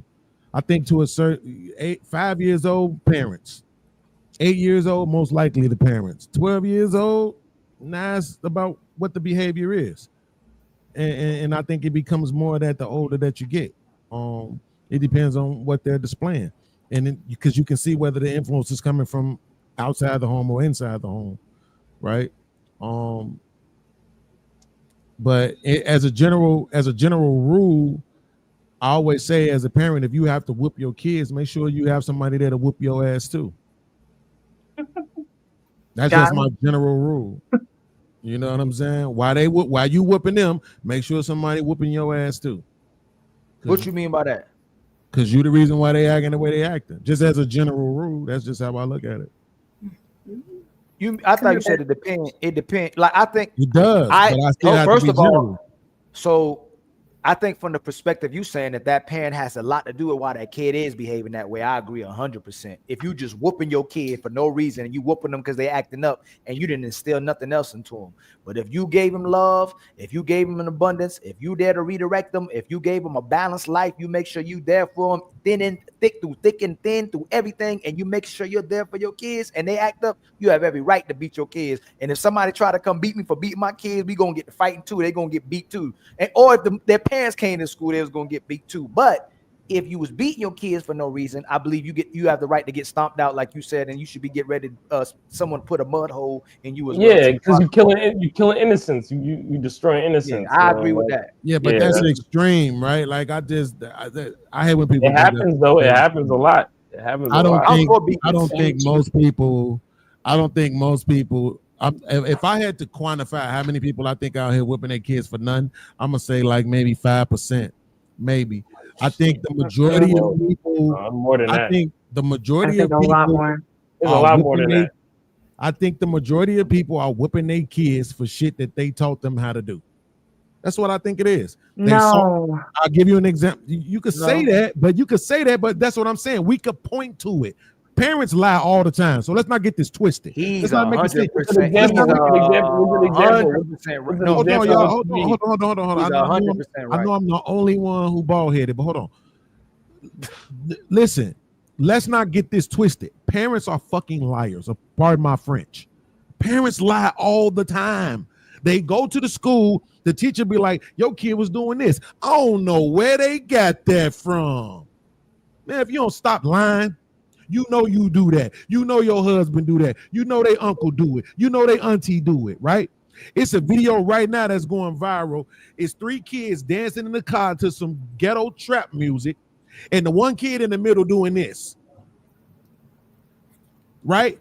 Yeah, now, when that kid be in school doing this, guess what them parents are gonna say? I don't know where they got that from. Right? Instead of admitting, man, that's on me. That's crazy. Right? One of the videos that traumatized me, and I was grown when I saw it. I might have been 40-some years old when I saw it, and it still traumatized me. The mother goes up to the school, snatched the kid out the classroom, beating the kid in front of the white teacher. And I'm sorry, I got to bring race into it. Black mama snatched the kid out the classroom, beating him all the way outside. She all in his face like this. I ain't gonna be coming up here, la, la, la, la. And I'm like, does anybody not know what the problem is? Look at the mama. Look how she behaving. Look how aggressive and angry and bitter she is. And on top of that, I'm gonna be honest, look how ugly she is. So you know she ain't happy with herself or her life, right? So let's just keep it a buck. I'm saying, yes, nuances matter. But as my general rule, if you need to whoop your kid, you need your ass whooped too. Yeah, I do agree. What if the kid deserves it? Deserve what? What if the kid deserved it? He put his hands on his mom. He did what? The kid put his hands on his mom. The kid was bullying other kids in the school. You told him to stop. He didn't stop. What if he deserved it? Okay, cool. Where did that come from? Himself. He's the one doing action. That's not how that works. Yes, it is. No, it's not. No, yes, it is because one second. No. There's other kids that are abused or they are violent or people are violent towards them, and instead of bleeding on other people, they just become recluse. They don't hurt other people because they're actually kind. And there's some people that somebody makes them bleed, so it's their life mission to bleed on other people. It happens with pedophiles all the time. Well, you just said it. You just said what happened to them. Yes, but if you get abused as a kid and now you are a 70 abuse other kids, it's on you. You chose to actually do that. Oh, my no, but you're good. You're good. It was just for a second. It was for a second. Yeah, but what I'm saying is, I don't want to go all the way over to the P word. Yeah, let's bring it to a safe space. But just on this part, right? So you're right? Because I got bullied, right? And I didn't become a well, I did kind of become a bully when I was 15. But that was after I met my brothers, all my cousins on my father's side. They was all thugs. So now I wasn't scared no more, right? Then I started gang banging myself. Then I started bullying people. But that bullying might have lasted a year. Right, but did you ever feel like, I think the boys and girls behaviors are different, where girls will respond to how you look at them, how you talk to them, they'll break down, oh, I'm so sorry, daddy, where boys will start feeling themselves when they get around other boys. And sometimes you forget that your parents will tell you behind them, and I did some stuff I shouldn't have done. Wait, let me say something to that. Let me argue like a woman. Podcast, before I move on, did you make yourself stop or somebody made you stop? Somebody made me stop. Okay, that's fair. Yeah, I got shot. When I got shot, I knew it was time to stop. Damn, coward. Now that things get good, you run. Coward. Yeah, it's something about a hot bullet going through your body that changed your perspective. Where you got shot at? Y'all both got something like in my body. Where did I get shot? I got shot in the leg. But y'all both got something in common. Like when I didn't learn a consequence, I kind of started feeling myself until I got a consequence. I was like, oh, that's what that feel like. And I understood. Right. Sometimes you just absolutely you watching the environment affects you. I learned stuff from other kids. I watched what other kids was doing. I was like, oh, you can do that. Oh, you can try that. And most I was like, I ain't that crazy. I know my mom and dad, but for some reason, there'll be a duration of time to go. And you go, you know what? I'm gonna try this. But this is what I wanted to say, Ali. My son was like what you just mentioned a few seconds ago. If my son was doing something I ain't like, I could make a face. I could say, like, my son has always been super obedient with me. You know what I'm saying? Like, he never been a problem kid his whole entire life. You never had to spank him? Yeah, but here's the thing. I didn't have to. I was making a choice to do it because that's what I knew as a parent, even though I had said I wasn't going to do it. You heard me tell this story before. The last time I whooped my son, he was 4 years old. Why did I whoop him? I whooped him because he was throwing his video game controller on the ground. I didn't whoop him because he was throwing a controller. I whooped him because I asked him to stop doing it twice. So the third time, I spanked him. And then I went and sat on the couch and cried like a bitch. His mama came in and like, why you crying? And I said, because I just whooped him and I realized I'm the one taught him how to do that. He watched me stomp my Xbox. My boy beat me in the Madden. He watched me stomp a hole in my Xbox and throw it out the third floor window. But now I'm in here whooping on him for showing rage, right, when he losing in his game. And I haven't whooped him since. And he wasn't no problem kid. But the thing is, what I'm saying is, in that moment, it hit me. How I'm finna whoop you for something I taught you how to do? That just don't make any sense. So now I'm not gonna whoop you anymore. Now, the way I'm gonna treat you, I started treating at 4 years old. I started treating my son and my daughter, by the way, like this here. I'm not gonna whoop y'all because you're gonna suffer your own consequences that I'm not gonna have to suffer for you, right? When you making your choices. My daughter, she got into it with a girl in school and slammed her finger in the door, smashed the girl finger up, right? They called me, you need to come get your daughter, you need to whoop her. For what? They got her locked up in this facility, talking about putting her away, trying to call her crazy, want to put on drugs, and you want me to add on to that? Be mad, aggressive, cuss her out? I'm not finna do none of that. Baby, you okay? I tried to tell y'all this aggressive stuff ain't where it's at. You need to calm down. Now you gonna be in here. I'm going home. All right, let me know what they say. Peace out. Because I didn't teach you this. So I'm not going to feel responsible for it. You got to suffer these consequences. Guess what? She got out, got her stuff together, and graduated high school. You know what I'm saying? Like, so that's how I started treating my kids. I don't want to be the reason why you perform this way. You know what I'm saying? But I'm also not going to beat on you because you're an autonomous being making your own decisions. I'm going to let these life lessons, let you learn your life lessons according to your own time. Now, I'm going to guide you. I'm not going to just let you do what you want to do. But I'm just saying, to Fatty's point, that aggressive ass kid, somebody was aggressive with him. And that's why he think it's okay to be aggressive. Right? So kids, I always say this. I think you remember hearing me say this, Fatty, and I'm going to land right here. When a flower isn't growing right, they don't change the flower. They change the environment. And that's how we got to treat kids. If there's something going on with the kid, you need to check the kid's environment first. But what we do is, he just acting like his daddy. Right? Instead of saying, nah, his mama ain't there, his daddy ain't there, his older brother always DDTing him. Right? The But that kids in one school making fun that of one him. in my experience, that one most kids who was aggressive never got beatings. Nobody touched them. They had no consequences. They were out of control. The kids who got beatings and disciplined were the ones who weren't being aggressive, putting their hands on people. The kids who was putting their hands on people and beating up people and doing whatever they want to do, they got no nurturing, they got no motivation, they got no redirection, nobody disciplining them. So in my the mental health, I'm not just talking about parental, Ali. Right. No, but I'm saying take my mental health out of it. In my family, the kids who that spare the rod, even though it's in the Bible, I know we in the Bible, right? That spare the rod, spoil the child, that was true. Like you didn't get no consequences. That kid do it whatever they wanted to do. The most of the men that put their hands on women, nobody was really putting no hands on them. They thought they was unchecked. They could do whatever they want to do. The man who felt what a man can do to you, he knew better than to put his hands not only on a man or a woman unless he wanted to go there. But even when I got the mental health, the kids who was out of control, got no direction, never got spanking, never had nobody disciplining them. But the ones who were checked were the ones who were the least aggressive because they knew what it felt like to have aggression applied to them. See, this may be anecdotal, and I would love to see what Ashley think about this. The men who I knew who weren't violent towards women had wonderful relationships with their mother and the women in their family.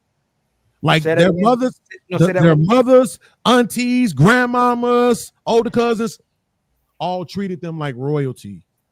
They had great relationships with those women. So when they got older, it never even occurred to them to be violent with no woman. But when your mama is telling you, I should have aborted you, I hate you, you look like your father. Don't nobody got to be touching you, Ali. This is what I'm saying. A lot of stuff that kids go through, it's not always physical. And even when it's physical, it's not always. But that's what so that part is the critical part. You said aggression. Ali, before you go, just quick reply to both of us. And it goes against what people say. Because people say if you spoil a person too much and you love him too much, they're going to act up. So shouldn't be if you love him too much, they will love other people too much. No. If you love him too much and you give him all the love and all the things and even all that, like they usually go ahead and actually go make other people bleed because they're used to get away with stuff. So it's not that if you love a kid, he's going to love a kid. Some kids deserve extremely tough love because their mindset, and once again, a lot of y'all don't believe me. Some kids just bad out of the womb. They manipulate the parents by crying when they don't need to. They will play victim. They will eat on their brothers and sisters. Like they're just bad. Nobody told them to do that shit. They just are selfish, especially if you have two kids that are close in age.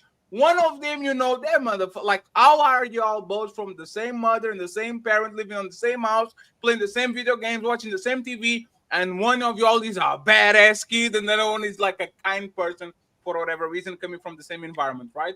So what I'm saying, Ali, is this: if abuse generated abuse, and I believe there might be some correlation in there.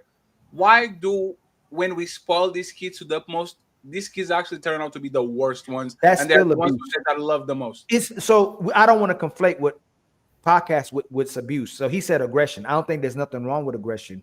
What I know, even from when I'm watching my kids develop and other people's kids develop, kids start enacting negative attention. They start throwing stuff, hitting stuff because nobody's playing with them. So they start interacting with things to the point where when they play with it too much, they start whining and crying and they start throwing stuff, breaking stuff, trying to get attention from their parents. As they get older, they start hitting and kicking other people to feel something. Most of the people who are aggressive towards people, that's the way they learn how to feel because they never felt nothing in any other kind of way. That's why, you know what? Me and Fatty been having this conversation. This is a real in-depth conversation. If you're in love with love, you're going to be loving and nurturing and caring towards people no matter what happens. But if you're in love with chaos because that's what you encountered, or you resorted to chaos because that's the only way you can feel something, that's what you fall in love with. And you fall in love with other chaotic people to feel something. The other way, you're too prideful. You don't believe in it. You don't trust people. You don't think people can love you, because a lot of those kids who do exhibit aggression, they never felt love in that type of way. They only felt it when they said, get out my. I went to the park yesterday. I called Fatty. And I'm gonna say mothers. I ain't gonna say fathers because I see fathers. There's a lot of fathers going through things with these mothers. I saw mothers putting their breasts up, booty up, wearing tight spandex, all at the park, on the phone with their friends, telling their kids, "Get out my face!" With their brothers and sisters, "Get out of my face!" Neglecting themselves. Kids dirty, dingy. Kid holding a stick, podcast, he's swinging the stick like this, all right? Just swinging the stick. He know he could hit somebody. And then he comes over to me. His mom's like, get away from them. I said, nah, he's okay. I started playing with him. I said, man, put the stick down. You may hit somebody by accident. Okay. He started talking to me. His brother, sister, other brother, they started just following me all over the park, just wanting the experience of somebody speaking to them in love. But if they're not getting that, you saw them throwing rocks, messing with their mama, picking on each other, hitting on each other, because they, like what you said is critical. Get out my face. You just like your daddy. Oh my God, y'all kids get on my nerves. That's what they learning love, not even love, they learning disorder. So Fatty says that that's how people learn how to love. And I believe in a way of like how to communicate and live life, but they see that as disorder. And that's what they function in. If you don't give them disorder, they can't function. But if you got to give me order, you got to give me order to function. But there's so many people now that function in disorder, and they can't function in calmness because it takes them back to where they were.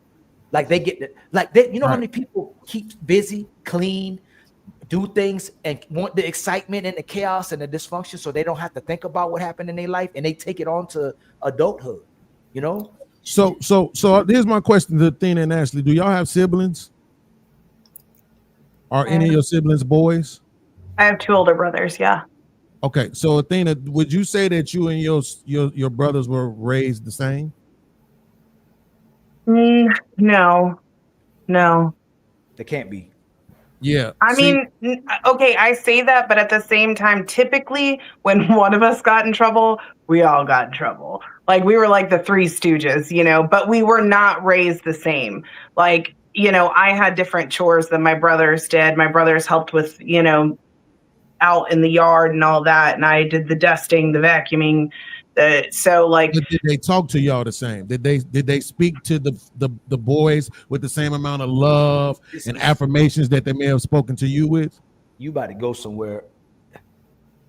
So I grew up in a military family. So Lord have mercy. Hey, can I say, you making me think about stuff? Oh Lord. Nobody is parented the same because of your perspective. My brother needed more attention because he was looking at me getting good grades and stuff, and he was struggling in school. So he started doing negative stuff. And my mom and dad, he got to have a C. I had to get an A. I started thinking he was their favorite child. I was like, man, y'all get on me about getting A's and B's. Y'all let him get away with a C, and y'all staying all on top of him. Y'all not staying on top of me. So I kind of almost started about to do negative stuff, but I matured real fast. I was like, oh, they're hard on my brother because they want him to get the grades like I'm getting, but they got to a certain place and go, hey, he may not be able to get the grades that he's getting. You know what I'm saying? So all of us get parented different based on the perspective and based on our mother and father's growth. That's why I tell a lot of times, forgive your mother and father, especially if they didn't know any better, and they can be great grandmothers and great grandfathers and a better mother and father in different phase. Don't hold them to that, especially if you don't want to be held to that person you were a long time ago as well too, unless they still sorry mother and father, because there's a lot of mothers and fathers who progress later in life and will be great grandparents to your children, and they can make great mothers and fathers too if you forgive them. But if you still hold on to what they did to you, it'll be impossible to have a healthy relationship with them. Ashley. Oh yeah, go. I'm sorry. Go ahead, and then Ashley, I wanted you to respond. It's the same question, but with you and your sisters. But go ahead, Athena. Yeah, I just want to say this because Ali, you were saying something how whenever you were interacting with the kids and that's all they wanted. I think a lot of these kids, when they're left alone and they're not like in their youth, like when they're really young, they're getting the foundation. If y'all have read the book Lord of the Flies or seen the experiments where they put the kids like away from adults, you can see as soon as the adults aren't there, it's chaos. Kids need to be watched. It's important to watch your children. And so many parents are just like, get out of my hair. Go watch TV. Get out of my face. Tablet. It's not just there. And I keep saying, y'all, one day are going to learn. There's some kids that are just nasty. Just like that's who they are. Like they made an experience about like kids. They will tell the kids, hey, the kids with blue eyes are superior and the kids with brown eyes, they are inferior. And by the time they I think maybe I'm confusing that with adults. I'm talking about maybe the who is the ugly baby, who is the good baby and all that. That's conditioning. That's definitely like learned behavior, right? being conditioned to think that this thing is good and this thing is bad, whiteness or is what is good and darkness is bad and all that, right? But a lot of times, and especially if you have younger kids, like or younger brothers that are definitely like they're not close to you, I would know when my young brother was crying out of manipulation. It was a song. As soon as I heard it, uh-oh, this is him trying to get something because I knew the song. But when he was crying out of pain, that shit came from the lungs. There was no rhythm. There was no nothing. And nobody taught him that shit. He just kind of understood, if I cry this way, I'm going to get my way. So my mom will be always go. And my dad was, no. This is cry out of, like, he just wants attention. Let him cry. So he stopped doing that.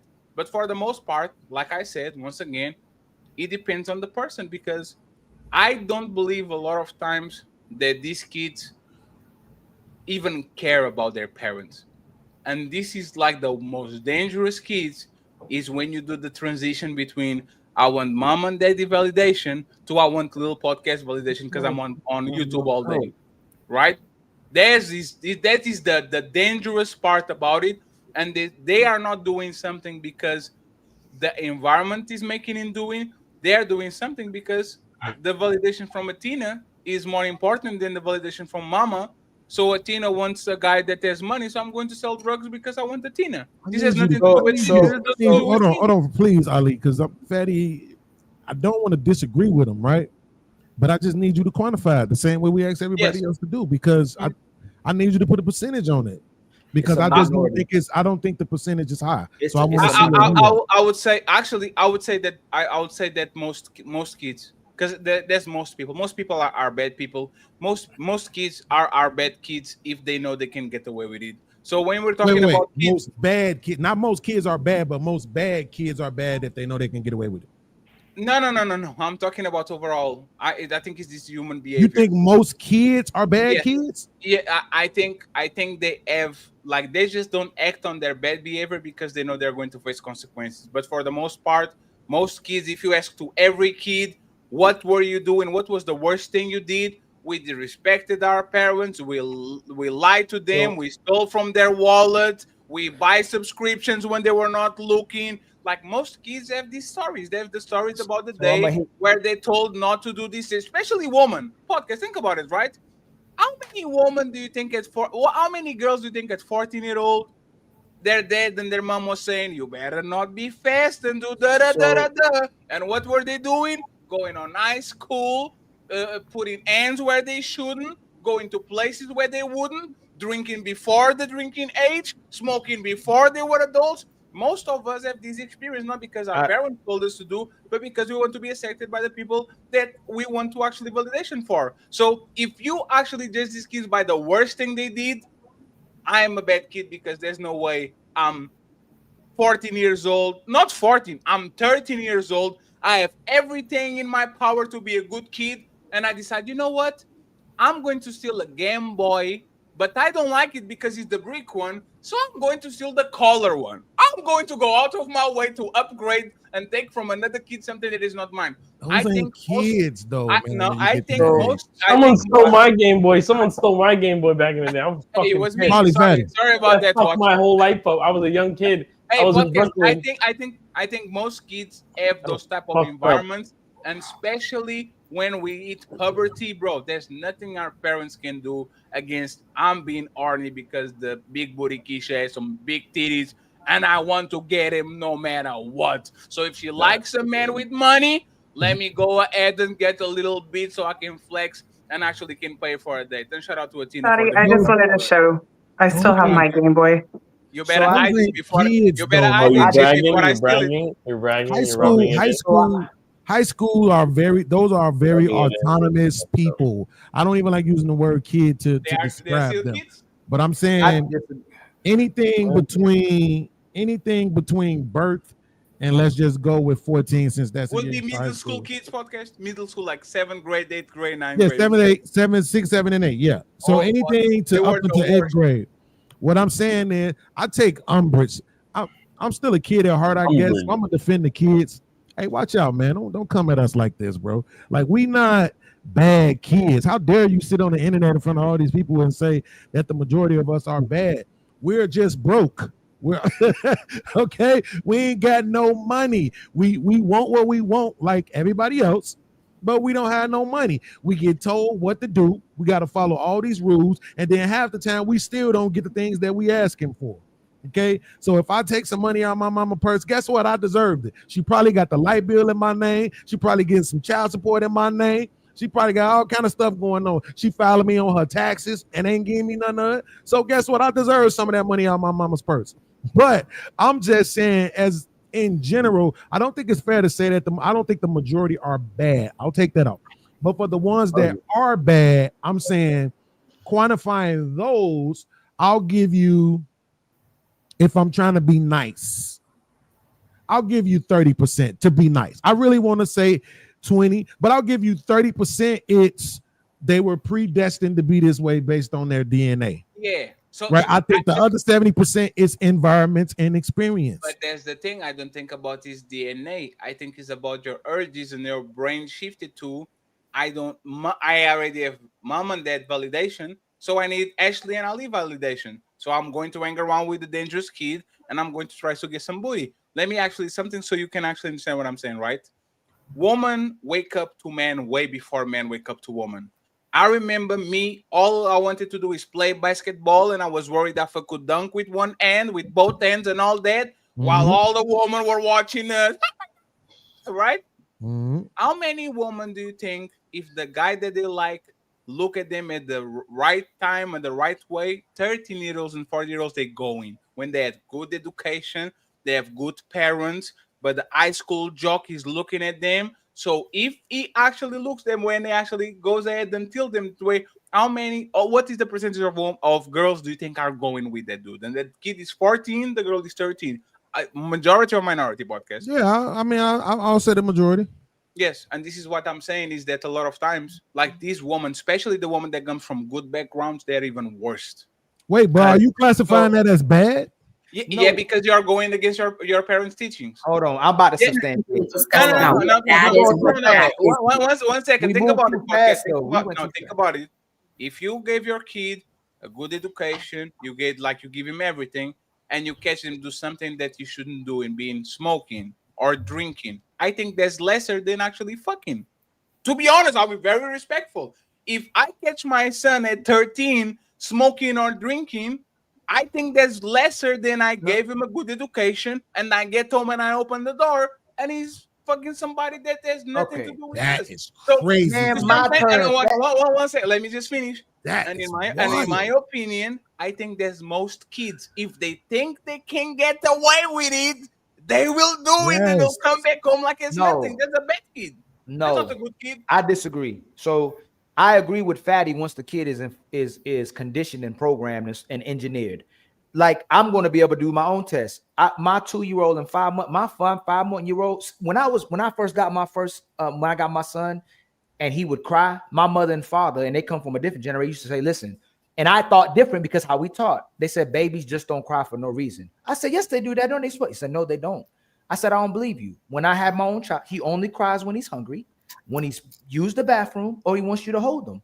And not only that, they'll have an attachment or a disattachment issue to where if they're being held, they're comforted. If they're not being held, and there's tests done, generations of tests of where when a kid's not getting his emotional needs met, a baby will literally die and not want to eat. Like, and if they have disattachment for a long duration of time, they have cognitive issues, behavior issues, social issues, permanent ones. That's almost hard. And Fatty, we know it. Me and Fatty had this conversation every single day, and we'll get to a point where we get to right now where he'll disagree with what he's saying right now, where he sees that the way someone's been programmed is how they maneuver, more so than even if they're receiving love, they don't change. I'm gonna tell you this too. There's a saying was do as I say, not as I do.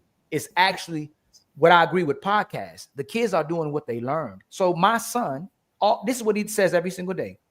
1, 2, 3, 4, 5, 6, 7, 8, 9, 10. They hear A, B, C, D, E, F, G, H, I, D, A, M, B, I, N, G, O, B, I, N, G, O. He's on Lion King. He doesn't, I don't let him listen to no music, no negative, no nothing as much as I can, but I'll see things that he may have picked up that he may learn from his mother and father, or he learned from other people, but it's minor because we don't have him around a lot of people. He doesn't, Fatty, the negative behaviors that he presents is when he wants attention or he wants to be held. My five month. What I'm talking about. No, hold on. No. Listen, no, but think about the worst thing he did. That was what he was talking about. Though. Who the hell? No, he said kids are bad. He said kids are bad. No, Ali, 1 second. So, because I'm familiar with your kids, right? Don't think that about your older one too. Always laughing, always singing, playing, right? smiling. I can show you pictures. When I take him out in public, like your kid is always happy. Your kids always smile. I never seen a kid so happy. You'll see kids already 6 months old, 1 year old. They look old. They look dirty. They look stink. They look miserable.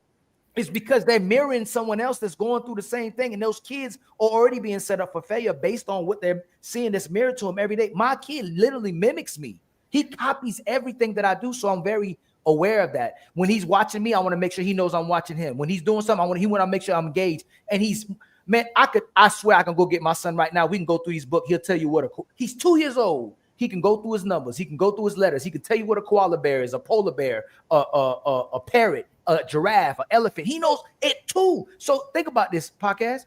There's kids who can't read at 15 years old, can barely identify anything, but it's because of what they got from a parent and then next to it, a teacher. If it was difficult for them to have a healthy relationship with an adult that's their parents, it's going to be real hard for them to have it with a teacher, especially if the teacher's there just for a paycheck. Because I'm going to tell you this. All the kids that were bad, they're bad, Mr. Ilkhan. All of them, the teachers will send them to my class, and I'll be like, I'm not bad about that. Those kids, I'll put it on anything. Those kids were always good in my class. Did they act out sometimes? Yes. Once they knew what my expectation and standard was, them kids were acting great in my classroom versus how they treated other adults, and I'm about to land it. But there was, I'm gonna land it, Fatty.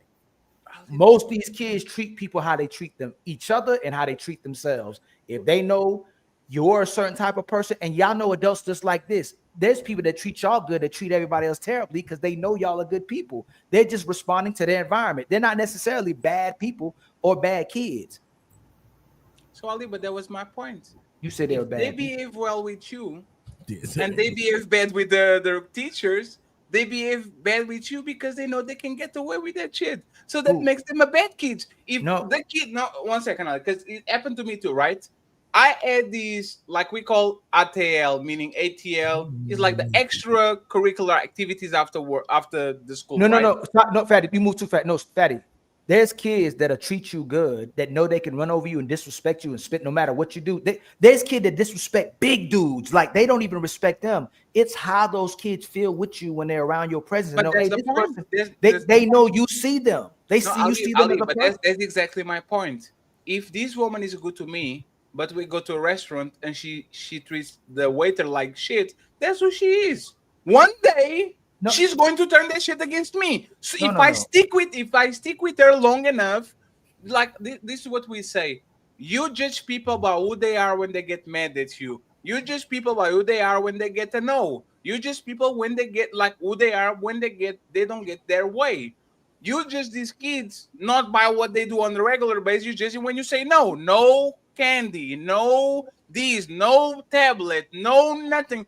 The kids that are literally on the shopping mall because they want something from their parents. That's what makes them a bad kid. It's not when you say, but hold on, but it's different. Let me just say this. It's not when you say yes, it's when you say no. And Ali, I guarantee you that the worst, like you have a 2 years old, like there's nothing bad that he does that is intentionally kind of. But you, if you are going to judge the worst thing he did, either be taking his diaper, grabbing a bunch of poop and shoving on his mom's face, like he didn't saw it from nobody. He wasn't only saying here's some poop, lady, right? He's just doing it because he feels like it. Because once again, kids are going to do what you let them get away with. And as soon as they know, wait until daddy gets home. Now is when everybody chilling. Now is when everybody's on their best behavior because they know if daddy was in the home, they will be doing that bullshit. It was just like me. When daddy wasn't home, I am the best. When daddy comes at home, what? Let me go to my I don't room. like this. No, but you want my bad. Hey, Fatty, my bad. There's a difference between deliberately doing bad and I want more. I'm gonna play. My dad ain't here, so I'm gonna stay on a video game for 2 more hours. My dad ain't here, so I'm gonna go sneak me another piece of pie, another piece of cookie. It wasn't like I'm about to disrespect my mom and be aggressive with her or bad like that. Kids were more like, if my kid knows I ain't looking, he'll look at me like this and try to go get some cookies and donuts. You know what I'm saying? That shit ain't. Hold on, man. Let me defend kids real quick. Let me defend kids real quick. That ain't bad, man. Listen, because we kids are autonomous beings. Go right now to a 2-year-old, a 1.5. I got a video right now of a baby, and I'm talking about this baby, Ashley. The father is laying down. He holding the baby like this. You see the baby's hands, Fatty. The baby grabbing the dad's hair and biting down on him and yelling like, "Argh!" You trying to tell me that's a bad baby? My kid does my thumb. My kid be like, no. I agree. No, one second. I wouldn't call a bad baby to somebody that doesn't know what they're doing. In my experience, and once again, I've been in sports since I was 4 years old playing soccer. There's just some bad kids for whatever reason. They're just mean. And if you actually yes, it's just they I'm not disagreeing. You know, one second. Do you know there's some there? Do you know, like, you can literally see them from 3-4 years old soon they start walking, right? There's some good that have a good predisposition. They like to hug everybody and kiss everybody and play with everybody. It's like a dog. I'm sorry for all the deaf kids. It's just like dogs. Some dogs just friendly. Nobody had to taught him nothing. They come around you. And some dogs just mean. Some dogs, you can even look at them wait like, this is what I see with kids a lot of time. Nobody taught them to be violent. Nobody taught them to be nice. Some of them just turn nice and some things turn violent. When they get later, and this is what we're going to talk about, the Rampage Jackson situation, because that motherfucker is 25-year-old and he come from a privileged background, that I will give you that, because he's a grown-up. Like, he had time to kind of mature. But I will tell you that a lot of times you having a 2-year-old that is a good kid, a 14-year-old, a lot of times it doesn't even depend on the parenting. It depends just on what is the software or the hardware that they was born with, because some people respond in certain type of ways when they find love and violence, and some people with the same amount of output information get completely different results because motherfuckers are Apple and Apple is shit. All right. Wait, hold on, Ali, but don't run, Fatty. Hold on, Ali, please, because he gonna have to recant this statement. Yes, Fatty, you just said on Nash, you just said on Beyonce's internet, Al Gore, that you just said that if you had a 14-year-old son and you caught him having sex with his 14-year-old girlfriend, yes, that's worse than if you caught him smoking weed or drinking liquor. Yes. I agree. Wait, Athena, you're not agreeing with that. I agree. I see weed and sex as the same at all. Let me just say why. It is. It is worse. It is worse. Let me just say why, right? 18 years of fucking commitment. You fucking crazy? Hell yeah, that's worse. Hey, wait, let me just say why. Hey, podcast, let me just say why, okay? And shout out to the Angry Man. If Angry Man, once the link is up top. I appreciate you, Angry Man. I will tell you my experience, podcast. I was in the 5th grade, and somebody found a pack of cigarettes on the restroom, on the bedroom, whatever, on the school, right? And because I never smoke a cigarette in my life, never. And you know why I need to do it? Because the day that we found them, they gave me one, and I thought the shit was to blow. Doesn't do nothing. I don't want it anymore.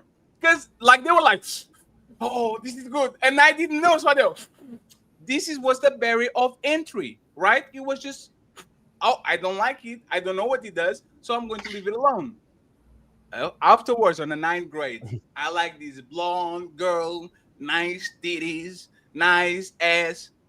Between that and having sex with her, we would go to the park. We would kind of touch each other. I would suck on some titty.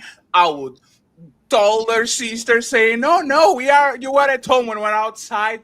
There was so many steps between the moment that I fall in love with her and the moment that we actually had sex. to the point where this is clearly a parental decision and it's going against her sister's wishes, against her dad's wishes, and against my parents' wishes. Because once again, I literally remember we being naked in that, and she was so uncomfortable because she didn't shave herself that we had to stop, go to the store, get some condoms, go to her house, take a shower. There's so many steps that if I'm doing this shit is on purpose. Smoking and drinking is just, we found up drinking some cups and it's like shit. Let's go move along. So I will tell you, it's like Fatty, Fatty. You're in Portugal. I'm gonna give you a pass. Athena, you in America? Yes. Watch, you in America? Yes. Both of y'all suck. Both of y'all need to be deported. This is crazy as hell that y'all, because they agreeing with you on this insane ass shit. You know why this different? Is manslaughter against premeditated murder. Drinking and smoking, if you don't do it every time, all the time, if you just add an opportunity to do it, I think it's manslaughter. It's like, you fucking somebody, special podcast. If you have a daughter and your daughter, you raise her right, you give her everything, she's going to vacation, she's going to church, and you found out that she opened the door so motherfucker can sneak to the room while you're in your house, and she's doing what podcast? You go ballistic. That's a bad daughter. Here's the thing. I'm not trying to put too much business out there because it ain't my story to tell. But yeah, when I found out my daughter was having sex, she was a teenager.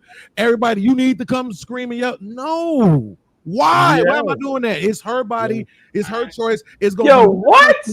Wait. If I could just ever speak uninterrupted, right? Bro, you've been speaking the whole time. I ain't saying shit. I'm just saying that's saying, like, I just want to be able to get out. I don't want it to be convoluted, right? I want people to understand. What I'm saying is this. This is the most natural thing. You cannot stop this. You can't. Now, anybody on this panel who says they were 14 years old and they weren't attracted to anybody is a damn liar, and to hell with you, right? You can't stop that. You cannot be attracted to drinking liquor and smoking weed. You can absolutely not have. You don't have to be attracted to doing those things. But attraction between female and male is something that you can't even turn off. I agree, podcast. What do you think marketing is? And watch, you're going interrupted, and then we go to the Rampage Jackson son, right? Podcast. I agree. You feel those urges, but this is what a good son is. Hey, dad, hey, mom, I really like this person in school. Can I bring them home? Yes, you can. Can we go upstairs to the room? Yes, you can, but the door is open.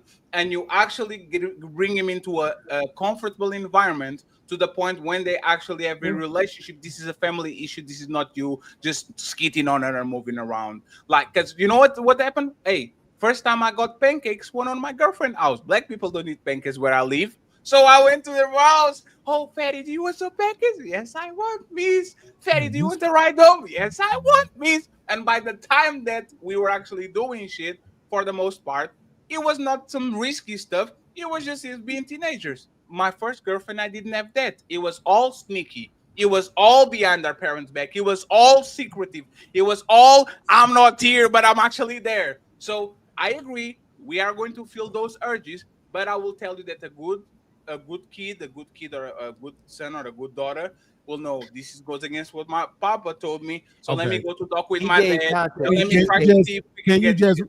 Can you just reaffirm my faith in humanity, Ashley? Is the weed and the liquor worse than the sex? Personally, for me, I do think the sex is worse. Oh, shit. Oh, shit.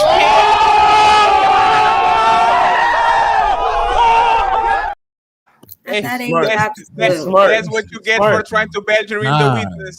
That's what you get for trying to badger in the witness. Right now. Be quiet. I think we grow up in the damn knowing Twilight Zone right from now. the beginning. We're pretty much out the womb. That is something that we are not supposed to be doing. We don't watch it. Your parents keep it from you. All these things, even when we get older, that's like, our private parts are no zones and all these things. So it is. We are educated in the sense of this is not something we're supposed to be doing to adults. Like we're always hearing adult time about sex. So then I understand, everybody moves differently, but for me, yes, we also tell them don't drink and don't smoke. But that to me is social. However you raise your children and however that happens, that's a social event. I think sex is more like ooh, I know for sure I'm not supposed to do it now. Now, if you choose to, sure. But if my child came to me and was like, I had sex, all right, let's talk about it. But if they were like, I smoke weed, I'd be like, okay, let's discuss what happens with that. Like, let's have more. For sex when they're 13, 14, I would be like, we need to not do this. So let me make sure that we clear this up. Now, are they still going to do it? Sure. I agree. Wait, hold on, Ali. I agree, Ashley. But Ashley, what I'm saying is this. Let's say a kid never saw no weed ever. Never heard the word weed. Don't know what weed is.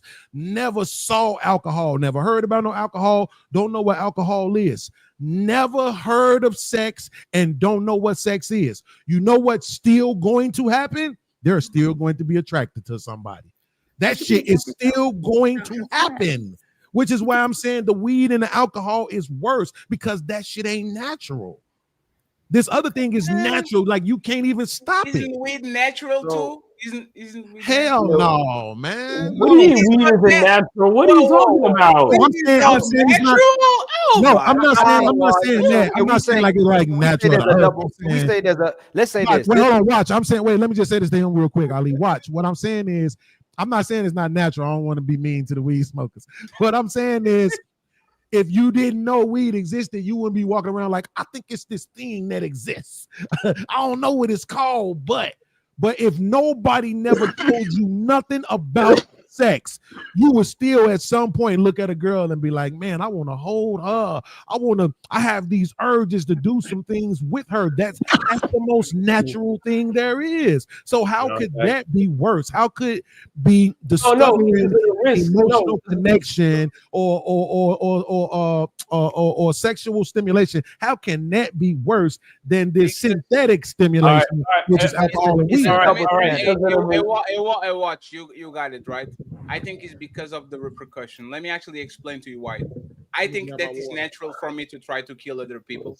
I truly do, because sometimes I feel like it. Respectfully, if I'm playing basketball and you elbow me on my motherfucking face, I'm trying to kill you. It's not that I'm not going to stop. But for example, when people like Rampage Jackson's son go ballistic, this is the natural, the reptilian brain saying, kill him. Get rid of him, right? But there's the thing. Is about the consequences. So I would kind of tell you that stealing too is probably like your survival imperative. You don't have it, somebody has it, so you're going to steal his cow, so your people get milk and the people don't. But for the most part, like I said, I think it's just got the good juice out, right? I think you better not put that to your mouth. You better not put that to your mouth. You better not put that to your motherfucking mouth. It's water. Hey, I just think it's about brick flavored water. Hey, watch 1 second. Watch. I just think it's about consequences. You know why a lot of times it's just not about the sex. These women are fucking the worst kids. I'm sorry. Like these girls, they are fucking the kids that don't give a fuck about them, that never look at them twice, that they know they have a bunch of other girls walking around. So this is the type of layers. I would never judge my daughter if she come around and she said, hey dad, this is my boyfriend, we'll be kissing and doing all that. He's the champion in algebra. He has all A's. He comes from a respected family. I was like, okay, girl, oh, this is my daughter. You see, I taught her well. The problem is that once these women start to get active, they never choose the best kids around, like our daddy and mama told her. They always pick the worst of the worst, and they want them for you to approve it because they feel like that. So it's levels to it. You see what I'm saying, podcast? So I think it's a good point. I got Ali, just 1 second, because I stopped watching because I interrupted him. Let's get you, Ali, and Angry Man, and then we go to the Rampage Jacksons because we have to go. Okay. So watch and Ali in a second. Oh yeah, no, I was just saying in terms of like the having sex part, I feel like it's more of a problem because there's a potential of having children, which is a responsibility that can last many years, lifelong responsibility that can come out of that, especially at 14. Versus if I'm like, I can use me as an example, but I'll speak generally. Like it's just like if two 14-year-old kids are having segs, whatever, that has like very monumental repercussions. You can have children, it can have the disease, it can all kinds of things. The reaction could be violent from the father. You know what I'm saying? It's all kinds of crazy reactions. Versus, you catch a couple kids smoking and drinking. Yeah, that may be still a problem, but it's not as and there are serious repercussions for that too, in terms of driving. But kids 14, they're not really driving yet, so they probably just around their neighborhoods, in their little cliques, smoking and drinking and running around town. So I definitely think the sex is more dangerous. Yeah, absolutely, it's more of a concern. This is wrong. This is wrong. I'm about to protest. protest. What's wrong about that? What's wrong about it? Patty, I just want you to know when you get that email from YouTube, it was me, because this is wrong. So I got 2 points, right? I think we missed a critical point that made me think about some stuff about power and control. And I'm gonna say that, but the first one is a double standard. I'd rather my daughter smoke or drink than someone say, "Hey man, Tyrone smashed her." Like I'd rather her exactly. Oh my if yo, this guy's crazy, man. If it's my son, I'd rather my son had smashed something than to have drank the smoke. So it's a double standard for me. But I wanted y'all to think about something about this power and control, and I realize why people are doing what they do, right? Like it's a mentality of I can do what I want because I never get to do what I want. Like when you see these kids, they do what they want because they never get to do what they want. And they don't have a control of their life or their environment. And a lot of times what I recognize with my kids, and y'all probably might, and the people you're around, I let my kids be in control of everything but what can harm them. And now there's some people who we encounter in our life because they didn't have no control, who've been hurt so bad from the lack of control in their life that some people can't, they can't recover. Some people can't be saved. Some people can't be unhurt. Some people can't change enough in their life to feel like their life has gotten better. So they always have to be in control. And that's the only way they feel safe, because someone else had control of them before and they were violated. If their life is going to suck or be good, it's going to be under their own watch. So it helped me recognize in this conversation how kids can manifest to adults who always got to be in control, even if they're ruining their lives, because when someone had control of them, it destroyed their life. So I'm happy we had this conversation. Now I understand why people still, no matter what, certain people specifically too, got to have the last word, got to manipulate, got to control, even if they go to hell. As long as they have control, they're fine with it because of what happened to them when someone else had control of them. That's all I want to say. And again, I'd rather my son smash than to smoke and drink. So I agree with you on that one, right? Right. But my daughter, I'd Right, I rather can get smoke and that. drink than to get smashed. All fathers would. Hey, she smoked weed. Yeah. As long as she didn't get smashed. There's Ali, there's you being a Puritan. I'm going to pass the microphone to Angry Man. I just want to brag about it. Angry Man, do you like my shirt? This is a great shirt. This is the best. Oh $15. shit. This is the best $15 I spend on my life. I'm not even going to show the back. So like shout out to Timo and the $7 deal, bargaining deal. I never shot from Timu. That shit is valid. That shit is. Hey man, Just so we all know, aware, Fatty, y'all went to worst case scenarios. I just want to point No, that no, out. no, no, and that's fair. Oh. I'm just saying that a lot of times, the same way you think that the natural progression of a kid is fucking, the natural progression of a kid is smoking and drinking, and then decide I don't want to do this anymore. That's literally what men do. Men been going to brothels since 13 or 12 with their daddies. Like we've been waking up to our sexual urges since the beginning. And these people smoke, drink, they're like pirates. So I just think is are different imperatives. And even when it comes to a man, I'd rather him smoking and drinking on a controlled environment than having sex with the girl and then be stuck with something that he will never can get rid of. You see what I'm saying? Or get killed by the girl's father. Get killed by the girl's father. One more thing too, Fatty, with the context. I think I never thought about sneaking a woman in my house because I never wanted to violate my mother and father's house. Like I could see how Fatty when he says that. I never thought about it because I never thought about. I didn't want to violate my mother and father's house, so I never snuck no woman in there and smashed. Wow. Yeah, I could see that part. And by the way, it's the dark skin thing now. Get the yes, fuck. absolutely. And Albino on the back. I remember you a couple of months ago. Please come back tomorrow. I have a smoke show. Complain about me tomorrow, okay? I appreciate you. Thank you very much. Mr. Angry Man, go ahead. But wait, there's more. Hang on. Go ahead, Angry Man. So the argument is that weed and alcohol is worse than sex?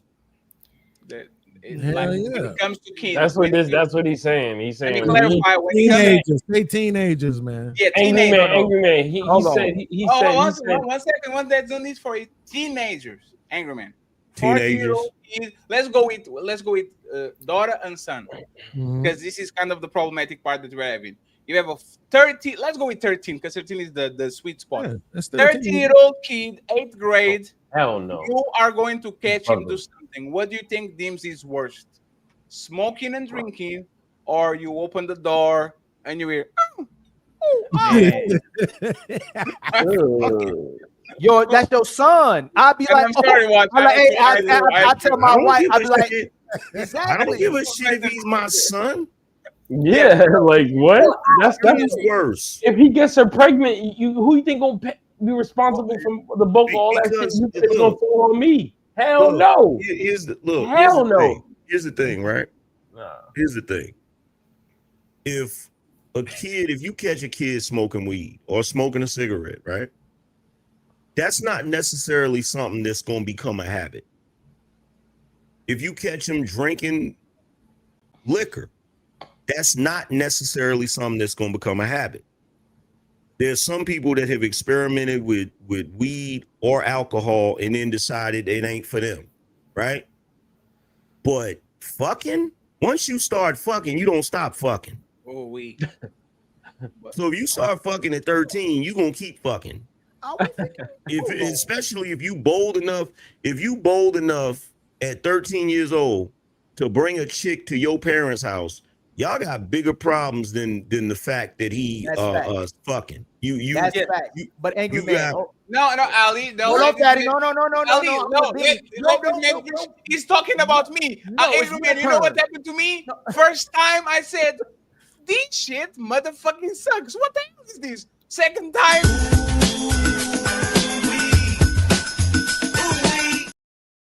Oh my God. I agree. I agree. Everybody first time y'all was like, what is this? Look, here's the thing. Here's the thing, right? Here's the thing.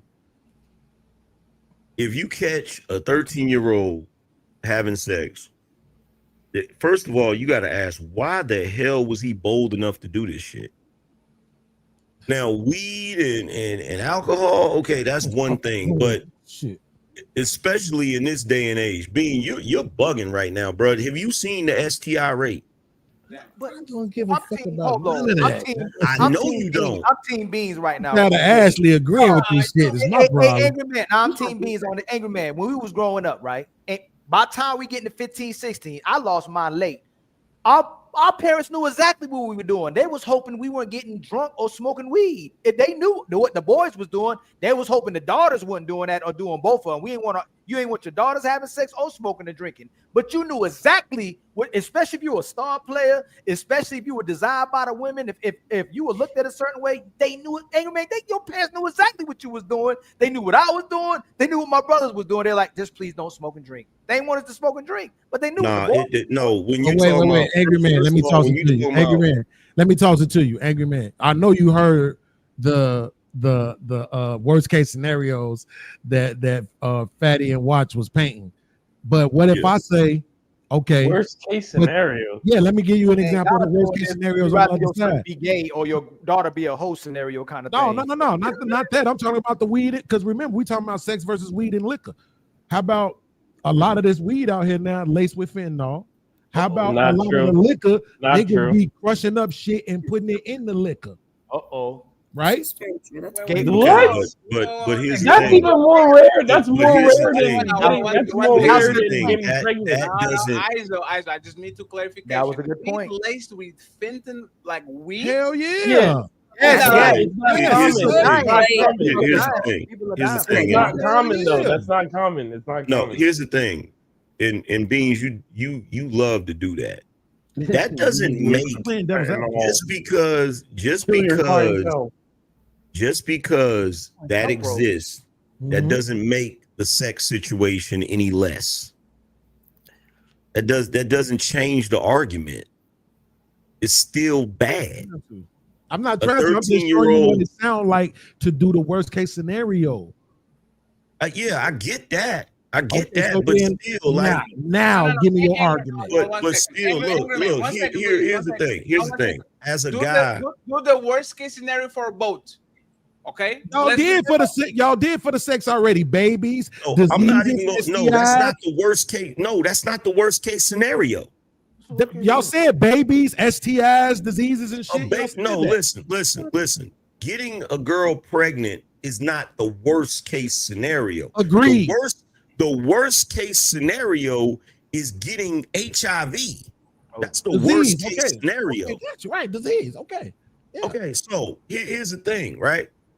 As a dude that has went through baby mama drama for 18 damn years, okay, if you mess around as a teenager and get a chick pregnant, that is an 18-year sentence, maybe even a 24-year sentence.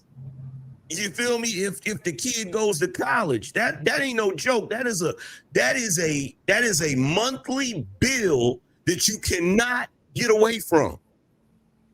I'm sorry. That's not the same as smoking weed and drinking liquor. That's a very good argument. Hold on. So you'd rather your kid.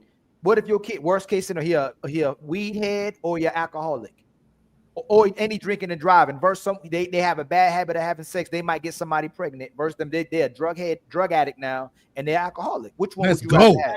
Would you rather have a sex? Number one. Ali. I will have to stop it again. Ali is too pure. Is that weed at the? Okay, so say it again. Is a man that is addicted to weed a junkie? Hell yeah! No. Oh my God! Absolutely not. Absolutely not. Wait. Look. To address what Ali said. Okay, number one, a weed head is not the same as a coke head, a crack head, or a heroin addict. It's not the same. A weed head is akin to being a damn cigarette smoker. Yes, a junkie. It is not that serious. What? Wait, hold on. Let me finish. Junkie. I get it. Y'all don't agree. Junkie. Let me finish what I'm saying. I get it. Y'all don't agree. Okay, chill out. We get it. Y'all watch Reefer Madness in school. Yeah, okay. all that dumb shit. Yeah, it's okay. I'm highly accomplished, and I smoke a lot of weed. Shout out to Reefer Madness. And it's not.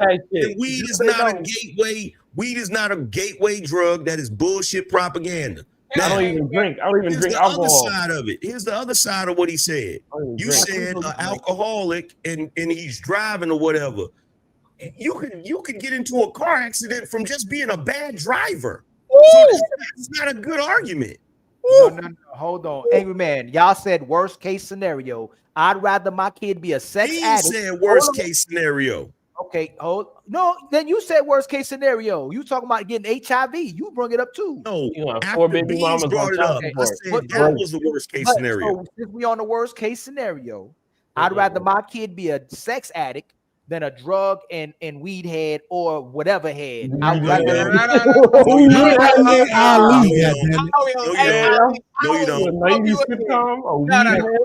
So let me ask you something. No. Nobody's life has ever been ruined.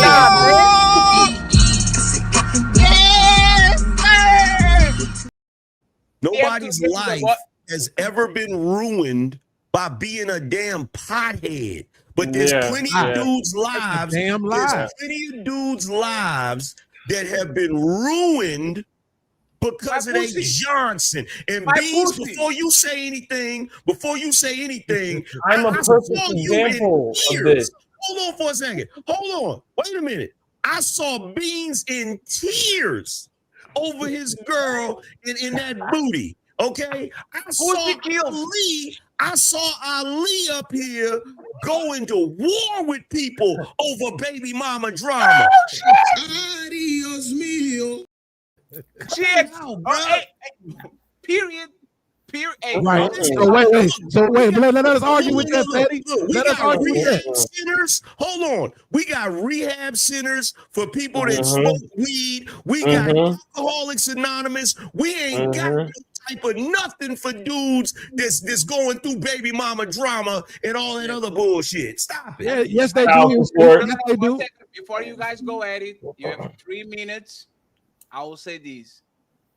Pussy is the worst drug you can get addicted to. Absolutely.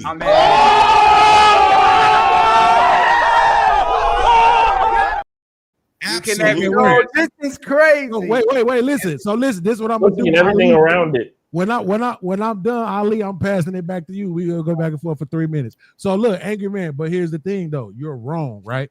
Do you know how many niggas it is right now who can't get jobs because they can't fucking pass drug tests because they won't stop smoking weed?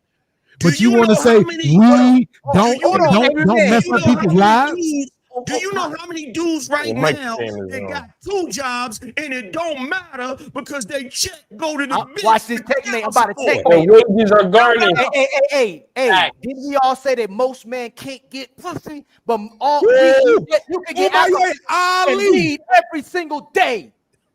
And that's worse because if they can't get pussy, the day they get into one, they go crazy.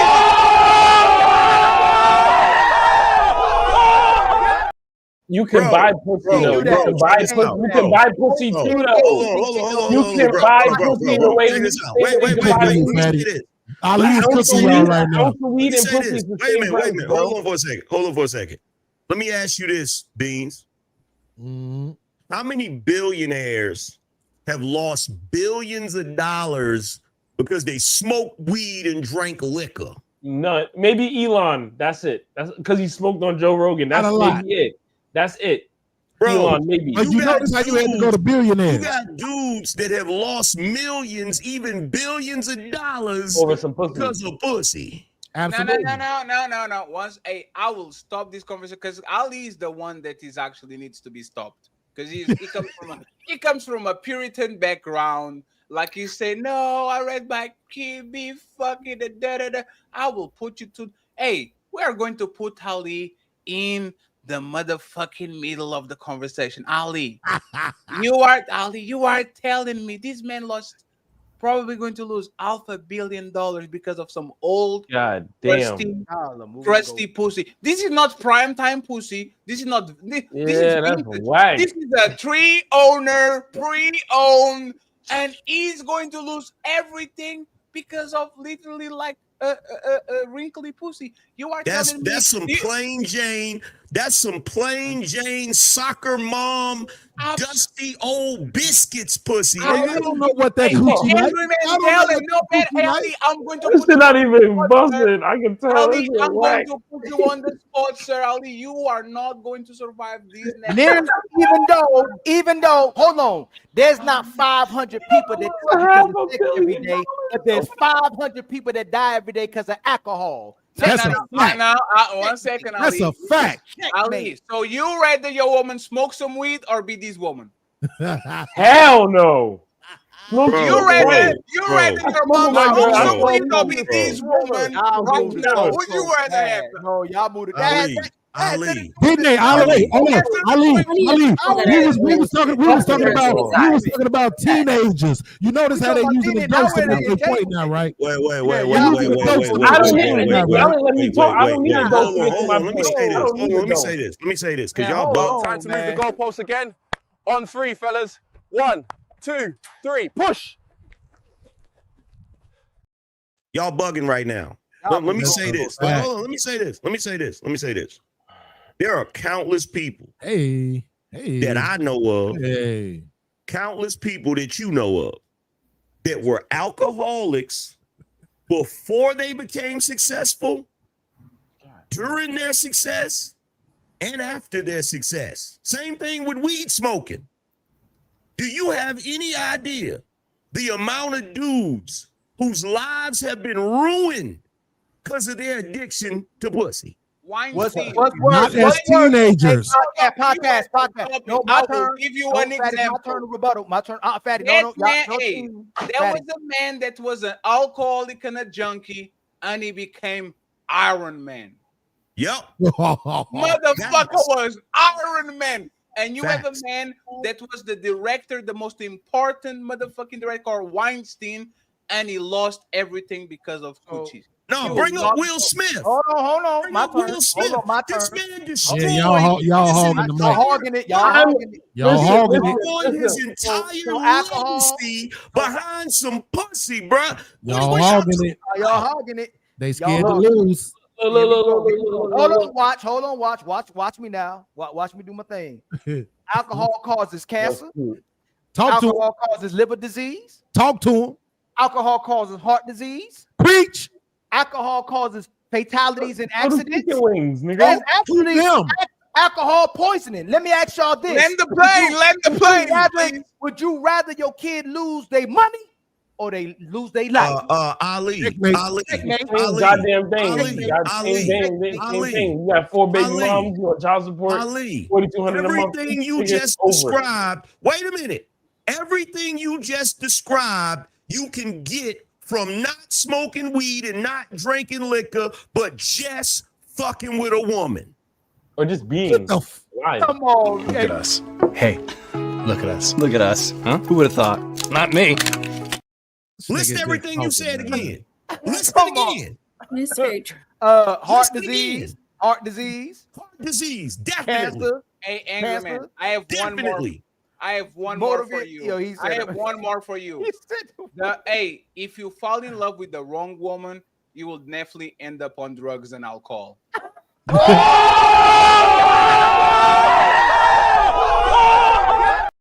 Exactly. That was your best argument. That was the best argument right there. Hey. Most suicides, men that got divorced.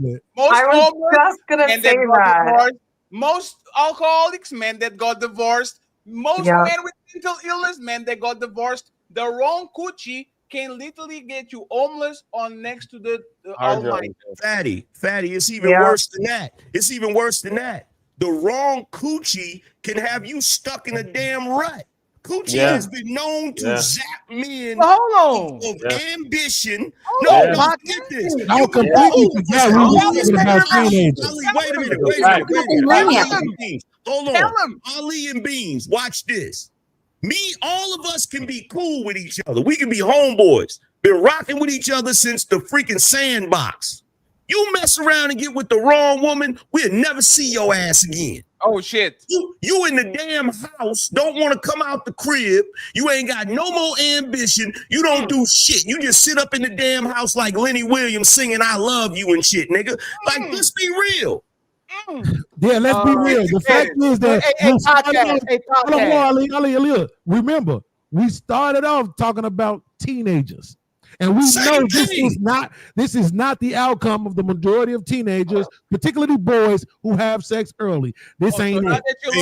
This ain't it. So let's not do that. Hold on, wait. Let me ask you a question, Beans. Let me ask you a question, Beans. So what you gonna tell me is that when you was a teenager, you wasn't never sitting your ass up in the house with the tape recorder making a damn mixtape because some girl hurt your damn feelings. Listen, it ain't about me. I'm a dark skin lover boy. Hold on for a second. Let me answer. Please instruct the witness to answer the question. Just let me respond. It ain't about me because I was a beautiful dark skin lover boy. So of course I did that shit. You light skinned niggas weren't doing that shit. I was outside being hoes. What I'm saying is that's irrelevant. Most boys, and from what I can tell, most boys have a better turnout when they have sex early than when they have sex. Hey, Bees, check this out. Bees, whoa, Ali. Whoa, Ali. Let's talk about it. Ashley, you gotta think about that self-esteem. Wait a minute.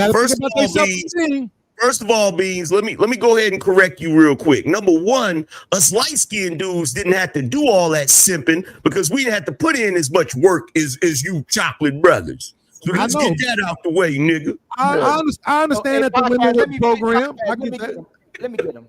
They was talking about how he said, what did you Fatty say? You end up when you end up paraplegic.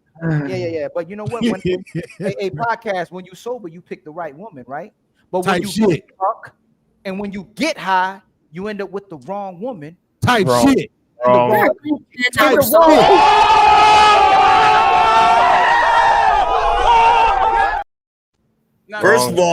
First of all, weed does not make you delusional. It can. It can. No, it can. Oh, it can. weed don't make you delusional. No, it can. It can. It can. No, No, weed will have you seeing some shit you didn't see before. That's not true. First of all, That's let's not be clear. Let's be clear. Weed will have you seeing some shit you didn't notice before, and alcohol will have you saying some real shit that you didn't say before. So if you with the wrong chick and your ass is drunk, you gonna tell her she ain't shit. So no, that argument is weak. That argument is weak right there. Hold on, y'all. Hold on. Angry man, you telling me when a man is drunk, he ain't more likely to smash what's around him? If he's never been with the chick before, absolutely. No. That's what the club wears in Chicago. Wait a minute. There's a difference between a dude that's drunk and he just met the chick, and the dude that's drunk that's already been with the chick. That's okay, but I'm gonna ask you again. If the dude is sitting in the room with a chick, whether he smashed it or not, and he's drunk, is he more likely to smash? Yeah. Oh, that's what I thought.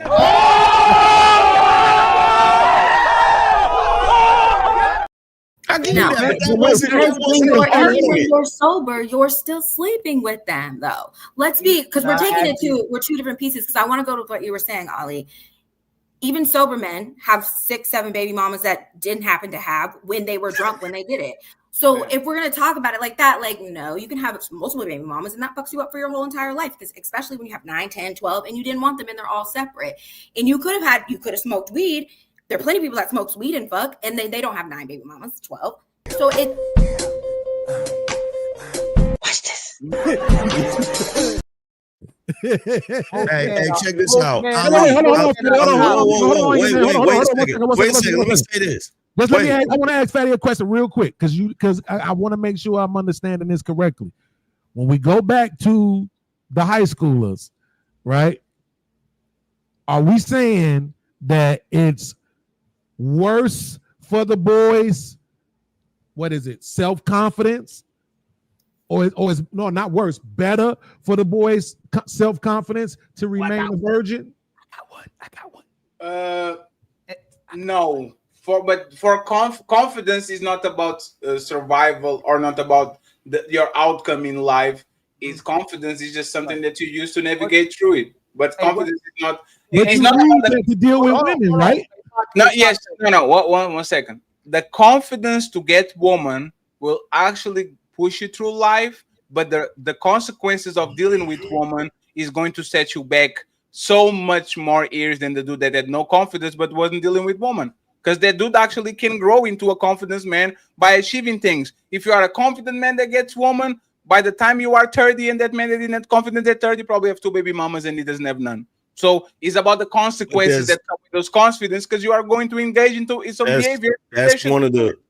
But he's pointing out one of the major problems of the black community, which is boys building their confidence on how many chicks they can fuck. And guess what? Because the black community has that peer pressure amongst boys to say, oh, well, your confidence comes from how many women you can get. That is what's creating the lack of confidence in the boys that ain't fucking beans. So but I'm not. But wait, hold on, Ali, please. Don't please. I just got to correct that. Don't misunderstand what I'm saying. I'm not because I'm not a person who believes in bulk when it comes to women. I'm not saying the ability to smash a whole bunch of chicks.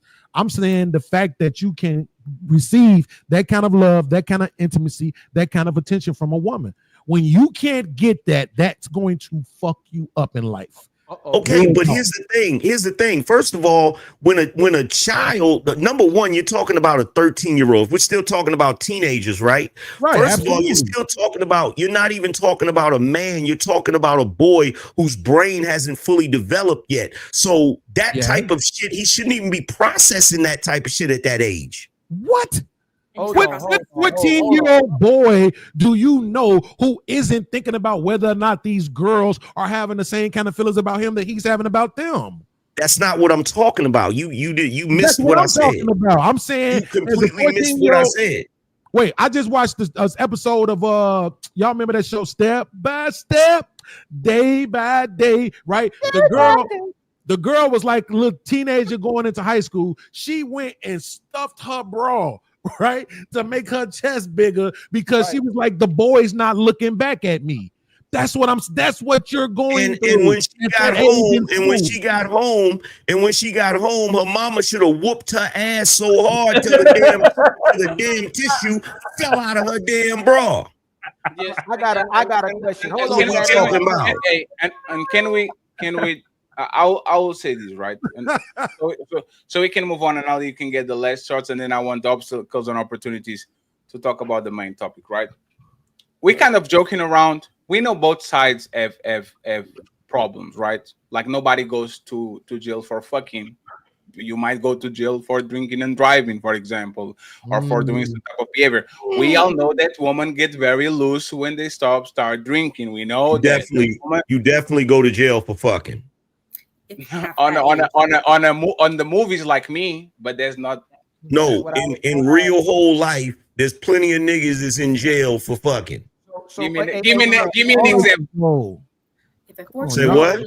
Give me an example. Give me an example. I want to hear this. Give me an example. Yeah, what domestic violence? There's plenty of dudes. There's plenty of dudes that's in a relationship with a chick. The chick called the police on him for an argument. He goes to fucking jail. There's plenty of dudes who get women pregnant and they hit them with the child support and they end up locked up behind child support. There's plenty of dudes. Hold on for a second, bro. Hold on. I have an uncle that lost his life because his wife was fucking some other dude. He went and confronted the dude, and the dude had his homeboys with him, and they all got into a fight. My uncle lost his life. I got a homeboy right now. Last year, he got into a shootout with a dude because he was fucking the dude's wife. There are plenty of dudes out here that are in prison right now because they was fucking a bitch. Yes. But the point was that the sex ain't the charge. That's what I thought Fatty was saying. They dead too, Angry Man. They dead also. Hold on, y'all. We literally and we left out all of the dudes that was messing with a chick, having sex with her consensually, and then when people found out she was having sex because she didn't want to be viewed as a hoe, she said that she was assaulted. Okay, now that's a good example. Right. Ali, take us on. But this for the crowd that is watching. Shout out to the 410 podcast. And Ali are saying they rather have teenage as a heroin addicts than having sex. Okay, that's what they're saying. Make sure that you clip them. They rather you be on heroin and crack cocaine than actually having sex. That's what they said. Let's come back. Let's come back down to earth where it's real in reality, right? So we know they teaching sex ed. They teaching sex ed now, right? So I'm asking Fatty and Angry Man is racist. Last question: would you rather have your son engage in safe sex or him smoking and drinking? Right. Yeah, I read. Oh no, you put the word safe there. I read the one second, please. 1 second. The age of having drinking is 16 in Portugal. The age of smoking shit is 16 in Portugal. So I rather have my son on casual. What you say? Like when they go out to the nightclub, when they're having a dinner, I rather them engaging into safe drinking and smoking on casual situations than actually engaging in casual sex. Absolutely. Thank you very much. Because you said safe environment. If I equate both of them, which is safe is they are smoking and drinking on a controlled environment, I rather have that. No, you're going to change the question? We're talking about teenage and kids. Like I said, that's Ali, what he said. He country, said can you stop that for a second? I said in my country, Ali, did you know that most countries on the planet, the age of drinking No. I know. Fatty, you using the law. I'm asking you. Would you I'm not. No, but that's my point. It's socially accepted to actually have kids as young as 16 drinking and smoking around the world. It's regular. And that's my point because I seen it, right? So what I'm telling is I seen it in mass, the population going on vacation and everybody is 16, 17 smoking and drinking. I rather have my kids on a safe environment, smoking and drinking, than actually having on a safe environment having sex. Okay, since you did that, I ain't got to go to Angry Man. What's safer, safe sex or smoking weed and drinking? I mean, it's healthier. Excuse me. Safe smoking and drinking. No. What's healthier, safe sex or smoking and drinking? What's or healthier? safe smoking, or safe smoking, or safe drinking. What is healthier? I'm asking you Bro, again. I can't get a word. Hold on, watch out, because Fatty did. Fatty wanted to go that way. Hey, watch. If you want, watch 1 second. Watch. If you want to get a word, move yourself in frame. Look at the camera and don't put your feet up. Look at the move as a show. Don't do it just because you are on the lounge like this. I'm not streaming like this. Right? So, like, we will take you more seriously if you actually was looking at the camera and doing your shit. So just please, like, decorum, and you can answer that. But what I'm saying is that Ali. What's healthier? Ali, what's healthier? 1 second. What I'm saying is that what healthier is sex, right? On a safe. Fatty, you can't take my clip away. No, because you take my clip. I got you. No. Hey, sir. There's a saying in my country that says you prepare for emergencies in times of peace. You prepare for war in time of peace. My kid drinking and smoking weed, the worst thing it can happen is minute. He might get into a fight on the nightclub or something like that. But in my country, at least, weed is not laced with fentanyl. I'm sorry. It is what it is. If my kid is fucking safely, and for whatever reason, because once again, most of us, at the 7th time we're fucking the same woman, that condom is nowhere to be found, and we are being very realistic about it, and it's a safer environment, parents know about it, these kids like each other and all that shit, you might be a granddad at 33, at 36, at 40 years old. I would say that once again, if you look at the repercussions, even for engaging in both of them safely, is more probable that you get their woman pregnant, or she goes ahead and has to get the morning after pill and all these things that actually are bad to your body, be on the pill which is bad to woman's body, all these shit, then actually you dying from overdose, or you, for whatever reason, get into trouble because you are drunk. But I Fatty, believe why that, you saying baby when he specifically said with a condom on? Yeah, you added. Can I chime in on this? Because accidents happen. Let me just get watching. Yeah, they do crashing cars. Can I just add something real quick? Hey, Angry Man, just 1 second, because I kind of took the microphone. No, Angry Man. Okay, go ahead, Angry Man. I don't know what Ali and Beans is on tonight. But I'm old school, and this is the damn rule. Since we talking about teenagers, if you ain't paying no rent, you ain't fucking in my house. Like it ain't happening, bruh. You do that after you grown and you out the damn house. You ain't fucking up in here. They don't. Listen, Angry Man kids, if y'all listening, y'all come live with me, man. I know he's tiring around there. You have to make that argument. I'm gonna say it again. Safe sex outside the house. Would you rather your kid having safe sex out? He not having it outside the house, or them smoking and drinking. Y'all keep trying to argue. It's because there's nothing like safe sex is a oxymoron. You want me to check this out? No. Think about it. Safe. No, sir. Safe sex is an oxymoron. Why don't you say safe? Because if I fuck you 100 times, I guarantee you, especially as a woman, and a woman will tell you, something will happen from that. I don't know if it's a urinary infection. I don't know if he got a vasectomy. Wait. Let me say this.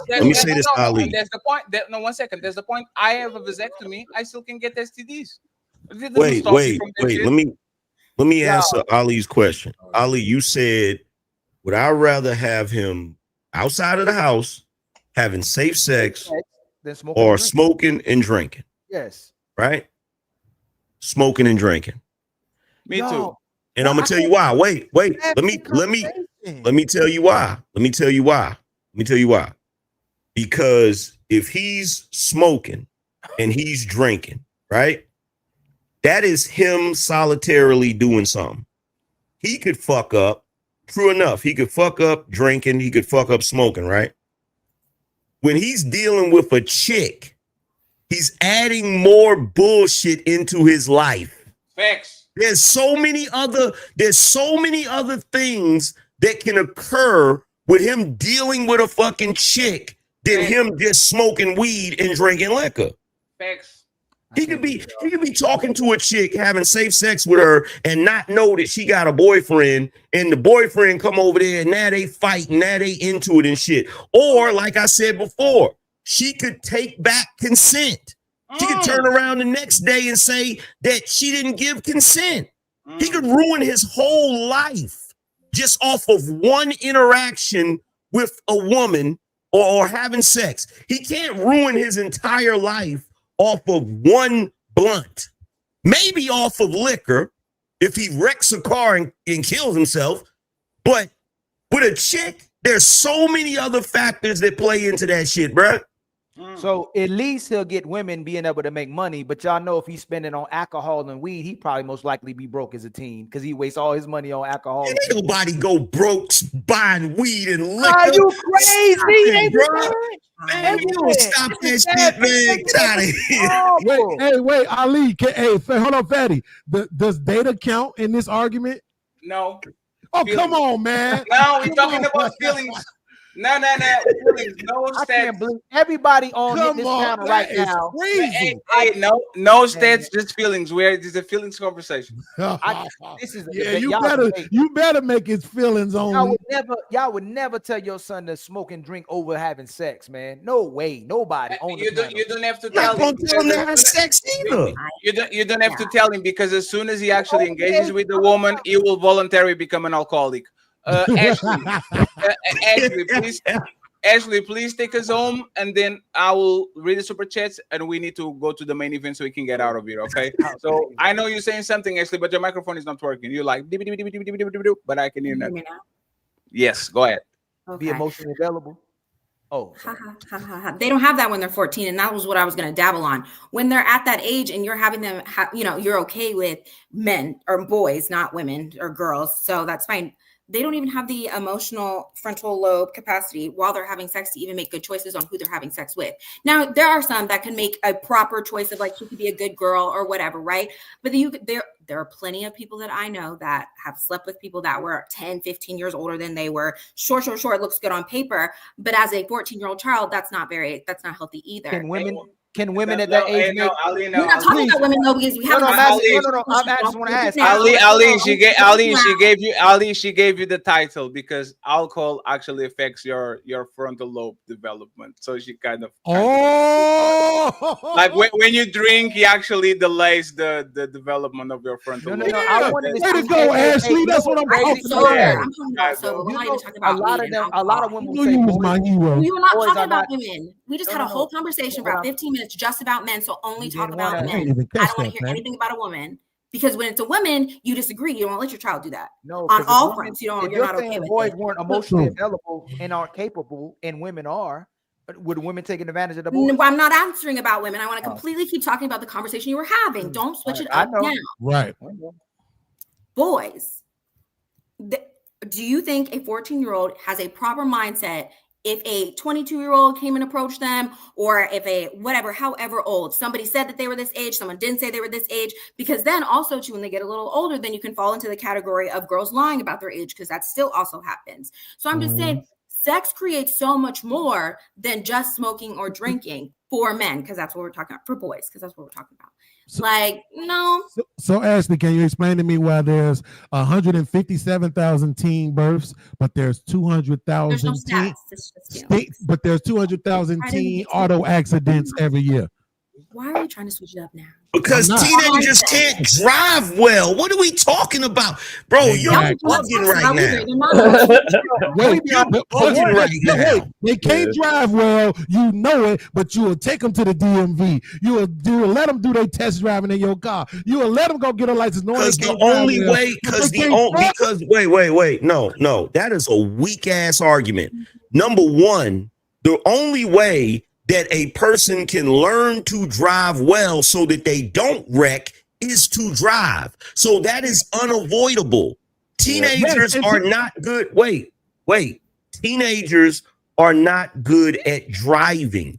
It doesn't matter how good you are at sex, you can still fuck up.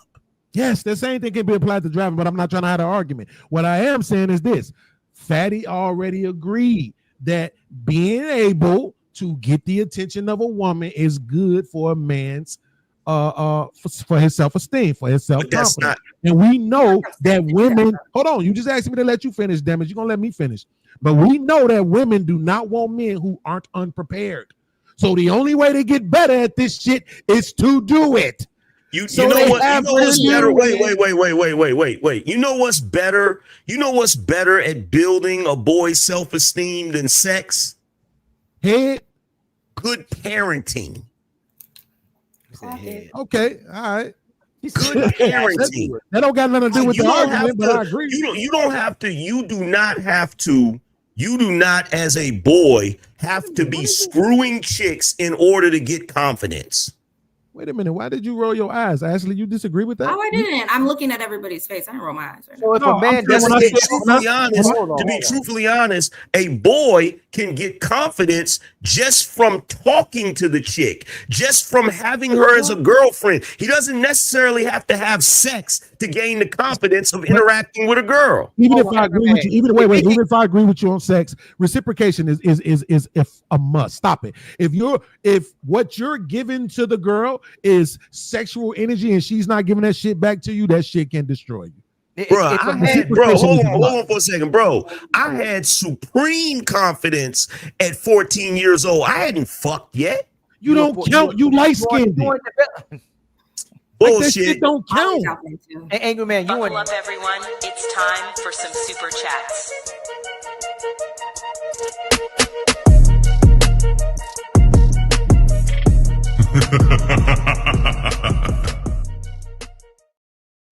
I am trying to trust y'all, but it's 5 hours and 28 minutes, and y'all says, just wanted with you. Just wanted with you. Hey, just one little thing. No, because they won't let me rebuttal. The worst hit to a man's confidence is a man who can get everything but women. That he had the worst confidence ever. Y'all know it. Getting them doesn't necessarily mean fucking them. I didn't say 14. 14, you already you don't think about women like that. Boys are scared of women. They stay away from them. As a teenager, getting them doesn't mean fucking them. No, I agree with that. I agree with that. I'm not disagreeing with you. I'm not disagreeing with you. But as you develop as a man, if you can't get that, your confidence will be horrible. Ali, I had confidence simply because I had numbers in a black book, nigga. What are we talking about? Man, stop that, Angry Man. You got women, man. Stop that, man. God, we hate when men do this, man. This is why you shouldn't trust them when they say it's just a little bit. I didn't need women, but you got women. Hey, I will tell this to the YouTube verse. A panelist saying just a little bit is just like a man saying, "Don't worry, baby, it's just the tip." It's never just the tip. Every man go, Ali, you don't need money. You got money. It's never just the tip. You will always be the whole thing. So never no listen to them. I'm telling you. Shout out to Ninja Cool saying RP 20K very soon. Thank you very much for the $10. Let's go. We got $10. Sir, do you have any change? Nah, motherfucker, I'm broke. Thank you very much. I appreciate you. Thank you very much to the legend Angry Man. He says, y'all still live. Motherfucking We're going to need a donation after this. So thank you very much for your patience. We have the lovely Valerie. She says, hello, Fatty, Ali, and everyone. Thank you very much. I hope you're doing good. We have HQ in the building saying, yes, you can be raised the same, but still get a different message from the parents. Thank you very much. We have 5 to go. We have and beyond saying obstacles took opportunities to show cleavage. That's a crazy statement. God damn it. Kaioken saying that porn can get you killed. Talk about it. Not as much as alcohol. Hey. 500 people dying. Are we doing stats again? I told you about feelings. I'm sorry. This is feelings. Every day, 500 people die from alcohol. Till this day. Hey, don't shoot. Till this day. Hey, Ali, do you know the amount of wars that men fought not because of alcohol but because of pussy? Hey, Chris create life. Pussy creates more life than it destroys. Checkmate. Hey, go look at them stats and see how many of those alcohol deaths was the result of a woman making them get on alcohol. See, that's the problem. Yes. Keeping caveman. That's the problem. Beans Mike sounds like he's in a 1982 battle rap.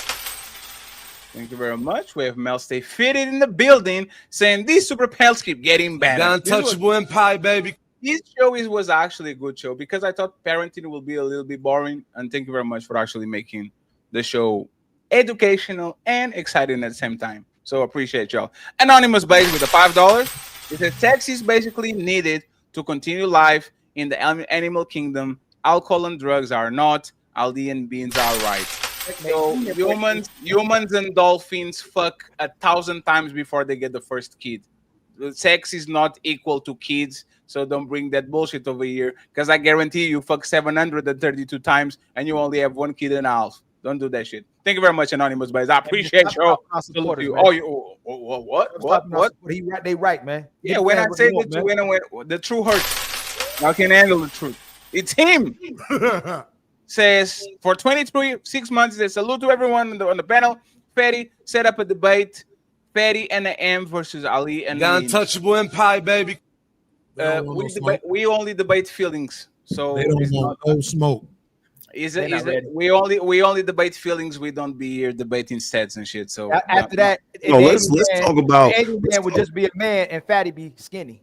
Let's talk about how this nigga recorded himself so that he can trick everybody into believing he's still on camera and shit. Let's talk about that was him. I was like, is he messing with us? Yo, that's crazy how he did. Yo, I was like, yo, that's diabolical. Yo, this is crazy. Yo, you messed me up with that. Not him. So, friends, we have to go to the main event.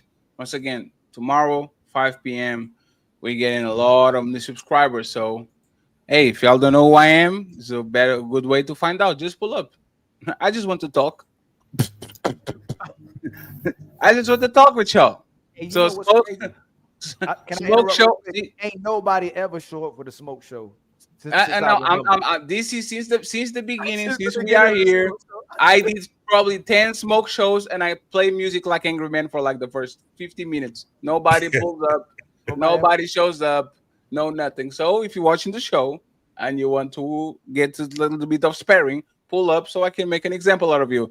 And Sunday, the infamous ladies first with the star-studded panel, friends. And we are going to do kind of a mini rule, like we're going to do what we did today. 2 first hours, we'll let the people invited kind of rock out, and then we open the floodgates to everybody else so we can have fun, okay? So 49ers, 4s, they think they are 9s.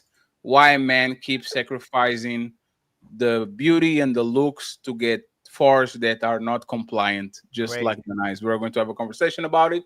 So it is the ladies first on Sunday. Okay, please support Ilkan Ali in the bottom. I would appreciate it. He needs more members and more money. And Fatty, I'm $65 away from the Cash App goals. So if you want to be nice to me, and if you want to sponsor my movie trip, because tomorrow I'm going to, not tomorrow, Sunday, I'm going to watch the new anime movie, Demon Slayer.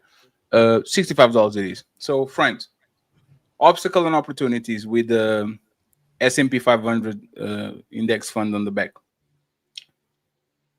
Rampage Jackson. What happened with his son? If you had to actually pinpoint what happened there, would you say that he's more of a son doing, or you think he's bad parenting? We'll start with you, and then we get Watch, and the rest of the panel open up next. What do you think about the situation? Bad parenting, or there's just a bad kid? Yo, first of all, shout out to you, Fatty. So I would say in the panel, I would say probably maybe just his decision as a child. I wouldn't blame it on Rampage at all. That's my opinion on it. At the end of the day, the young gentleman decided to do what he did. It's something that you can't find in Rampage history at all. He decided to fold because of whatever reasons. He's an adult. I think he's like at what, 25, 24, somewhere around there. Yeah, so he's a grown full adult. He had time to think about it and go through his emotions, and he decided to take it out the way he did.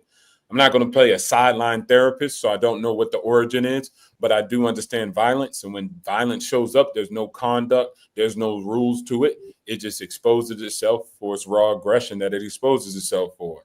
Unfortunately, that young man decided to do it, and now he'll face the consequences, and that's how life works out when you crash out. Damn.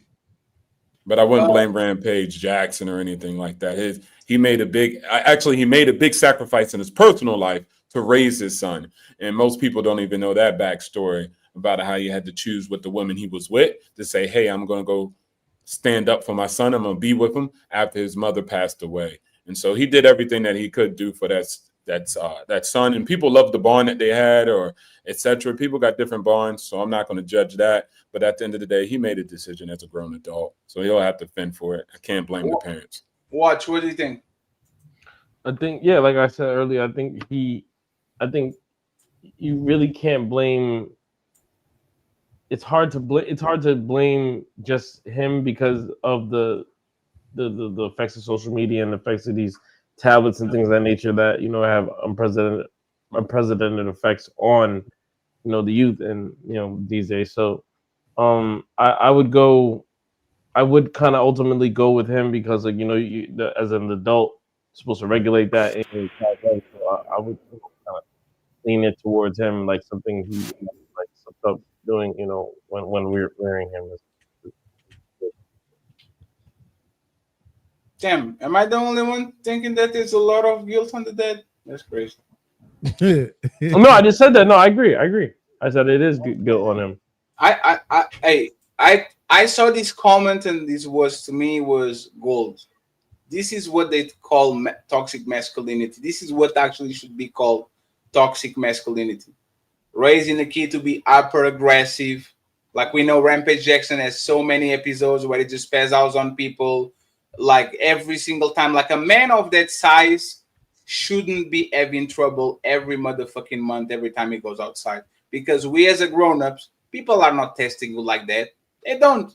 So if every single time, every single month you had either an altercation or very close to it, when we know for a fact that men are very averse to fighting the man, especially of his stature and power, I believe that a lot of what happened with the kid had to do with the dad. Because if you see your dad rampaging all the time and crashing out for no reason, we have the meme of the breaking of the door, the boom, boom, boom, boom. Like we know that for a fact.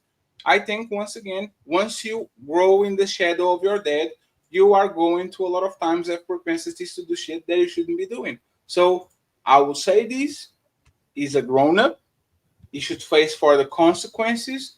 But the fact that Rampage started to make excuses to the behavior of his son as soon as he saw the images, and he reacted the way he reacted when he was with Sneeko on the stream, and he was like, oh, right? And then he came in support of his son. The fact that you are enabling your son and you are telling, oh, it's because this happened and this happened and this happened, with all due respect, after you lay him out and after the second punch, everything you do is on you. So I will definitely make sure to criticize the dad, because like daddy, like son, the apple doesn't fall far from the tree. And because Rampage has shown multiple times that he loses control and loses his refrain himself, I think he's very fair to say that just like Omama was a hoe, you are a little hoe. Just like your daddy was aggressive, you were aggressive too. I think that's fair. I don't know. I'm looking at this story and it's saying his mama was murdered. When was this? I'm trying to find that out now, but I'm just saying that's definitely. I don't think people really understand sometimes how some things impact you. You don't know it until you go through it. We look at it and be like, oh, it's an excuse, but you just don't know until you go through it. I got an older brother. This dude never drank. When his mama got diagnosed with the disease she had, he started drinking. When she died, it's the worst I've ever seen. I don't even see him without a bottle now. And this dude never drank, ever. And you could see it in people's faces when they lose their mama. It changes you. I'm not making, then that's not an excuse. It's just, it changes you, bro. And you can, I know people who lost their mama who said it put them in a space where they just didn't give a F. You know what I'm saying? Like some stuff is like, whatever, they willing to go way further than they would have been willing to go before because maybe they didn't want to disappoint their mama. Now it's like, man, I lost my mama, nigga. What you want to do? You know, like. Can I just interrupt you for a second, podcast? The problem was, if you actually go ahead and see the setup, it was under control. Like, he got the altercation, he face to face, everybody kind of chill. He seated. You know what actually aggravated him? Hey chat, hey chat, hey chat. And the chat was saying, damn, you're going to get that on me. And his dad too. His dad was saying, damn, you're going to live. Blah, blah, blah, blah. And he said, oh, you think I'm a fake crash out? You think I'm a fake crash out? Let me go ahead and prove you that I'm not a fake crash out. So he was not out of his feelings. His feelings got hurt, not because when the guy did shit, it was when the chat was calling him pussy. It's like these conversations that we have where people don't want to fight like that, but then as soon as the chat start to antagonizing, they want to jump out of the window because they don't want to feel like they are soft. So again, I don't know at what point that doesn't show that is not the kid responsibility. I'm just saying, like I said, the dad is antagonizing. The dad is the dad and the chat are literally the version of, damn, bro, you're going to let him talk about your mama like that? That's crazy, right? He wasn't going to fight. Oh, you're going to talk about your mama like that? And now he's crashing out because he wants to prove to the people that are watching him and to his dad that he's no pussy. And congratulations, probably going to jail. I don't know for how many years, but from a nasty. So he listened to the crowd, he listened to the mob, and now the mob doesn't give a fuck about whatever happened to him because he will definitely go to jail for this shit. I don't know if it's 1 month, I don't know if it's 5 years, but 20 punches on an unconscious person. Yeah, I counted it. Too. That was crazy. Hey, bro, I'll give you 7 after he gets unconscious because it's still your muscle memory.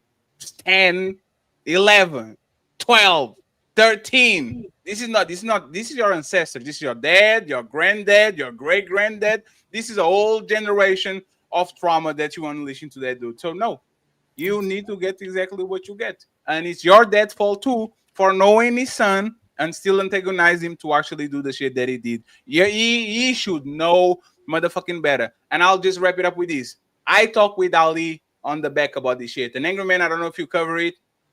There is an interview where Rampage Jackson and his son are talking with each other, and Rampage says, yes, one time I have to put him to sleep, right? And what he says is the son sucker punched Rampage Jackson, and because Rampage didn't want to eat him with his fists, he actually choked him out and put him to sleep. If I'm talking with my dad about a situation like this, I will be smiling because that's my dad. Yeah, he put me to sleep. Yeah, I was being unruly. Motherfucker fucked me up. That was funny. You could see that he was sitting. That he was like that he had resentment about that situation. Instead of being happy-go-lucky and happy, he felt still some kind of way.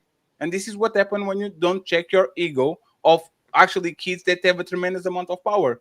If he doesn't have a good predisposition about getting something that he deserved, you see what I'm saying? And he still all that resentment. I know that motherfucker has a chip on his shoulder. I know he's trying to prove to his dad or to the crowd that he's not Rampage Jackson's son, he's Raja Jackson. And once again, these kids that have powerful dads, you are LeBron James' son, you are Michael Jordan's son, they usually do some dumbass shit. I'm glad that Bronny James and all that shit usually are up and running. But what happened usually to these kids is not the LeBron James situation, is the Michael Jordan situation. When you are fucking and cuffing Larsa Pippen and doing a bunch of shit, get caught with cocaine, these people are never able to actually feel the shoes of their dad, so they usually lash out.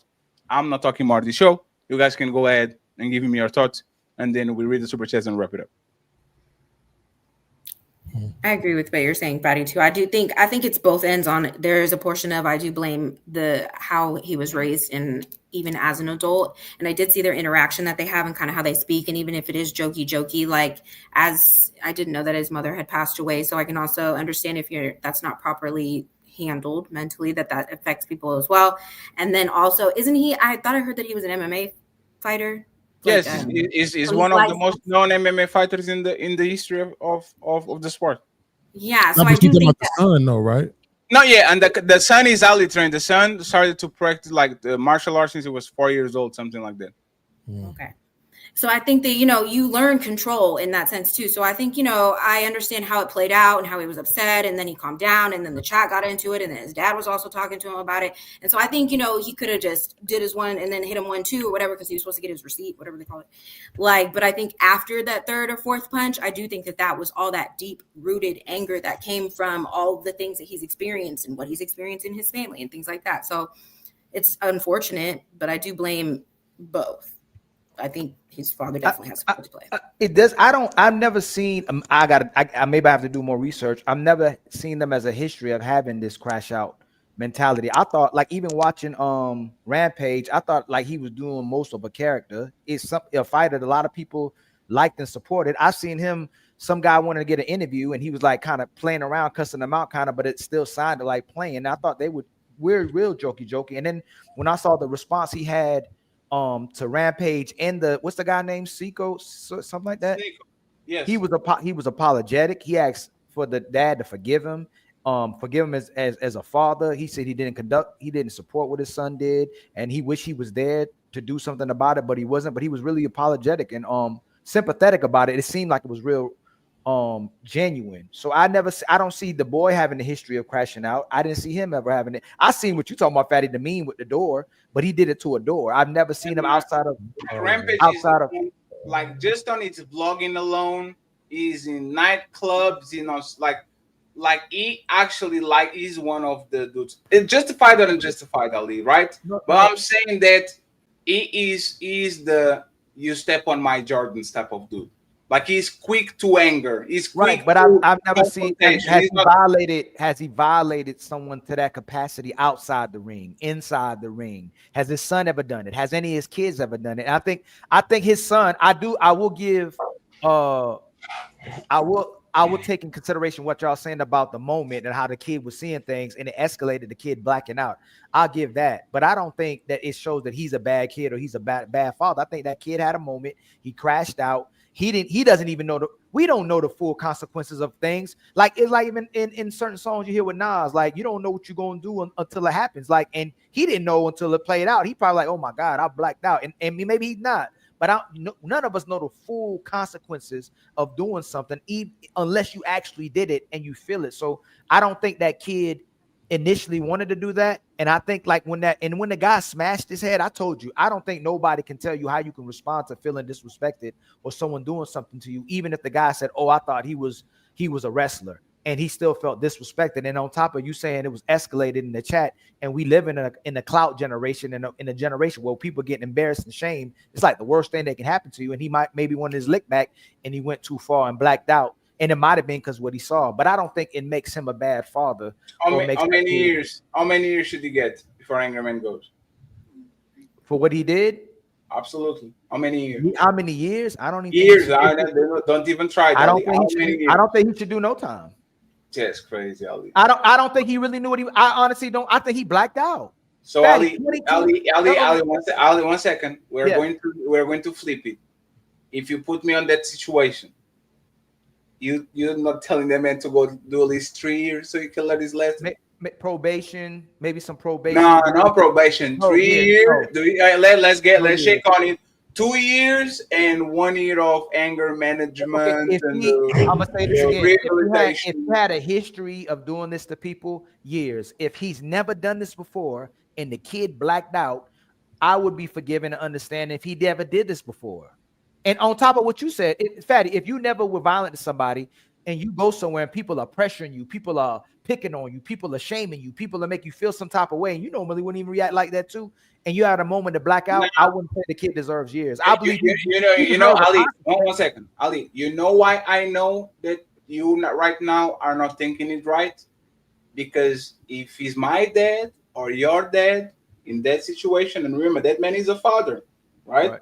If he did that shit to my dad or to your dad, I will put him under the motherfucking dirt. Right. There's no ifs. There's no that. The bare minimum is you go to jail, because if that judge gives you 5 on probation, next time that you are on a ring doing your WWE, motherfucker, I will let you in the motherfucking And it steel makes pole. sense. I don't But- give but a fuck it makes about that sense. shit. But that's right? why we're not. But that's why we're not putting if a judge has to be in that position. If a police officer, something happens to their kid or something, they're not even put in that position because it's a conflict of interest. And that's why you should go to jail, so I don't have to go to the ring and hit him with the steel pole. No, but if you're doing just, you shouldn't be the one that's doing the judgment. It has to be somebody who doesn't have. So Ali, there's the point. Ali, we know, for example, when people do wrongings to other people, there's the not the street justice, but the village justice, like the court of public opinion and the court of we will set you on motherfucking fire if you rape a child. Right? We know that around the world,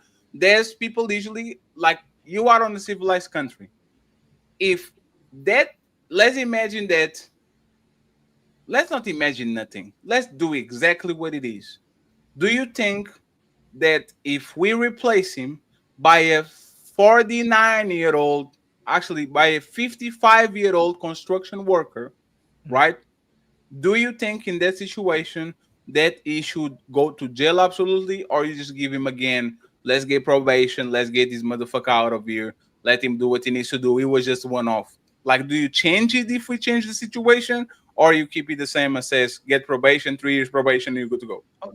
Is consistent probation. Okay, judge it my way. If you saw me do that to somebody, do you think I should deserve time? If you know me, yes, you should go to jail. No, I'll never care for you. 20 punches, I'll give you 2. Ali, remember the joke that I did that got me in trouble? Hey, 2 pumps is okay, 3 pumps go to jail. Is the reaction time when people tell you to stop? It's a joke. It's a joke. It's a joke. They actually come to the face. If you see someone sucker punch me and I retaliate by just, and I'm not stopping, you're going to jail. You are dangerous to my family and to the people around you. A person that is capable of these, you know what, Ali? No, Ali. This is, and then we stop it because we boggled into much. You know the soccer kick, the punt. You already on the ground, and I do the boom, right? I think a person that does that shit deserves to go to jail.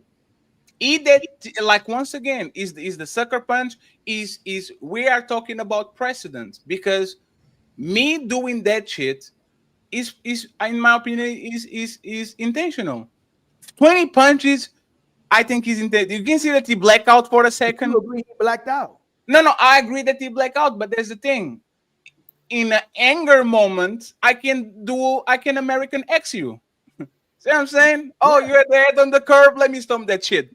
let me stomp that shit real quick to see what happens. But I think, once again, if there's intention in arming, and remember, before he jumps on the ring, he's literally saying, "Oh, you think I'm not going to crash out? Oh, you think I'm joking? Oh, I'm going on a ring and I'm going to hit him with everything." He did a slam, which is actually a real slam, and then he actually fucked him up. So it was intentional. He said they gassed him up. They gassed So him go up. to jail. So should some of them go to jail too? Who? Should they go? The people who gassed them up, should that be the people should gas them? Should they get No, time? because if I can bamboozle you out of your liberty, you are a dumbass. It's not my responsibility. It's hard to judge, man, knowing if the kid don't have a history of it, his father don't have a history of doing something like that. It's hard to go, okay, just give this kid. No, his dad does have a history. Who do he violate like that? Yo, Rampage was literally on a TV show where he lost his temper on a regular basis. Mm-hmm. Yes. On a regular basis. The reality of this is Rampage is a horrible role model for his son. Horrible. Absolutely horrible. I've seen him lose his shit more often than not over petty shit, over tiny shit. And his son going in that ring and doing what he did is an example of him actually mimicking his pops. That's literally what that is. Now, the part that's being left out, that I don't know how many of y'all ever was a boxer, martial artist, or anything like that. One of the things you learn as a fighter is you learn that you have a bigger responsibility than just a regular person on the street. You're supposed to have way more control over yourself when it comes to that, because you understand the damage that you can do.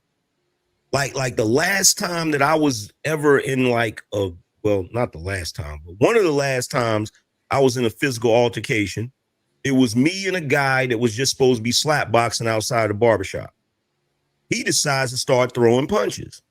He starts throwing punches, you know, on some getting angry shit. And, you know, I fucked around and hit him with a right cross and knocked him out. Did I jump on him and continue to beat the shit out of him? No, I knocked him out. So, in fact, I caught the nigga so his head didn't hit the damn curb. Damn. Like if you're a trained fighter and you know how to fight, one of the main things you're supposed to learn how to control when you learn how to fight is how to fight without being angry. The way he was fighting, he was angry. And like y'all said, he blacked out. He lost control. Now, I don't think you should lock him up forever for that shit, but there has to be some kind of punishment. I agree. You can't just jump on somebody and once they're knocked out and you continue to beat the shit out of them, you could literally cause brain damage. You could kill them. Is Draymond Green a bad father? Hell yes. One second. Absolutely. One second. Matter of fact, Draymond Green, I think they should lock that nigga up today. Just off of what he do on the basketball court. So, do we know anything about Draymond Green? There's no way. There's no way. Oh, look at who we have here. What in the hell?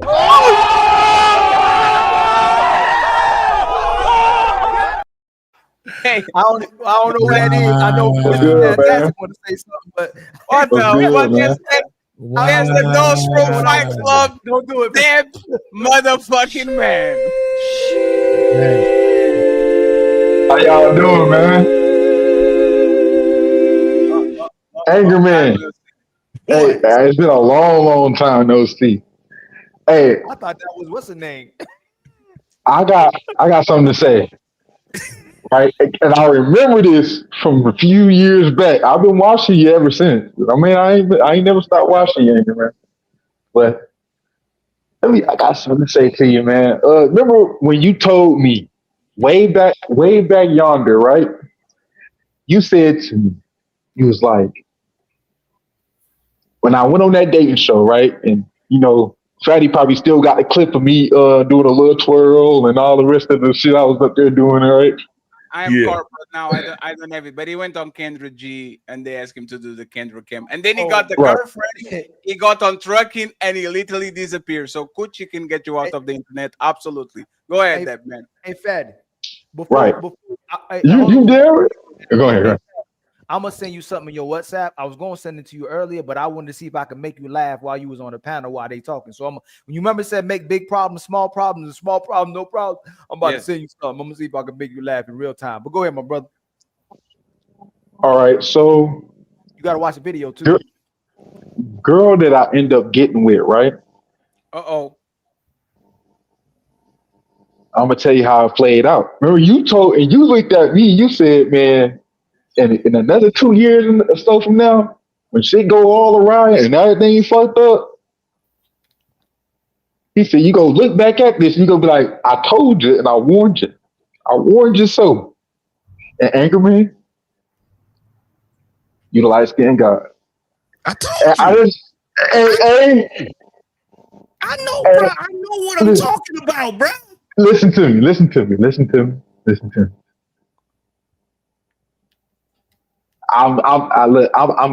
I'm giving you a little props right now, but you know what really happened. I'm gonna tell you something. What really happened?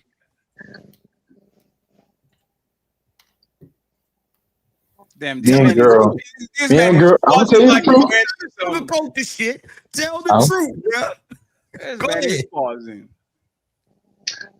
So we got together, right? Yep. We was talking. Everything was peaceful and cool. Like she was doing all the little, things that I needed her to do. acting right? You had on the truck with you. I was invested. Mm-hmm. Go ahead. Yeah. I know you remember what happened, right?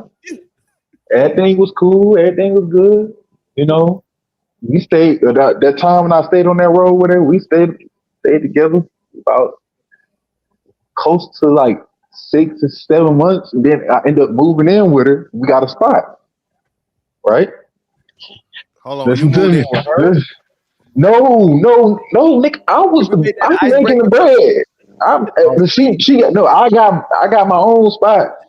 We moved in together, and we got a spot together, right? She did medical coding, right? That what she did on the computer. She did that right there, right? So we get a spot, move in, everything cool, you know. After a while, you know, things started being a little fishy, you know, things a little fishy, right? I did. She started getting. It's like little petty stuff that couples argue about. Like I don't know. Like she just started being petty for no reason, right? And that's what I was thinking. Like, well, you're so petty. She was messing with another nigga, and she was trying to start an argument so she could break up with you, right? No, that's not even what happened. What happened? Go ahead, Tim. I'm telling you. So we get into it, and I just feel like she just kept being petty. So one day, I left the house. And I left the house, and if I'm gone, usually if we get into it and I'm gone, I leave. I don't come back for. I ain't gonna come back for that whole day or the next day. I'll probably come on a little bit later after that. I'm gone. I'm not about to sit there and keep arguing with you. I'm just arguing with yourself. By the time I get back, you go be back to your senses and all that good stuff, right? At least in my mind, right? You know, so I come back and I see one of my neighbors. They tell me, they're like, man, like such and such and such and such. Somebody was over here in a black car back. Like, they had a black car over here. Right? A dude, right? Yeah. So I'm like, all right, ain't nobody over here. You capping, bro. Ain't no way you trying to get at my girl. That's what I said. That's why I said something like, man, you trying to dirty Mac on me. That's what I said to him. So like, nah, bro. I'm like, then that could be my brother coming over my crib to come see about me, right? So her and me, we end up getting into it. We get into it. I'm gonna be like, man, who the fuck is this nigga you have? I called my brother. Hey, man, you came over the crib. He said, yeah. Now I couldn't get in contact with him for a minute, right? He said, I did come over. I couldn't get in contact with him for a minute. So we over there arguing. We get into it. Right? I ended up finding out it was my brother, right? We done got into it. I fucked around, got locked up. Hey, look, hey man. Wait. You jumping the start. That was a nasty jump. It wasn't that. It wasn't that. I'm gonna get into it, right? So this is bad, and I know it's bad because it's taking you forever to get to it. I know it's horrible. Just say it, bro. So I went to jail. So I get into it. I'm like, man, what's going on? Like I'm cussing and fussing. I'm in the house. I'm mad as hell. Like I'm breaking shit. Right. Find out, okay, this is I get locked up.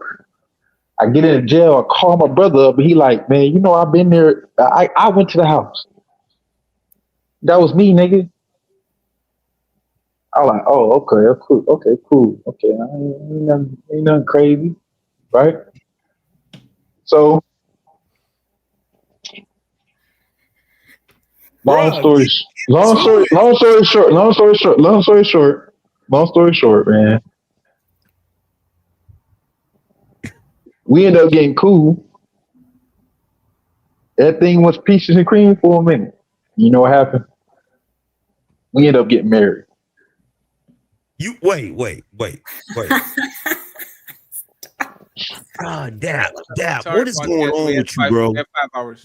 What is good with you, bro? So you he being petty, you get into an argument with her, you get locked up, and after all of that shit, your solution is to marry her? Yes. See, this is why you should have kept hanging around, bruh. Cause bruh. So what happened after you married her? Are you still married to her? Yeah. You still on your house? Y'all still together? Yeah.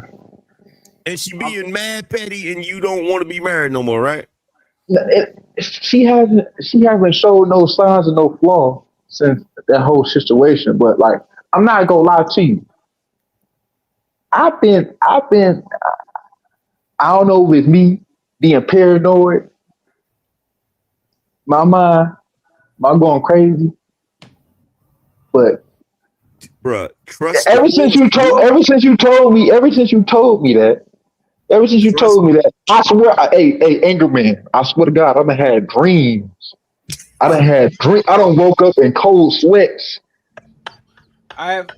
When you told me that, and you got me paranoid as hell, and I probably got a good woman.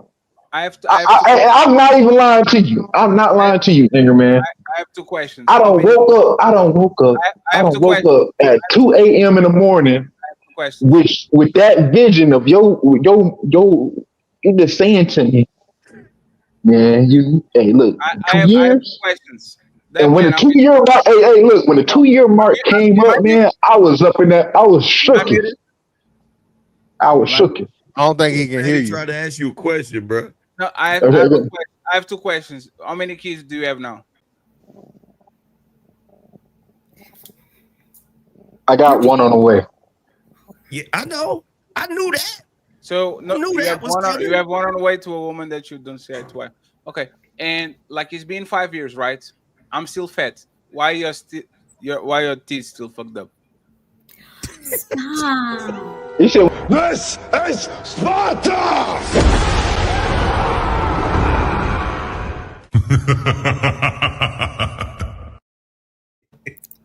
We're going corporate, friend. I gave you the opportunity to integrate yourself into the show. You are a terrible storyteller, and your mouth still yuck. So this is fantastic. Please, rampage situation, and then we're out of here, and I will send everybody to the information. Thank you very much. That man, come back on a more opportune time. Congrats to the baby. We just corporate over here. Like we don't deal with Fight Club rejects anymore. Just Fight Club royalty.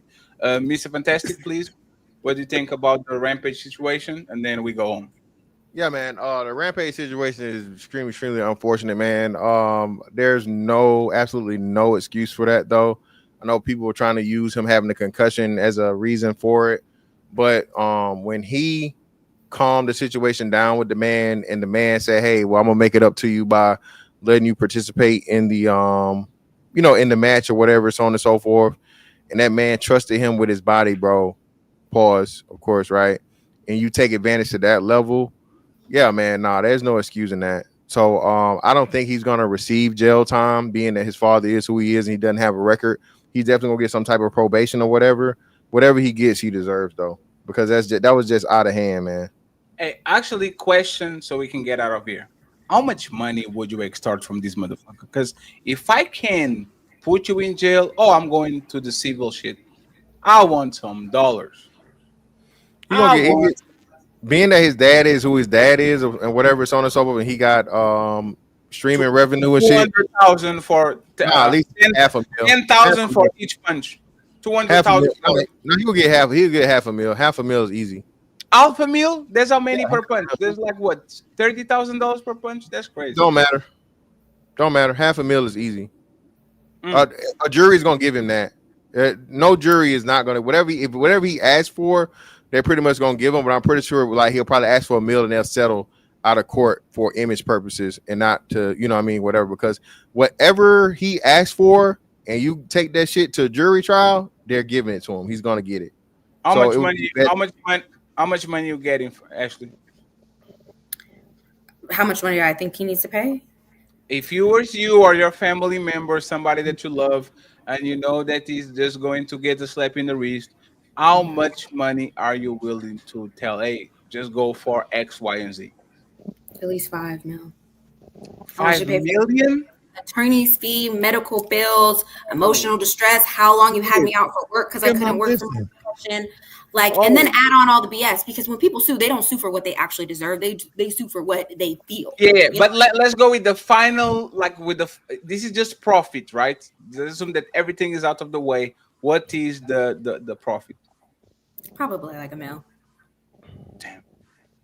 $1 million. Little podcast. Yeah, man. I wanted to say this earlier, man, Fatty. Y'all got to get off this jail shit, bro. I don't know what it is, man. He got caught smoking weed, jail.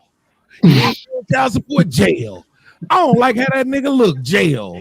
PTSD podcast. We dealt with jailbird before for 2 years.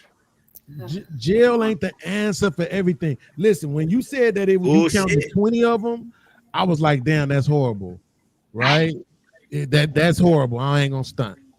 But jail, bullshit. Nah, come on, man. It is the solution. Nah, not jail. I think, some bread, some community service. He 25. Management. 25. Hey, you know what's crazy? Military. How about that? You know what's crazy to me? The 2 years. Make them do the 2 year service. You'll be the same nigga. You'll be the same type of nigga to be like, the police ain't above the law, right?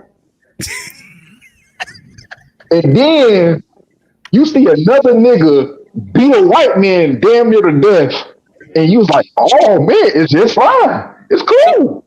Just paying up some money. If it was a white man beating on a black boy, you will be up in arms right now. All he gonna do is get his wife, the little rich white folks go just pay him some money, and then they go just write it over. Look, I'm gonna tell you this. I know you're trying to do that, man. I have a question. That man, how much money would you ask him? How much money do you think he should get? I think that nigga should go to jail, bro. What you think?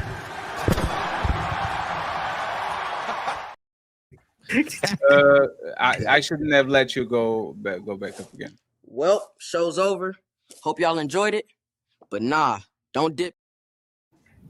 Final thought. Come on, Final thoughts. Fatty, with this jail shit, bro. You gotta stop that. No, bro. What do you mean by jail shit? Because I'm saying we always we act like that's the answer for everything anybody do is jail. No. I agree with you that 20 is horrible. You're going to jail. That's crazy. You're going to jail to save you from me. Say that one more time. You're going to jail to save you from me. Because this is I don't understand. This is I have a distorted way of looking at violence, right? I live in a very safe country where I know for the most part violence is not going to happen to me to the point where I did going to the morgue or very close to it, right? Mm-hmm. But if this is my dad or my mom, I will eat you with the baseball bat. I will eat you with I will literally take the short microphone, I'll take the arm, the titanium arm, I will unscrew it out of that shit, put it on the back of the car, and I'll try to hurt you. Because the thing is, we forget that these people have loved ones. And the thing that a lot of times people don't understand is you seeing your loved one in a position of vulnerability where they just laying there and you just boo, beam, you're at least going to get 5 of those, right? And then I'm going to play the same game as you.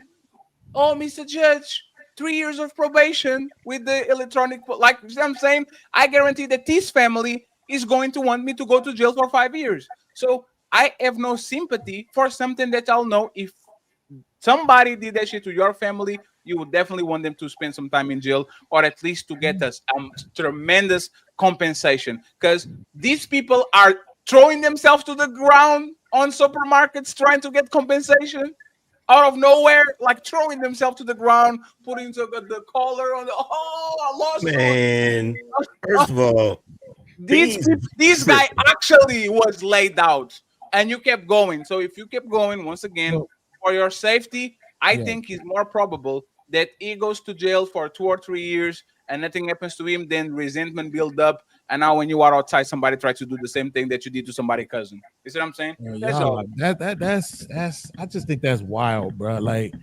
honestly, yes, you're gonna like you just said, you want to take something and you want to go do something to him. Yeah, I'm not really a fan of jail. I really only think like, you know, the who is a fan of jail? That's the point. I want you to go to prison, not jail. Isn't jail the? Well, you know what I mean. You know what I mean. I'm saying I want you to go to prison. To me, I think that's for like kid diddlers and people who just out here taking lives ridiculously, right? Like, but jail is like that ain't it, man. Like, put the dude to some use, right? Make him put him to some use. Make him in a situation where he's getting something done. I have an idea. He's going to be the slave of that family for 5 years, just like in Even if I agree with you, he's going to be a what do you call it? Indentured servant. Indentured servant. Just jump going to be for 5 years. He can go to his home on the weekends and all that shit. He can have a PlayStation in a little room.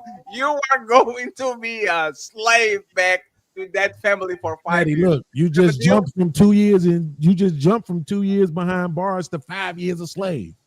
Once again, you can buy your freedom back, brother. You just have to sing. So- I'll give you your freedom back. You got this. So I categorically disagree with Beans. He needs to go to jail because that's where criminals and savages go. Yes. You feel me? And what he did was savage, bruh. All right. If you if a man disrespected you and you slapped the taste out his mouth and handed him his hat, that's civilized. If a man swing on you and you knock him the fuck out and you leave him laying there in the gutter, that's civilized. But to jump on a man and hit him and then he out like a light and continue to beat him with 20 more punches, 20 more bolos is savage, bruh. If there's any place that somebody like that is supposed to go, it's jail. Yes. Jail. You feel me? Not prison necessarily. Give him about a year in the county. You feel what I'm saying? To reflect and think about what he did. Absolutely. You feel what I'm saying? He'll be better for it. And I'll do one better. You can't be worried about never him been to jail saying this shit. You can't be worried about him being in jail. You know he can handle himself. But that's where niggas that act like that go. Hey, I will do one better, Angry Man and Podcast. Do you know the story about these meteorite that come into Earth on a very weird pattern at a very weird velocity that people kind of saying that it might be a spaceship because it's coming from an angle that is going to be behind the sun and we don't see that shit? If those motherfuckers get to Earth, I'm snitching. Hey, take that over there. That one. The Rampage Jet. The Raja one. You can take it with him. We don't need him. You can go first, Leslie, because we don't need this motherfucker. Like, it doesn't need to be around us. I'm sorry. You deserve. If they probe you and they lobotomize you and they open your cheeks and they put a tube over your shit, hey, bro, congratulations. I am snitching. It's crazy. Weak, hot, Mr. Fantastic, weak, more like Mr. Average. Open your cheeks is wild. On that. Buckle up, everyone. It's time for some super chats.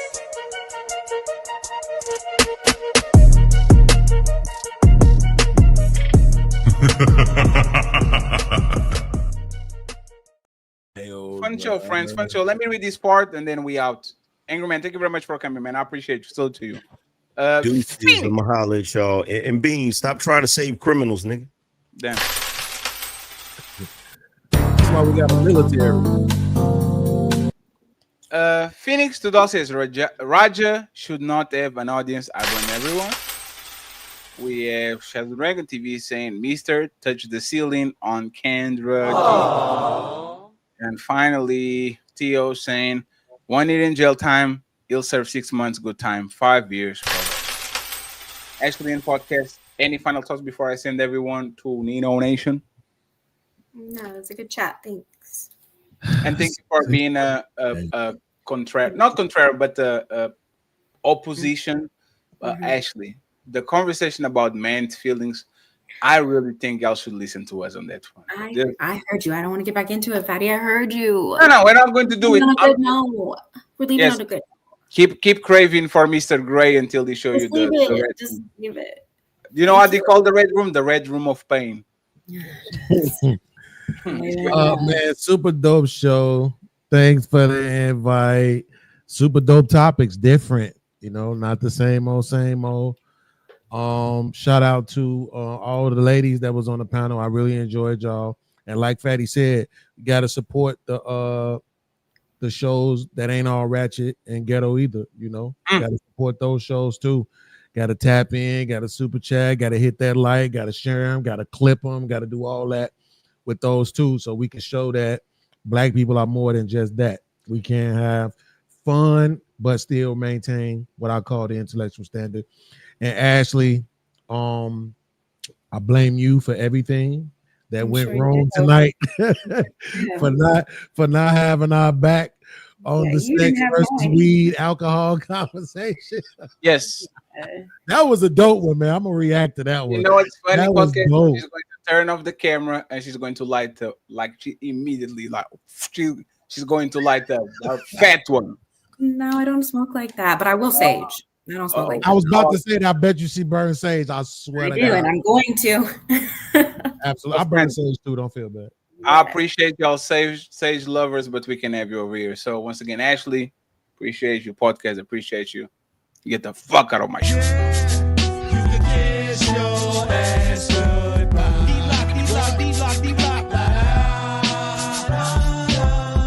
the song. Yeah. You can kiss your ass goodbye.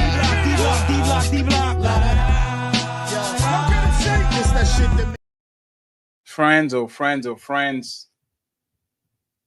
In 5 hours, some people are going to come here to help me build a little bit of the studio. I appreciate you. I appreciate you. Tomorrow, 5 p.m. Eastern. Smoke show for the nosy ones. Pull up so I can fuck y'all up. Sunday, the infamous ladies first show. But for now, we out. If you're watching this show, we did meet our goals on the Cash App and PayPal. So if you have $65 and it's the end of the month, just support us. I would appreciate it. I will celebrate you on tonight's show. But for now, I send you to Nino Nation. Team Fatty and the Untouchables signing out. Peace. Psych. Who's calling that shit? Who's calling that shit? Who's calling that shit? Who's calling that shit? Who? Yeah. OVO Sound 2025.